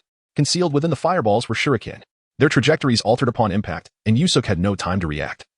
Sustaining a cut from a shuriken, this compelled him to regard Sasuke with newfound respect. Sasuke's skill in shuriken jutsu was impressive, even though Yusuke had anticipated their path. He had to exercise caution. Realizing the need to unleash his full strength, Yusuke manipulated the flames and advanced toward Sasuke. He threw a punch, causing the flames to expand, forming a colossal fiery fist larger than Sasuke himself. Sasuke had foreseen this and rolled aside to evade the strike. The flaming fist struck a nearby tree trunk, shattering it and incinerating the entire tree. Sasuke, refusing to be careless, shielded his face with one hand while pressing the other against the left side of his neck. Void. As soon as he uttered the word, a terrifying black chakra spread from beneath him. Yusuke, having failed his attack, prepared to continue when he sensed the overwhelming aura emanating from Sasuke, prompting him to distance himself. A black and white demon mask materialized upon Sasuke's face. In an instant, he soared into the air, appearing before Yusuke, his kunai resembling a blade, cutting through the air with black sword energy. Yusuke swiftly drew his own kunai to block. Yet at the moment of collision, his kunai was severed by Sasuke's. Yusuke quickly retreated, aware that Sasuke's use of the void ability indicated a desire to conclude the battle swiftly. He had to either prolong the confrontation or decisively defeat Sasuke in a short span. Yusuke chose the latter. Raising his hands, he declared, "Purgatory summoning, roar of the furnace." A massive flame erupted, engulfing the pebbles ahead for dozens of meters. Sasuke, leveraging his speed advantage, narrowly avoided the flames, but half of his body still suffered burns. He quickly extinguished the flames on his body, sustaining only minor injuries, aided by the black chakra that shielded him from some of the onslaught. Yusuke's assault was not yet over. "Do not think this will defeat me," he remarked nonchalantly, unfazed by Sasuke's void ability. Roar of the furnace, second strike. Building upon his previous attack, Yusuke unleashed an even larger inferno from his hands. What had once been a 90-degree attack range expanded to 150 degrees. Moreover, the temperature soared, and the speed intensified, the pebbles beneath scorching hot. Sasuke, caught off guard, retaliated with fire against fire, unleashing a black Grand Fireball from above. The two flames collided, ultimately leading to the Grand Fireball's defeat, which was consumed by Yusuke's flames. Sasuke was hurled backward, his body ablaze, yet fortunately he fell into water, suffering only minor injuries. Yusuke fished Sasuke out of the water, and Sasuke waved his hand, conceding defeat. Despite losing to Yusuke, Sasuke felt a twinge of disappointment. If he could not surpass Yusuke with his current strength, how could he hope for revenge? Kakashi offered several pieces of advice to Sasuke before allowing Naruto and Udon to take the stage. Their battle unfolded with considerably more harmony, as Naruto was not even close to being Udon's match unless he invoked the power of the Nine Tails. With the strength of one tail, he might be able to contend with Udon. Ultimately, Udon emerged victorious. Naruto and Sasuke, leaning against each other, shared a rare moment of camaraderie. Their encounters with Udon and Yusuke had somewhat humbled them, prompting a more proactive attitude during the afternoon training session. Naruto possessed a keen battle intellect but lacked in combat skills, prompting Kakashi to devise a specialized training regimen to enhance his fighting techniques and physical conditioning. As a member of the Uzumaki clan and with the power of the Nine Tails, his recovery abilities were extraordinary, his physical potential far exceeding that of Sasuke. Comparatively, Might Guy, as his mentor, proved to be superior to Kakashi in this regard, in the absence of Jiraiya. Sasuke, on the other hand, had a limited array of offensive techniques. Apart from fire style, he lacked particularly powerful attacks to complement his Sharingan. Thus, Kakashi assigned him a short blade and taught him a set of lightning-infused sword techniques. Yamamoto, having lived for over a millennium as a Shinigami, possessed mastery over countless sword arts. Even a single technique he shared could elevate someone to the status of a swordmaster. Kakashi, utilizing this knowledge, imparted to Sasuke a technique known as thunderclap swordsmanship, which could be activated through chakra. Mastery of the thunderclap swordsmanship, particularly its ultimate move, would yield power equivalent to A-class ninjutsu. Given Sasuke's innate talent, he would likely master it in no time and could even develop variations. Yusuke, Udon, and their companions were not to be outdone. Shinsanji bestowed additional enhancements upon the three of them. Name, Uzumaki Udon, added module, Yata Mirror, defense, ninja shadow mask, slow regeneration, doubling technique, fame, obscure, bound object, Uzumaki Naruto. Replacement value, 10, name, Uchiha Yusuke, added module, flamethrower, purgatory summoning, universal vision, illusions, future sight, Navy 6 styles, fame, obscure, bound object, Uchiha Sasuke. Replacement value, 13, name, Akiya Jin, added module, Healing Technique, Intermediate, Universal Vision, Farsight, X-Ray Vision, Shuinpa, Fame, Obscure, Bound Object, Haruno Sakura. Replacement Value, 26. Udan's doubling technique was not to be confused with the Akimichi clan's version. It was a pure doubling ability. The doubling technique was suitable for both Yusuke and Udan. However, Udan's offensive capabilities were scant, leading Shinsanji to ultimately select the doubling technique for him. The Navy 6 styles. Being a comprehensive combat method would also significantly enhance Yusuke's abilities. As for Shuinpa, it stemmed from the Shinigami, providing a Kyojin with a means of self-preservation. Compared to the body flicker technique in Naruto, Shuinpa was considerably superior. While it could not match the true spatial transfer of the Flying Thunder God, it sufficed for survival. A Kyojin, in contrast to Haruno Sakura, would not experience a rapid increase in power, even if her strength did not rise as swiftly as Naruto and Sasuke's. Her replacement value could still gradually improve. Hence, Shinsanji did not intend to invest excessively in her at present. Chapter 37. The Unloved are the third parties as Sasuke transformed into a streak of lightning rushing towards Yuzuki. Yuzuki similarly evaded Sasuke's attack with remarkable swiftness. In a subsequent maneuver, Sasuke unleashed blue and white lightning from the short blade in his grasp, the electrifying energy coursing through him at an accelerated pace. As Sasuke prepared to strike Yuzuki, the latter deftly sidestepped, evading the blow. Sasuke's blade cleaved through a massive tree, yet he failed to land a hit on Yuzuki. Undeterred, he continued to execute the third phase of his Thunder Flash technique. Sasuke's speed escalated with each attempt, and this time, Yuzuki chose to stand firm rather than evade. The blade struck him, and Sasuke felt as though he had struck metal, the recoil nearly causing him to lose his grip. Observing Sasuke's right hand, Yuzuki noted the toll that the successive uses of Thunder Flash had taken. His skin was reddened from the electric shocks.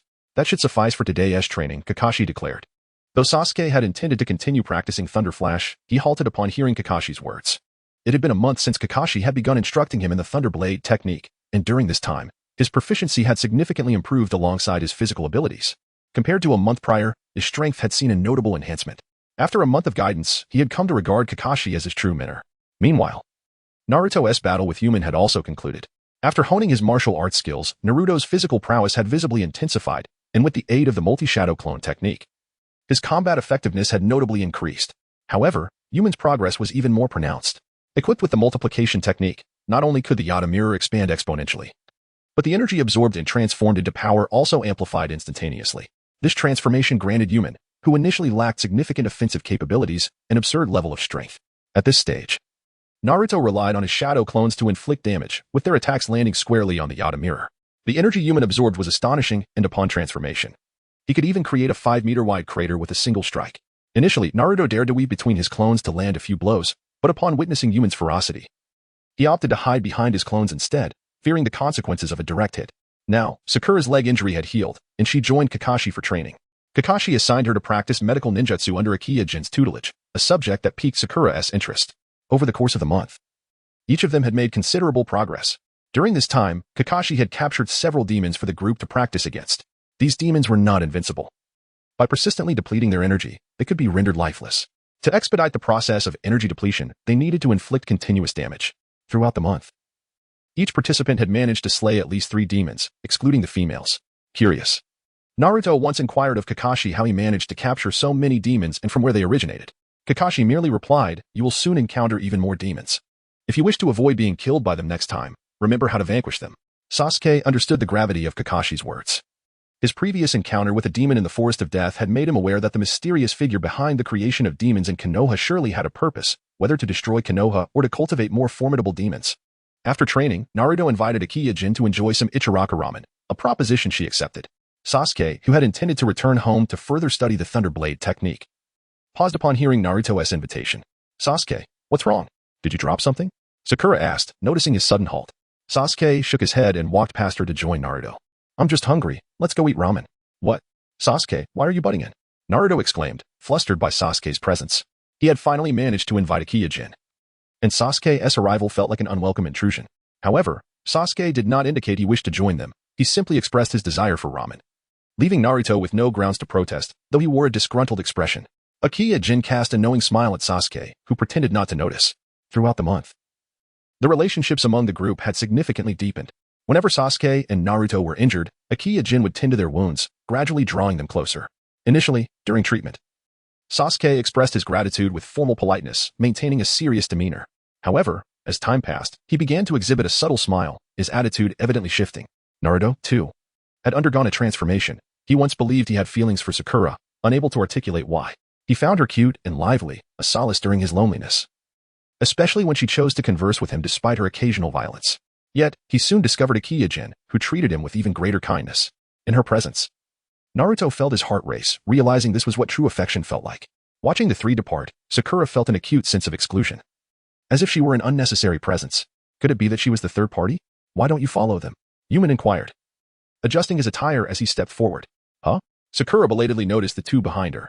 She forced a smile, because it seems that Akiya is more popular, and Sasuke and Naruto are paying less attention to me. Upon realizing she was speaking in front of Akiya's companions, she quickly lowered her head, feeling as though she were sowing discord. Akiya is indeed quite popular, but do not be disheartened. After all, one lives for oneself, not for others. Your worth is not determined by others' opinions, Yuman offered, his smile reassuring. Sakura felt comforted by his words and nodded in agreement. Yuzuki then spoke up, if you wish, we can take you for ramen. Really? Sakura exclaimed, a hint of surprise evident. Yes, but you'll have to pay for yourself. Our leader has provided us with much. Sakura eagerly nodded. I'll treat you. That sounds perfect. Yuman and Yuzuki exchanged glances, laughter bubbling between them. Chapter 38. Speculations of Akiya Yuin slurping sounds filled the air as 6 individuals sat outside the Ichiraka ramen shop, indulging in their bowls of noodles. To their surprise, they found themselves joined by others. Naruto, having finished his bowl with satisfaction, turned to the 3 beside him. Wumon, setting down his chopsticks, teased. You're allowed to bring Yuin for ramen, yet we can't bring Sakura along? Naruto chuckled softly, realizing that what was intended to be a private rendezvous had transformed into a gathering of 6, entirely thwarting his original plans. By the way, you're participating in the 3rd round of the Chunin exams tomorrow, right? Naruto inquired of Wumon. Yes, it seems my opponent is someone named Gaara. The same fellow we encountered on the cliff, the one resembling a gourd, Wumon replied. That guy is quite formidable, Naruto murmured. Wumon smirked, formidable or not, I am confident I can defeat him. Given Wumon's current strength, facing Gaara in his normal state would not pose a challenge. However, should Gaara unleash his one-tail form, Wumon would stand no chance. Naruto nodded, a twinge of envy in his heart. Had he not fallen into the water at that moment, perhaps he, too, could have continued participating in the Chunin exams. Nevertheless, the consolation that Sasuke had also been eliminated alleviated his spirit somewhat. Noticing Naruto's gaze, Sasuke looked up. What are you daydreaming about, you laggard? I was pondering whether you could refrain from following Yuin and me after you finish your noodles, Naruto retorted. What else would I do after eating? Sasuke frowned. Naruto, puffing up with pride, declared, Yuin promised to accompany me for a shopping spree after our meal. So you have no reason to tag along. Sasuke scoffed. Who was following you? I merely came for ramen because I was hungry. That is perfect. Just make sure you don't follow us, Naruto insisted. But after eating, I might want to take a stroll to aid digestion, Sasuke squinted. Naruto thought to himself, clearly, he intends to be a third wheel. Upon exiting Ichiraka Ramen, the group ambled through the commercial district. Wumon and Yusuke were also present, ostensibly for a post-meal stroll. However, they were unexpectedly met with a ghastly sight. As they strolled, an attack suddenly erupted ahead. A demon burst forth from a shop, clutching a villager from the Hidden Leaf Village. Judging by the attire of the demon, it appeared to be a regular villager transformed into a monster. The group exchanged glances and charged forward.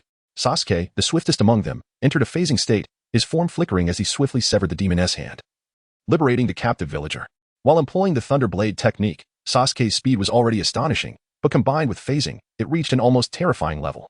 The others halted, recognizing that Sasuke alone could easily handle the demon.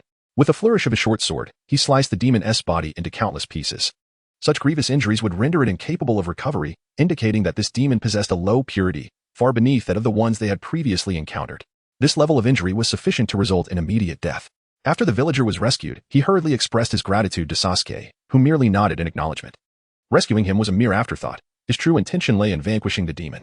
You should exercise restraint, Yusuke interjected, stepping forward to remind him. Sasuke acknowledged Yusuke's frequent reminders not to overly rely on phasing. I understand, but the situation is exceptional, isn't it? He replied. For an entire month, Sasuke had refrained from using phasing during their training. Today marked his first application of such power. In response to Sasuke's explanation, Yusuke solemnly reiterated. All abilities obtained too easily are double-edged swords. If you become enamored with this power, you will ultimately be consumed by it, transforming into a mere monster driven by bloodlust. Sasuke chuckled lightly. I will cherish my life until I eliminate that man. I assure you, I will not lose my senses. Yusuke nodded in agreement. The demons are growing increasingly brazen. That man's actions must be commencing soon, Wumon observed gravely, gazing at the fallen corpse. We should inform the leader of this incident promptly. He may very well be here because of our village, Yusuke suggested. Your village? Why do you say that? Sasuke inquired. Puzzled. To be precise, he likely comes for the leader, Akiya Yuin interjected. Since I can remember, that man has been a traitor to our village. When he left, he took many treasures with him, yet he only claimed half of the most precious items, leaving the other half in the leader's possession. His arrival here must be to seize that remaining half. Then why not act directly? Naruto interjected, surely out of fear of the leader's strength. Presently, the leader is gravely ill and significantly weakened, thus, he likely seeks to test the leader's current capabilities, Yuin said, her brow furrowed with concern. Sasuke nodded slightly. I suspect that man may choose to strike tomorrow, coinciding with the third round of the Chunin exams. He likely aims to incite chaos with everyone present, she surmised. Tomorrow?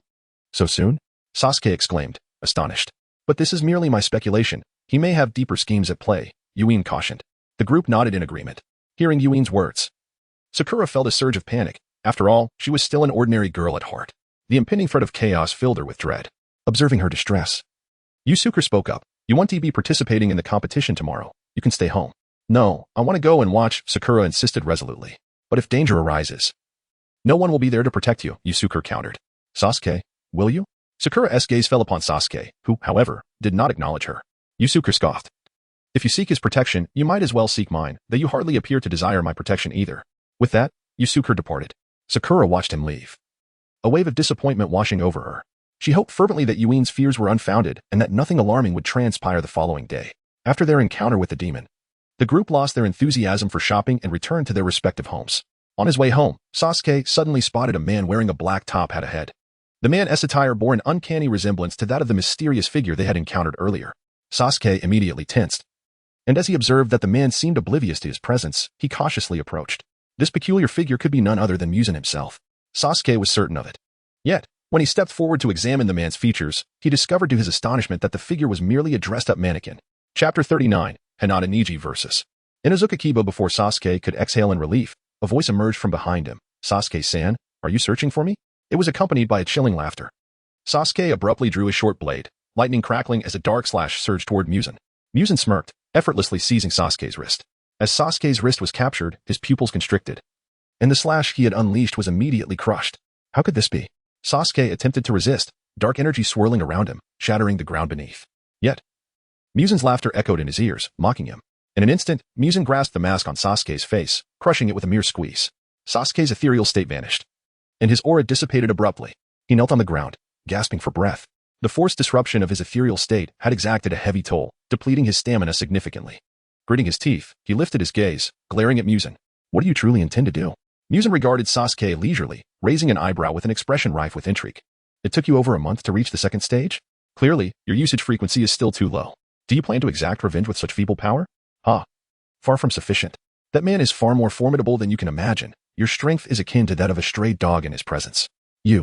Sasuke was perplexed by how this man knew about his connection with Itachi Uchiha, yet the taunts pierced his heart. Embrace this power. Prove yourself to that man. What is your ultimate goal? Sasuke shouted. Muzan chuckled with delight. Rest assured, I shall not harm you before your wish is fulfilled. However, should you fail to meet my expectations, I will terminate you ahead of time, a fate you surely do not wish to witness. Sasuke clenched his fists, yearning to teach this man a harsh lesson. Yet, the oppressive aura emanating from Muzan rendered him immobile, devoid of any strength to move. Tomorrow, I shall strike at Konoha. I anticipate your performance then. With that, Muzan vanished from Sasuke's sight. The pressure on Sasuke suddenly lifted, and he was drenched in sweat. He had believed that after a month of training, his strength had significantly increased, yet now it was evident that he remained woefully inadequate compared to true power. Silently, he clenched his fists, loathing his own weakness. He must grow stronger. Stronger still. When Sasuke raised his head once more, his gaze had transformed. If he continued to live in such complacency, when would he ever be able to eliminate that man? The next day, the arena in Konoha was brimming with spectators. As it marked the final match of the Chunin exams, the fourth Kazekage, Raza, and the third Hokage, Sarutobi Hiruzen, had taken their seats at the highest vantage point. The crowd of ninjas erupted into cheers. The first match featured Temari against Shikamaru, with Shikamaru emerging victorious. The second match pitted Akiyama Jin against Hinata, resulting in Akiyama's victory. Next up were Inuzuka Kiba and Hinata Niji. Is that an Inuzuka? What a peculiar dog. Some spectators began to discuss as Kiba entered the arena. That is certainly not one of our Inuzuka clan members, a member from the Inuzuka family retorted. They had never encountered Kiba before. I can't believe someone outside the Inuzuka clan can command dogs in battle, another remarked. His canine abilities can't possibly match ours. Just wait and see. The Inuzuka clan member proclaimed proudly. Kiba, overhearing the chatter in the stands, cast a cold smile. Are they mocking us? The Inuzuka clan members noticed Kiba's glare. Who knows? His opponent is a genius from the Hyuga clan. This match is destined for his defeat. Kiba disregarded the voices from the stands and strode directly to the center of the arena. Opposite him stood Hinata Niji, clad in a short-sleeved shirt, his eyes stark white, and his skin equally pale. "Hey, we meet again." Kiba bared his fangs, a malicious grin on his face. Niji scoffed, glancing at him and his companion, Kuro. Feeling the weight of the situation, this opponent's strength was not to be underestimated. Although he had previously bested Kiba one-on-one, that was without the presence of his ninja dog. Now, facing both a man and a dog, the pressure had significantly escalated. Kiba pointed towards the stands, indicating the Inuzuka and Hyuga clans. "They claim I am no match for you. Do you concur with their assessment?" "Enough talk. Let us fight," Niji replied, adopting a combat stance. Kiba smirked. "All right. Since you are so eager, I shall show you the gap between us." With that, Kiba lunged at Niji with the ferocity of a wild wolf, his speed remarkable. Niji braced himself, positioning his hands for combat. He dodged Kiba's assault but was caught off guard by a hidden strike from Kiba's other hand, tearing his shirt at the chest. This isn't over. After landing, Kiba used his extraordinary agility to spring back into action. Niji activated his Byakugan, narrowly evading Kiba's next attack. However, Kuro was also charging in from behind. What had begun as a singular assault now became a duet, intensifying the pressure on Niji. 8 trigrams air palm. As Kiba lunged again, Niji unleashed a powerful punch, sending an air blast crashing into Kiba. Kiba was propelled backward, crashing into the arena wall. Gasps erupted from the stands, astonished by Niji's power. As the dust settled, Kiba re-emerged, and spectators expected him to have sustained injuries from the blow. To their surprise, Kiba wore a mischievous smile. And apart from a torn shirt, he bore no wounds. Such physical resilience, Niji's expression grew grave. "Kuro," Kiba shouted, understanding immediately. Kuro unleashed a fierce howl that resonated in Niji's ears, causing him to momentarily freeze. Seizing the opportunity, Kiba and Kuro charged together. Just as it seemed Niji would be overwhelmed, he summoned chakra in his hands, executing a powerful rebound that sent them reeling back. The massive rebound repelled everything in its vicinity, forming an impenetrable defense. "It's the rebound. He has truly unleashed it." The Hyuga clan members in the stands were particularly astonished. Casting glances at the clan leader, Hinata Hayashi. Though his expression remained unchanged, he felt a tumult of emotions within.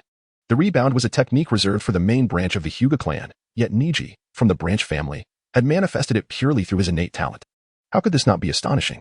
This battle had already lost all semblance of suspense. Chapter 40, Have you heard of the Twilight Organization? With a resounding impact, Inu Delang commanded Heilujia to charge forward, only to be instantly rebuffed upon colliding with the reversal heaven. Nevertheless, this momentary setback allowed Inu Delang to seize the opportunity. "Flame Fong," he declared, sinking his teeth into the reversal heaven, engulfing the arena in flames.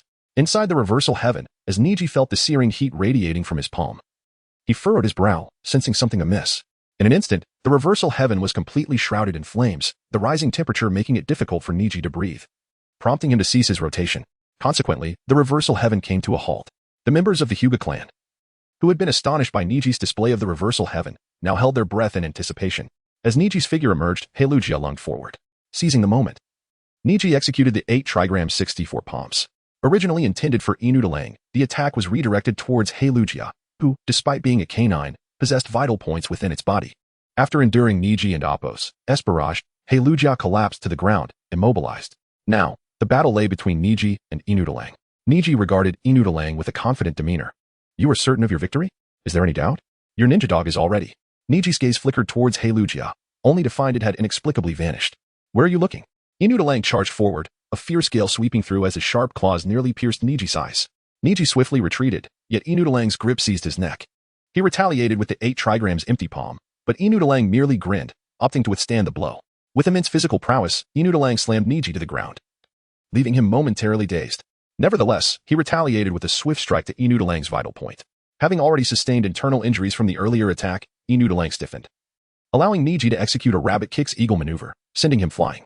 Before Niji could catch his breath, the ground beneath him shifted, and Heilujia emerged from below, sinking its teeth into his neck. Blood gushed forth, eliciting gasps from the crowd. The referee intervened, halting Heilujia's assault. In that fleeting moment, the tides of battle shifted, leaving everyone, particularly the Hyuga clan and the previously skeptical Inuzuka clan, in stunned silence. "Heilujia," Inu Delang called out, rising to his feet. Although the referee had stepped in, Heilujia continued to grip Niji's neck, threatening to take a life. Heilujia returned to Inu Delang's side, who wiped the blood from his mouth. "Referee, I believe this match is mine." Konoha's Hokage, Sarutobi Hiruzen, nodded in agreement. Inu Delang cast a final glance at Niji before exiting the arena. In the 4th match, Uzumaki Yumen faced Gaara. Upon seeing Yumen's surname, Sarutobi Hiruzen experienced a moment of disorientation from the highest vantage point of the stands. Uzumaki. The name instantly conjured memories of the 4th Hokage, Minato Namikaze. This surname was not of a prestigious clan. It was remarkably common, and those bearing the Uzumaki name were few. Thus, upon hearing Uzumaki Yumen, it was difficult not to think of Minato. When he beheld Yumen's visage, his pupils constricted. For Yumen bore an uncanny resemblance to Minato. So alike, they seemed to have been cast from the same mold. Compared to Naruto, Yumen bore an even closer resemblance to Minato. Sarutobi Hiruzen found himself fixated on Yumen, his aged, murky eyes reflecting a dawning recognition, gradually dimming into a long sigh. "What troubles you, third Hokage?" asked Rasha, seated nearby. Sarutobi waved his hand dismissively. "It is nothing, merely memories of an old friend." "The fourth Hokage, I presume?" Sarutobi furrowed his brow, curious about how Rasha had gleaned this knowledge. "You were intently observing the child. He does share a resemblance with your village's fourth Hokage, Minato Namikaze. I merely experienced a momentary lapse upon hearing the Uzumaki name." Sarutobi chuckled. Rasha regarded him with a knowing expression. "Have you ever heard of the Twilight Organization?" "What Twilight Organization?" Sarutobi's eyelid twitched as a sense of unease washed over him upon hearing the name. It felt as though this fourth Kazekage was about to divulge something extraordinary. "It is an organization that exists to maintain world order," Rasha stated. Sarutobi furrowed his brow. "I have heard of an organization known as Akatsuki that fits your description." Rasha shook his head. "No, it is not the Akatsuki. It is an entirely independent organization." "Do you have something you wish to share regarding this Twilight Organization?" Sarutobi inquired, now intrigued.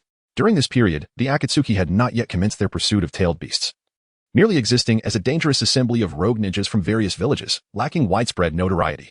As the Hokage of Konoha, Sarutobi was not entirely unfamiliar with the Akatsuki. Yet he possessed no information about the Twilight Organization. Rasha appeared to have his own reasons for mentioning it. He chuckled softly. "No. I simply noticed your reminiscence of the fourth Hokage and thought to mention something I had observed." "Oh? What did you see?" "A man with the same surname, Uzumaki." "And what does that signify?" "While the Uzumaki clan is scarce, it does not imply that Minato is the sole representative in the ninja world." Sarutobi frowned. "This man bears some resemblance to the fourth Hokage," Rasha remarked cryptically. "What do you imply?" "I merely believe this individual may have some connection to the fourth Hokage. If you're interested, perhaps you could explore this Twilight Organization." Rasha and Appo's words trailed off. Sarutobi inclined his head slightly, committing his words to memory. An individual resembling Minato and sharing the Uzumaki name? Could he be a relative of Minato? Sarutobi could not help but connect the dots in his mind. Rasha's words were not mere conjecture. His speculation indicated some familiarity, or else he would not have spoken so boldly. It seemed prudent to investigate this Twilight Organization further. The duel commenced. Yumen faced Gaara, who regarded him with an impassive expression. "It is the final match. I can kill now," he murmured. His gaze fixated on Rasha in the highest tier of the stands. "What is your plan?" As the referee signaled the start, the sand surrounding Gaara surged towards Yumen. After a month of rigorous training, Yumen's physical prowess had significantly enhanced, particularly with the amplification technique that had elevated his strength exponentially. Among all, his improvement was undoubtedly the most remarkable. Chapter 41. The first encounter, the third Hokage, Yada Mirror. Before Wu Ren appeared a golden mirror that effortlessly deflected all incoming attacks. Gaara's expression remained unchanged as his sand hands lunged towards Wu Ren. Wu Ren raised his hand to block the sand, striking it with his right fist, shattering it and causing the grains to disperse in the air. Under Gaara and Appo's control, all the sand transformed into flying needles, aimed at Wu Ren. He deftly evaded them, using the Yada mirror to shield against those he could not dodge, while simultaneously gathering energy as he approached Gaara. Gaara stood calmly in place, summoning several sand hands, meticulously selecting grains from the ground to create his domain. Countless sand hands surged towards Wu Ren. He navigated through the grasping hands with agility, swiftly closing in on Gaara, until he stood right before him. Yet, he found himself surrounded by numerous sand hands. "Are you seeking death? I shall send you to your demise." Wu Ren stood firm behind the Yada mirror, as several sand hands struck it without leaving a mark. A radiant golden light emanated from his right hand, growing increasingly blinding. Gaara squinted, recalling their previous battle on the cliff. Could this individual absorb the attacks directed at him? The sand before Wu Ren coalesced into a wall, and when his fist crashed against it, a large hole opened, revealing Gaara's figure. Surprise flickered in Gaara's eyes, but he quickly regained his composure, summoning a sand blade behind him. The residual force from Wu Ren and Appo's strike clashed with the sand blade, causing it to disintegrate, yet Wu Ren and Appo's punch drew blood, droplets falling to the ground. The scent of blood gradually twisted Gaara's expression into one of a sickly demeanor. "The scent of blood. You are injured." His pupils widened. Ignoring Gaara's exclamation, Wu Ren's speed surged, and he was suddenly before Gaara. Gaara's eyes widened in confusion at Wu Ren's sudden acceleration. By the time he attempted to react, it was already too late. His gourd was quicker, automatically forming a shield to block Wu Ren's attack. Wu Ren amplified his strength, delivering a powerful punch against the shield. Although the shield shattered, it granted Gaara a moment to distance himself. Funeral. He raised his hands, summoning a torrent of sand from the ground that surged towards Wu Ren. Remaining unfazed, Wu Ren deployed the Yada mirror to shield himself from the advancing sand. The enlarged Yada mirror absorbed all kinetic energy, enveloping Wu Rin in a golden glow. Utilizing the amplification technique once more, he appeared before Gaara in the blink of an eye, traversing dozens of meters in an instant. This speed surpassed even the body flicker technique. Gaara's pupils constricted, leaving him no time to react as a fist struck his cheek. This blow shatters not just your armor, but your very pride. Wu Rin's words echoed in his ears. Gaara was sent flying. The spectators gasped in shock, especially Tintin, who, upon witnessing Li with the fifth gate struggle against Gaara, had realized Gaara's strength had reached the level of a special Jonin or even a higher rank, far beyond mere Jinin. Yet, this golden-haired youth had effortlessly sent him flying with a single punch. Such power and speed rivaled that of Li with the fifth gate. As Gaara was propelled through the air, Wu Rin pursued him relentlessly, appearing behind him before he had even landed. With another mighty punch, Gaara was sent flying once more, akin to a sandbag being tossed around repeatedly until Wu Rin's golden glow began to fade. He lacked the endurance of Li, as the energy absorbed earlier could only sustain him to this extent. Curse it! Gaara lay on the ground, his eyes filled with murderous intent. The previous green-skinned opponent could be overlooked, as he had managed to avenge himself. But how long had it been? Now, he was being toyed with by a golden-haired boy like a mere plaything. Had he truly sunk to such a pitiful state? Rising to his feet, Gaara's aura of malice became palpable, blood trickling from the corner of his mouth, igniting his nerves. This is bad, Temari thought, sensing the dire situation. Gaara was likely provoked beyond measure. Was he about to enter his tailed beast transformation? Concern etched on her face as she watched him below. Indeed. Gaara succumbed to the fury within him, entering his Jinchuriki state. Sensing the tailed beast chakra radiating from him, Sarutobi Hiruzen immediately stood, casting a wary glance at Raza beside him. Fourth Kazakage, what do you intend? Hiruzen questioned. Raza, who had been seated quietly, suddenly erupted into an eerie laughter. Oh. Third Hokage, on our first encounter, I should properly introduce myself. Raza rose to his feet. First encounter? What does that mean? Sarutobi and Appo's brow furrowed. In the next moment, he comprehended Raza's implication, as Raza's visage began to shift, morphing into a man with black wavy hair and pale skin, red eyes. On our first encounter. I am the third Hokage. I am Kabutsuji Muzan, and I trust you have heard of my name. Muzan gracefully bowed to Sarutobi, a smile gracing his lips. A wave of dread washed over Sarutobi. He had never anticipated that the individual beside him was an imposter. He had verified that the other had not employed transformation techniques. How could he have been mistaken? The Konoha Umbu behind him were equally astonished. Hokage-sama, they exclaimed. Sarutobi reacted swiftly, launching an attack at Muzan. However, Muzan dissolved into a mist of blood, reappearing atop a distant rooftop. Sarutobi Hiruzen, now please enjoy the gift I bring to Konoha. Muzan's laughter resonated throughout the arena. The audience below, hearing his laughter, looked up in confusion, murmuring amongst themselves. No one recognized him, but he certainly appeared to be an adversary. Sarutobi narrowed his eyes, his alertness reaching its zenith. Immediately notify the Umbu to evacuate all villagers to the underground shelter in the back mountains. All remaining ninjas must be on high alert. Yes. The Umbu sprang into action as Sarutobi leaped onto the rooftop to confront Muzan. Are you preparing to deal with me first? Muzan's smile remained unyielding, his gaze flickering towards Gaara, who had already entered his Jinchuriki state below. A Jinchuriki of the One Tail, and you do not intend to address him? Sarutobi replied coolly. The ninjas of this village are stronger than you imagine. He had faith that even without his presence, the ninjas could handle the One-Tailed Jinchuriki. Moreover, his prized pupil had already returned. Chapter 42, The Terrifying Muzan, is that so? I had thought you had summoned Kamiyama as your ally, Muzan remarked with a mocking smile. Kamiyama, the shadow of your counterfeit ninja village? Indeed, if it were him, perhaps I would harbor some trepidation. But you are hardly formidable. Sarutobi Hiruzen retorted with a cold laugh. After all, he was the third Hokage, renowned as the strongest Hokage. Despite the formidable aura that Kamiyama had previously exuded, he still believed that Kamiyama could not surpass him. He also did not perceive the man before him as a threat. The audacity of his words merely suggested that he considered Hiruzen to be past his prime, incapable of wielding a sword. In light of this, Hiruzen resolved to demonstrate that even in his twilight years, the strongest Hokage was not someone to be derided. Elder Monkey. He summoned the Elder Monkey as a spirit companion. As a cloud of white smoke dissipated, the Elder Monkey's figure materialized beside him. Who is her foe this time? The Elder Monkey inquired, following Hiruzen's gaze to Muzan across the way. A peculiar fellow clad in strange attire. His aura is not weak, yet he appears rather frail.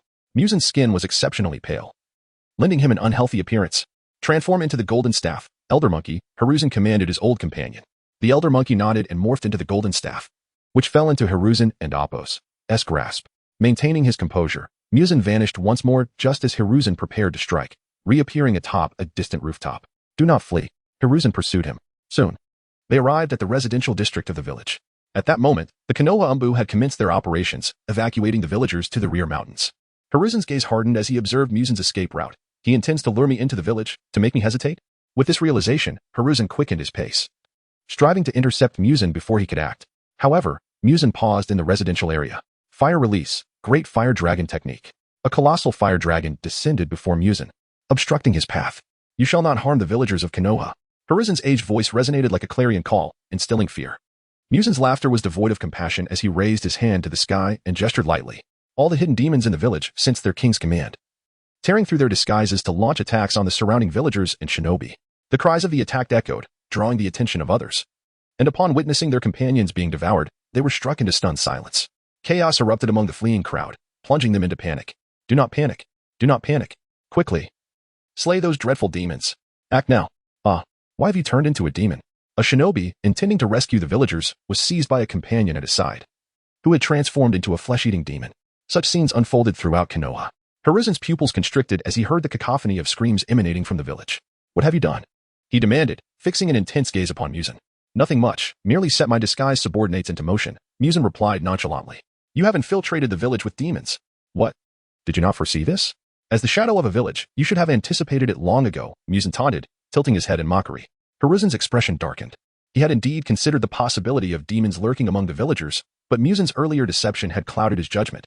From the outset, Muzan had orchestrated a display of mindless demons to mislead Hiruzen into thinking that the fabricated demons lacked rationality and could not maintain their human characteristics. In truth, they were merely disguised. Realizing this, Hiruzen could no longer contain himself and charged at Muzan with a strike. Muzan did not flinch. Half of his body was crushed under the blow. Yet, in the mere span of a breath, his form restored itself. Impressive strength. One cannot discern your advanced age. Muzan remarked. Annoying. Upon realizing his attack had failed, Hiruzen immediately created 4 shadow clones and enacted the 4 red suns formation. The clones positioned themselves in the cardinal directions, forming a crimson rectangular barrier that enveloped Muzan. As the clones constricted the barrier, the space within rapidly diminished to the point where movement became impossible. Seeing this, Hiruzen produced a scroll, forming a hand seal as he proclaimed, for symbol seal. He then hurled the scroll into the air, absorbing the entire barrier within it. Once Muzan was completely sealed, Hiruzen exhaled in relief. After retracting his clones, his chakra returned to him. Has the progress been too smooth? The elder monkey inquired, sensing something amiss. Indeed, there is an unusual feeling. Hiruzen too sensed an underlying disquiet. Suddenly, a sharp spike pierced through Hiruzen's chest, and Muzan appeared behind him. Old man, your age has severely diminished your vigilance, Muzan sneered. Hiruzen stared in disbelief at the wound in his chest. In the next moment, his body transformed into a puddle of mud. Oh, was that a substitution? From a distance, Hiruzen observed the ruined clone, his heart racing. Thankfully, the elder monkey had given him a warning. Otherwise, he would have been eliminated outright. As he glanced at the scroll in his hand, he realized it had been reduced to ashes. This man was far more terrifying than he had anticipated. He had underestimated him. Your swift reaction deserves commendation. Hiruzen wiped the cold sweat from his brow, straightening his posture. It seems a fierce battle awaits. Since I cannot seal you away, I shall eradicate you completely. Hiruzen charged forward once more, accompanied by a clone, both unleashing the Fire Dragon Bullet and the Earth Dragon Bullet simultaneously. Composite Ninjutsu, Earth Dragon Fire Flow. A powerful ninjutsu was unleashed.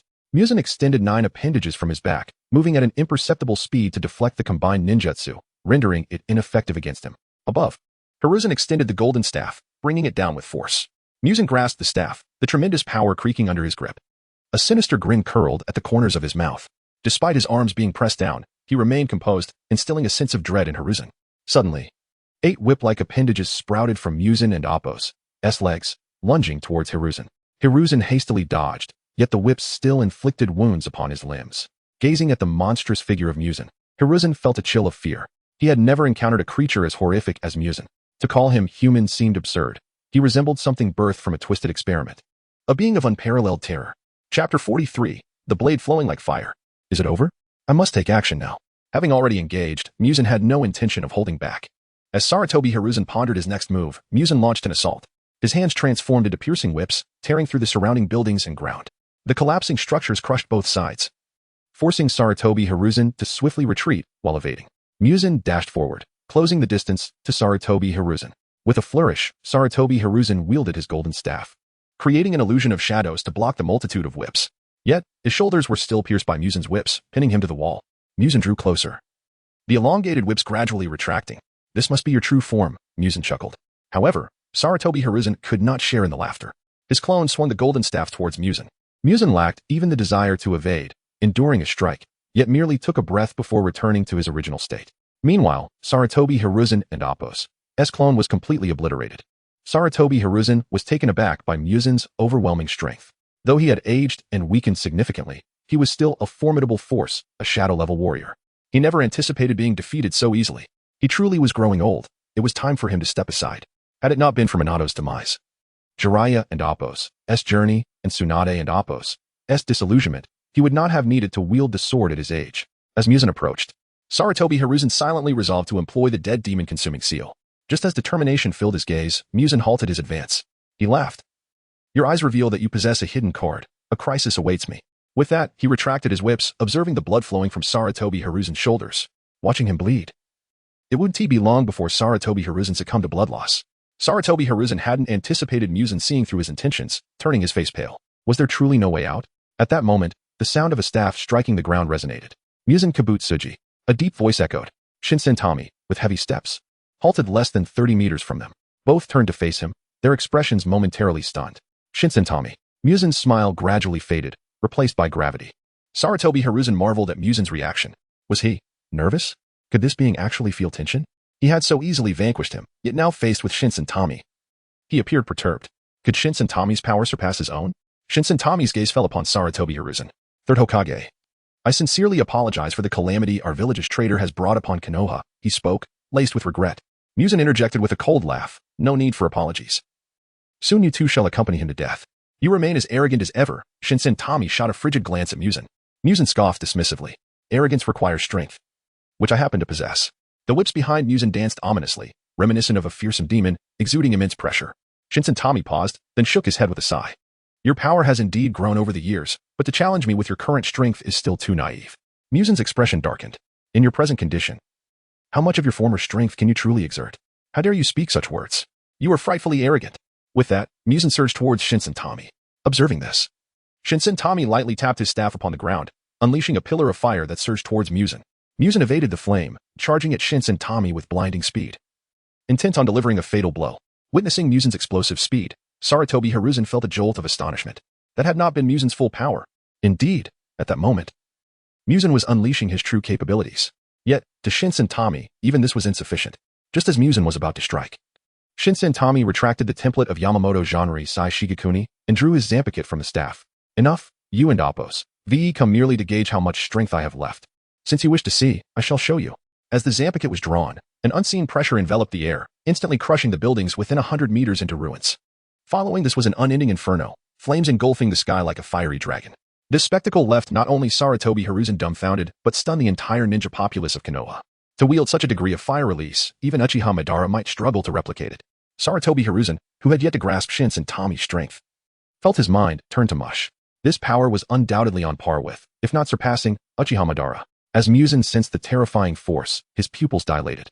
Cold sweat cascading down his body, the proximity rendered the perspiration evaporated instantly by the flames. All things returned to ashes, flowing blade like fire. With Shinsen Tami's incantation complete, a vast sea of flames erupted behind him, consuming all moisture, soil, stones, and air in its wake. The fear within Muzen materialized. And despite having shed his fear of sunlight, the sight of flames akin to a blazing sun rekindled his terror. Turned to ashes. With a single swing, the heavens dimmed, and Muzen was engulfed by the inferno. Everything before him turned to cinders alongside him. In the brief moment from drawing to sheathing the sword, Muzen's figure vanished without a trace, along with vast sections of Konoha's architecture. Shinsen Tami coughed weakly twice. My body, how much longer can it hold? He slowly approached Saratobi Hiruzen. Third Hokage, I have dealt with the greatest threat. The rest is entrusted to you. My village's ninjas will assist Konoha in battle.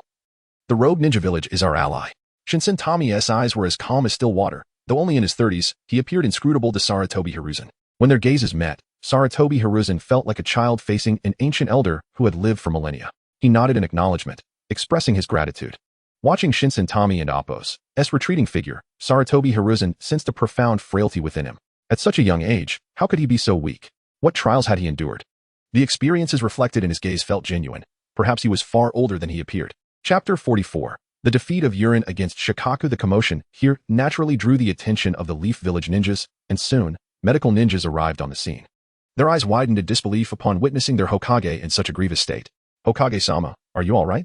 The leading medical ninja hurriedly inquired. Saratobi Hiruzen waved his hand dismissively. What is the situation in the rest of the village? The ninja shook his head. It is not optimistic. The sudden appearance of the demon caught everyone off guard, injuring many. The sealing team has arrived, and further casualties should be mitigated. Hiruzen furrowed his brow, releasing a long sigh. However, there is good news, the ninja continued. Jiraiya-sama has returned. Jiraiya's return brought a sigh of relief from Hiruzen. With Jiraiya present, the crisis facing the Leaf Village should be resolvable. Under the care of several medical ninjas, Hiruzen's injury soon stabilized. Seeing Hiruzen ready to spring into action, the leading medical ninja grew anxious. Sandaime-sama, you can't possibly want to fight again? Your body is in no condition to. No, I am fully aware of my own condition. Now is the time when the Leaf Village needs me. I cannot falter. Hiruzen's aged voice resonated with determination. As the shadow of the village, he could not bear to watch his comrades fall before him. Moved by Hiruzen and Appo's unwavering resolve, the medical ninjas were at a loss for words to dissuade their Sandaime. Hiruzen dashed towards the duel arena, now in utter chaos. Gaara had transformed into Shikaku, the One-Tail. What was once a vast arena had now become a slaughterhouse under Shikaku's rampage. The Leaf Ninjas unleashed their jutsu upon it, while Shikaku retaliated with devastating air bullets, creating craters across the battlefield. Ha ha ha. You detestable Leaf Ninjas are all targets for my wrath. None shall escape. Shikaku cackled, each step causing the ground to fracture. And unfortunate villagers fell into the chasms. Yurin, who had been battling Gaara, was now protecting Hinata, who had initially watched Niji fight. After Niji and Appo's defeat, she intended to leave, but stayed upon seeing Yurin enter the fray, unaware of the impending danger.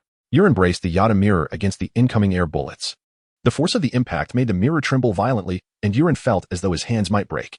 For reasons unknown, perhaps due to Yurin's earlier provocation of Gaara, Shikaku seemed particularly focused on him, launching several air bullets specifically in his direction. The Yata mirror shattered under the relentless assault, and Yurin was flung against the stone pillar. The mirror was not invincible, its effectiveness was contingent upon the user's strength. Given Yurin's current prowess, being able to block a few small air bullets was already pushing his limits. Radiating golden light, akin to a small golden idol, Yurin, amidst Hinata's gasp, lifted her and fled. As he suspected, Shikaku was targeting him. Upon escaping the duel arena, Shikaku leapt over the walls, following closely. Don and Appo's, run. Let and Appo's, continue playing. Shikaku taunted, relentlessly firing air bullets. Yurin dodged swiftly, unwilling to release Hinata, fearing for her safety should he let her go. After running a considerable distance, Yurin and Appo's golden aura began to fade, and his speed diminished.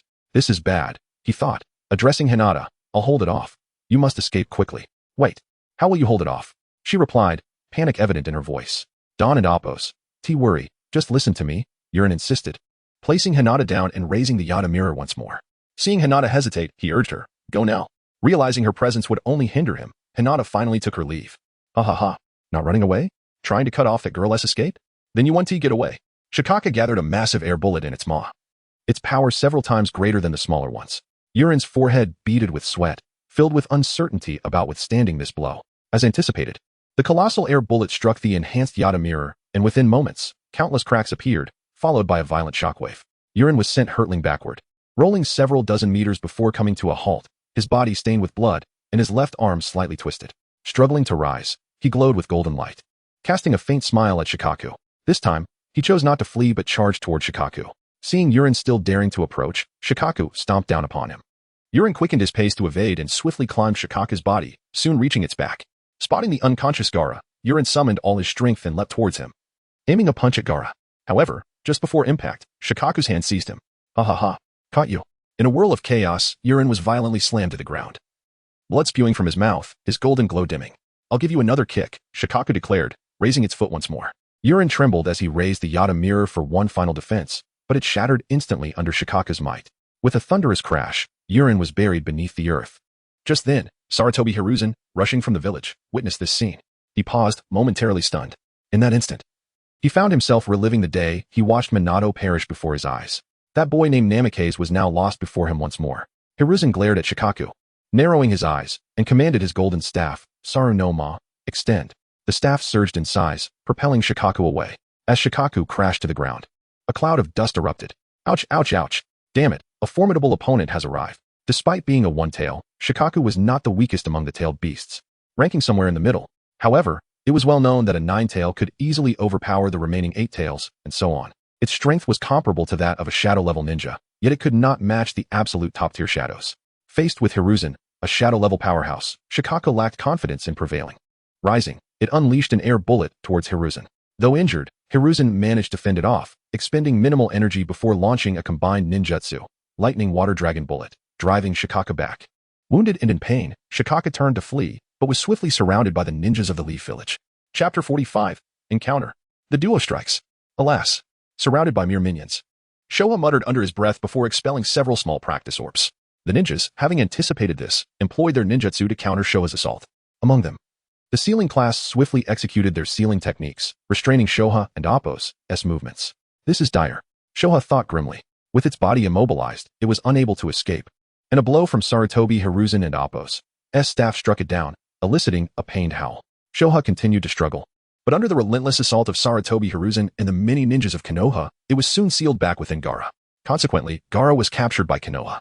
Medical ninjas hurried to the pit to rescue the injured. However, the condition of the wounded was critical, teetering on the brink of death.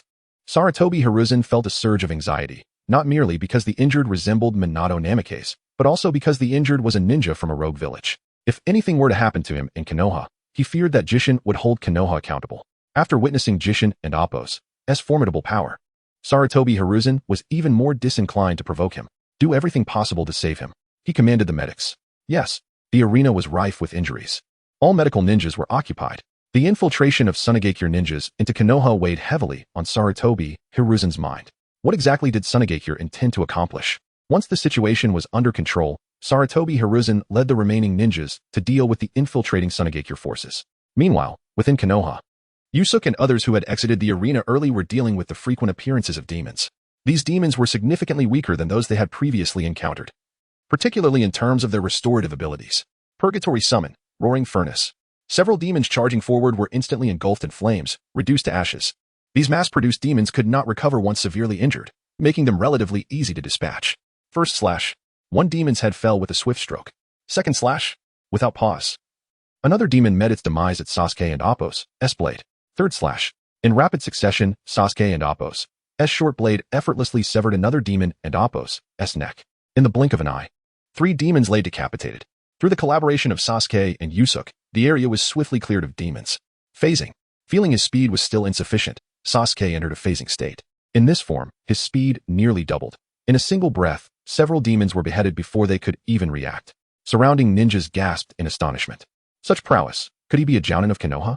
However, when Sasuke paused, their astonishment deepened upon noticing his attire. He was merely a genin. They could hardly believe their eyes. Hearing their exclamations, Sasuke outwardly remained unaffected, yet inwardly felt a swell of pride. He glanced at Yusuke, who was incinerating swathes of demons with his purgatory summon. Yusuke's area attacks proved more effective against the multitude of demons, while Sasuke's fire techniques paled in comparison. Witnessing Yusuke's performance, the surrounding ninjas expressed their admiration. Sasuke quickened his pace, subtly competing with Yusuke. Yusuke, too, sensed Sasuke's intentions and considered a contest of his own. However, noticing the dark aura emanating from Sasuke, he furrowed his brow. What are you dawdling for? If you hesitate, I shall claim your prey. Sasuke, masked, spoke with a taunting tone. This ignited Yusuke and Appo's fighting spirit. Both were unwilling to yield, hastening their kills. The surrounding ninjas watched in awe, initially believing that dealing with these resilient creatures would be a formidable challenge. They now witnessed the ease with which these two dispatched them, as if they were mere chickens. Who were these individuals? Some recognized Sasuke Uchiha, yet were perplexed by the identity of his companion. They inquired about his name, realizing that anyone who could rival Sasuke Uchiha, a genius of the Uchiha clan, must also be exceptionally talented. After exterminating the demons in their vicinity, Sasuke and Appo's phasing mask faltered. Observing the mountain of corpses around him, his lips curled into a slight smirk. 107 demons, and you? 108. Just one more than you, Yusuke chuckled lightly. Sasuke's smile faltered, and he clenched his fists in silent frustration. Had he truly fallen behind? Can you still hold on? Yusuke gestured toward the next area. Sasuke scoffed, of course. He activated his phasing ability once more, the red patterns on his mask seeming to intensify. In the blink of an eye, he dashed toward the next area. Yusuke watched Sasuke's retreating figure, sighing in resignation. This impulsiveness would inevitably lead to trouble. Clang. Sasuke's short blade struck against the tiger's claw, producing a sharp sound. He staggered back, eyes fixed on the tall man clad in a white suit and mask before him. The man removed his jack mask, revealing a broad face. Daiso Hakken. The adversary Sasuke and Yusuke now confronted had emerged after they had cleared several areas. Almost all the ninjas in this region had fallen before him. Sasuke and Yusuke joined forces against Daiso Hakken, but to him, it felt like toying with 2 fledgling chicks. He felt no pressure whatsoever. I'll take the left. You take the right. Let us flank him. Yusuke instructed Sasuke. Nodding in agreement, Sasuke charged forward. With the enhancements of phasing and lightning, his speed rivaled that of a Jounin, and his strikes posed a genuine threat to Daiso Hakken. Yusuke executed one of the Navy's 6 paths techniques, appearing at Deus Hohaken's side in an instant. They diverted Deus Hohaken's attention, unleashing their full might upon him. Thunderclap Blade, Purgatory Summon, Flame Fist Combo. In the face of their joint assault, Deus Hohaken smirked, unperturbed. His 3 Hikuzas enveloped his body, entering a semikuzer state and significantly enhancing his defenses. The attacks collided with him, producing a sound akin to metal striking metal before being deflected. As the two stood in shock, Deus Hohaken seized both Sasuke's short blade and Yusuke's arm. Chapter 46. The battle concludes. Yusuke's arm was firmly grasped by the formidable Omamori Yakumo, resulting in an immediate fracture. Sasuke, caught off guard while holding a dagger, found himself slammed to the ground, making intimate contact with the earth. The disparity in strength between the two of them and Omamori Yakumo was insurmountable, leaving them with no opportunity to inflict harm upon their adversary. Both possessed the ability to anticipate each other's movements, yet against such a blatant display of superiority, this skill proved utterly futile. As Omamori Yakumo prepared to eliminate the two, a figure darted past him in an attempt to rescue them. However, he swiftly discerned the intrusion and seized the intruder by the neck. It was Shujin. Yusuke recognized the newcomer. Akino Shujin attempted to save them using her swift movement, but her speed was insufficient before Omamori Yakumo, who effortlessly grasped her neck. Foolish. Utterly foolish. To think you could rescue someone from my grasp without regard for my presence. Omamori Yakumo's visage was partially obscured by his hako, revealing only a mouth twisted in rage. His gloved hand tightened around Shujin's delicate neck, as if it could snap with the slightest pressure. Struggling for breath, Shujin fought desperately against his grip. Yusuke slowly rose to his feet and charged at Omamori Yakumo. Purgatory Summons, Flame Fist. His fist struck Yakumo, but it was a mere pinprick. In retaliation, Yakumo extended a hand and similarly seized Yusuke by the throat, lifting both captives with ease before slamming them to the ground. Stop! Sasuke, witnessing this spectacle, felt a surge of fury. His Sharingan spun rapidly, and the ethereal mark on his neck emanated a dense black mist. With a primal shout, he manifested a mask upon his face, half of which was adorned with crimson stripes. The aura surrounding Sasuke intensified beyond its previous state. Oh, has he entered a state of frenzy? How intriguing. As Sasuke charged forward, Omamori Yakumo raised a hand to block, but the dagger sliced through his defenses effortlessly. Without pause, Sasuke pivoted, lightning coiling around his hand, delivering blow after blow to Omamori Yakumo with the ease of chopping vegetables. Flames flickered from the areas engulfed in hako as they clashed with the dagger. To an outsider, Sasuke appeared as a fleeting shadow, incessantly darting around Omamori Yakumo, who seemed devoid of the power to resist. In truth, only the unprotected areas of Yakumo were vulnerable to Sasuke's strikes, where the hako shielded him. Sasuke's efforts were in vain. His strength was still insufficient. Not enough. The conviction surged within him, amplifying his power once more. A blade plunged deep into Omamori Yakumo's body.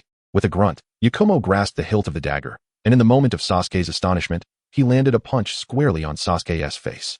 The mask shattered, rendering Sasuke momentarily incapable of ethereal transformation. With a swift motion, Omamori Yakumo withdrew the dagger from his chest, and the ruptured hako began to mend. TCH. To be breached by a mere child, albeit due to the power bestowed by an adult, is somewhat understandable. Yakumo began to approach the trio. Retreat. A voice called from behind. Upon hearing it, Yakumo hesitated, turning to see Muzan, bloodied and battered. Shock filled his eyes. Yes, the trio narrowly escaped calamity. Shortly after Muzan and Omamori Yakumo departed, the ninjas from Konoha arrived. Medical ninjas swiftly transported the three on stretchers. A man with spiky white hair approached the medical team leader and inquired, "What is the current casualty report?" Reporting to Lord Jiraiya, the current casualty count is 1,024, including 20 Jonin and Special Jonin injured, 56 Chunin injured with 12 deceased, 102 Genin injured with 23 deceased, and 756 villagers injured.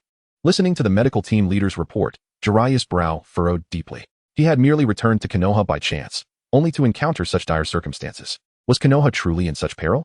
Jiraiya's heart was heavy. He had seen his mentor earlier, and the years had taken their toll on him. He wondered what kind of enemy they had faced to inflict such wounds. The ninja world was increasingly tumultuous. His gaze followed the injured, and when he spotted Yusuke and Akino Shujin, his eyes flickered with curiosity. What village do those two belong to? He asked the ninja beside him, reporting to Lord Jiraiya. They are from the neighboring Counterfeit Ninja Village, currently our allies. Counterfeit Ninja Village? Jiraiya searched his memory for any recollection of such a place, but found none. Please, tell me more about this village. The ninja promptly responded. This village seems to have relocated from the borders of the Land of Water and is currently situated by a stream just a few hundred meters outside Konoha. Its population is sparse, yet its ninjas are quite formidable. Jiraiya was taken aback. It was indeed unusual for the elder to permit another village to establish itself within Konoha's vicinity. A village from the borders of the Land of Water. The distance between the Water and Fire nations was not far, Perhaps their intention was to seek Konoha's protection? He did not dwell on it too long, considering that their ninjas had also sustained significant injuries during this incident. As allies, there was no reason to harbor doubts. After addressing the current situation, he intended to inquire further about this village with the elder. With Jiraiya's assistance, virtually all the demons plaguing Konoha were eradicated. The destruction of the village's structures was estimated to be around 1/20th. However, Konoha's infrastructure could be rebuilt swiftly, and those who perished in this calamity would be honored by Sarutobi Hiruzen, who would ensure their families received compensation. The events of that day would undoubtedly leave a lasting impression on the hearts of Konoha's citizens. The name of the true instigator, Kabutsuji Musen, would become well known among them. The existence of such creatures as demons would be recorded in Konoha's archives. In light of this, Sarutobi Hiruzen dispatched individuals to consult with Kamiyamatami, seeking further information regarding Musen. From Kamiyama, it was revealed that Musen was the progenitor of demons, having injected himself with the original demon serum, thus acquiring immense power and the ability to create more demons. Chapter 47. The desire to step down in the Hokage office. Shinzen slowly rose from his chair. If there is nothing else, I shall take my leave. Remember your promise to me. Rest assured, Lord Shinzen. As a gesture of goodwill following the actions of the imposter ninja village, we in Konoha will demonstrate our sincerity, Sarutobi Hiruzen said gravely, the upper half of his body wrapped in bandages. Well then, that is good. I hope that in the future, the relationship between our village and Konoha will flourish further. With that, Shinzen leaned on his cane and departed. Jiraiya, who was also present in the office, observed Shinzen's retreating figure, unable to fathom that he was a shadow-level powerhouse. To the eye, he appeared as merely a frail, white-haired man beset by illness. Yet, his former teacher, the third Hokage Sarutobi Hiruzen, had informed him that this man possessed strength not only at the shadow level, but was considerably more formidable. It is important to note who Sarutobi Hiruzen is. Once lauded as the strongest Hokage in the ninja world, his prowess was not to be underestimated. Even though age had diminished his strength, he still stood among the mid-tier of shadow-level ninjas. The fact that this man surpassed him by a significant margin indicated that his power had reached the pinnacle of shadow-level strength, perhaps even rivaling the legendary Sannin of yore. Jiraiya was perplexed. How could such an unassuming, frail man wield such terrifying power? Old man, is this person truly the shadow of the imposter ninja village? He does not seem particularly intimidating, Jiraiya remarked, turning to Sarutobi Hiruzen. Hiruzen shook his head. That is because you have not witnessed him in combat. I recall the first time he met with me. He showcased his terrifying strength as a means of negotiation. At that moment, I thought Shinzen was merely ill-tempered, unaware that he was simply establishing his authority. Later, when he was defeated by Musen, Shinzen intervened and eliminated him with a single stroke, an experience Hiruzen could never forget. He too found it incomprehensible how such a frail body could unleash such overwhelming power. Yet, the reality was indisputable, leaving him with a sense of helplessness. Understanding Jiraiya's doubts, he refrained from elaborating further, for only first-hand experience could instill a profound understanding. Had Jiraiya been present, or nearby, to witness that inferno of flames, he would not harbor such skepticism. Jiraiya chose not to dwell on this matter, but inquired about the agreement Sarutobi Hiruzen had made with Shinzen. He had only just arrived as their conversation neared conclusion, having spent considerable time tending to the wounded and their families. Taking a puff from his pipe, Hiruzen replied slowly. He wishes to establish a shop in Konoha as a means of village commerce and economic support. With part of the commercial district recently devastated, I allocated 10 storefronts and provided him with 20 million ryo. Upon hearing Hiruzen's words, Jiraiya nodded slightly. The imposter ninja village had indeed rendered significant assistance during this mission, and converting such help into monetary terms was quite advantageous. After all, resolving matters with money was always preferable. It appeared that their village was genuinely committed to an alliance with Konoha. Given the proximity of our villages and the establishment of a shop in Konoha, this will undoubtedly benefit us, Jiraiya asserted. It effectively linked their village's economy with that of Konoha, serving as a testament to their alliance. Hiruzen nodded in agreement, sharing Jiraiya's perspective on Shinzen's intentions. All right, old man, you should tell me why you summoned me today. What task do you have for me? Jiraiya had returned to the village prepared to be assigned duties by Hiruzen. Hiruzen coughed lightly, covering a slightly painful injury with his hand. Oh, age has caught up with me. I can no longer bear the burden of protecting the village, so I wish to entrust you with. Before Hiruzen could finish, Jiraiya interrupted, shaking his head. Old man, if you want me to succeed you as Hokage, that is out of the question. No, not you. But Tsunade. I want you to bring Tsunade back to assume the position of the 5th Hokage. Hiruzen knew Jiraiya would not accept the role, so he focused on the more suitable candidate, Tsunade. As the granddaughter of the 1st and 2nd Hokages, she was the most fitting choice in terms of status, strength, and influence. So, you truly intend to step down? Jiraiya observed Hiruzen's aged appearance, a pang of sorrow swelling within him. Hiruzen smiled bitterly. My body can no longer endure. Though this battle did not claim my life, it has made me acutely aware of my limitations. I am no longer capable of guiding Konoha toward a brighter future. I have witnessed the village's development over the years, While it has not regressed, it has stagnated. If this continues, Konoha will inevitably be surpassed by the other 4 great ninja villages. Although the Sand Village had been misled, it was evident that they were testing Konoha and Appos' resolve. The other 4 great ninja villages were rapidly advancing, while Konoha, dubbed the Cradle of Genius, remained stagnant. It seemed that after the death of the 4th Hokage, Konoha's progress had come to a standstill. Konoha needed fresh blood to thrive, and removing the old guard was paramount. Jiraiya was well aware of this reality. In truth, he had long desired for Hiruzen to step down, yet the current transition of leadership in Konoha was fraught with difficulties, leaving them without suitable candidates. Both he and Tsunade were already in their 50s. Among the new generation of ninjas, the best options were Kakashi and Asuma, or perhaps the heads of other clans. However, to become the village leader, one must possess shadow-level strength, a quality none of the current candidates possessed. I understand, but I cannot guarantee that I will bring Tsunade back. Especially considering her current circumstances, Jiraiya hesitated, recognizing that Tsunade might not be a suitable choice, but he had no other options. They could not possibly invite Orochimaru back. Hiruzen nodded, feeling a sense of relief. Jiraiya was the only one who truly eased his worries. Had Jiraiya been willing to take on the role of Hokage, Hiruzen would have stepped down without hesitation, even believing Jiraiya to be a more fitting choice than Tsunade. Yet, Jiraiya had long made his intentions clear. He had no desire for such responsibilities. Hiruzen felt powerless in the face of this reality. Chapter 48. Dr. Genos, by the way. There is one more thing I would like to trouble you with. Sarutobi. Hiruzen spoke again. Do you remember that child of Minato? Jiraiya nodded. How could he possibly forget? Naruto was not only the son of his disciple, but also the Jinchuriki of the Nine Tails. Although he had never met Naruto in person, he had seen him on several occasions. Now that he had grown up, if you choose to stay in Konoha, please guide him, steering him towards Minato's path and helping him become the pillar of Konoha's future. Jiraiya slightly inclined his head, having no objections to this request. Beginner Task 5. 1 Impersonating ninja's reputation reaches a modest level. Completed. Reward: 100,000 impersonation coins. Beginner Task 6. 1 Impersonating ninja's reputation reaches a budding prominence. Completed. Reward: 200,000 impersonation coins. Advanced Task 1. Unlocked 5 Impersonating ninjas achieve a replacement rate exceeding 30. Reward: 1,000 impersonation coins. Advanced Task 2. Unlocked 5 Impersonating ninja's reputation reaches a budding prominence. Reward: 1,200,000 impersonation coins. Main Task 3. Unlocked Imitate the Akatsuki organization and become a public enemy of the ninja world. Reward: 800,000 impersonation coins. Person requires strength at the level of a Kage and reputation at a rising prominence. With 300,000 impersonation coins in hand, Kamiyama smiled slightly.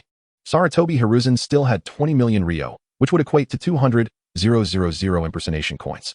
The only regret was that the beginner tasks had been exhausted. The difficulty of acquiring impersonation coins through tasks would increase significantly from here on. Currently, among his subordinates, only Akiano Jin had a replacement rate exceeding 30, reaching 32. The next was Kakashi with 20, while Uru and Yuzuki only had a fraction. He almost forgot about his own role as Muzan. Muzan had replaced Orochimaru, and his replacement rate had risen significantly after completing Orochimaru's classic battles, now standing at 21. Considering this, it seemed that completing this task was not insurmountable. As for the second advanced task, it required some time for completion. Presently, Kamiyama decided to focus primarily on main task 3, which was the easiest to complete since it did not demand specific Akatsuki members to imitate. Only strength and reputation were necessary. The rewards were also exceedingly generous. While he was pondering, a man clad in a white lab coat entered. The man, wearing glasses, bore an expressionless visage that appeared quite refined.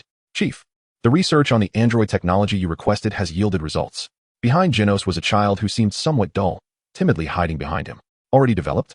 Kamiyama was somewhat taken aback as he gazed at Genos. Genos had been created half a month prior. At that time, a special store had refreshed a template of Dr. Genos from the anime One Punch Man, and he was precisely the talent he required. The cloning, android technology, and mecha manufacturing techniques he had acquired from Orochimaru were incomprehensible to others.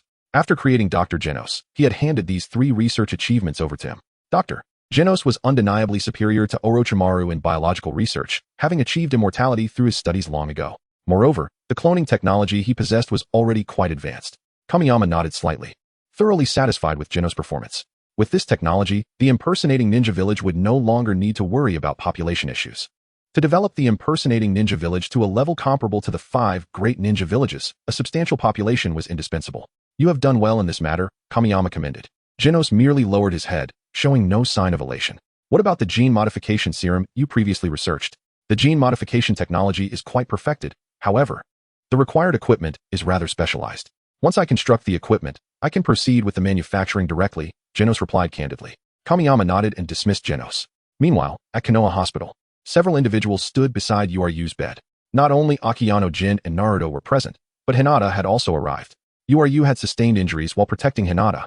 After being struck by Shikaka's foot, Uryu suffered multiple comminuted fractures and remained in a state of unconsciousness. Akiyano Jin's expression was complex, while Hinata's eyes were filled with guilt. You need not feel too guilty. He will be all right. Akiyano Jin tried to comfort Hinata, who was on the verge of tears. But his injuries are so severe.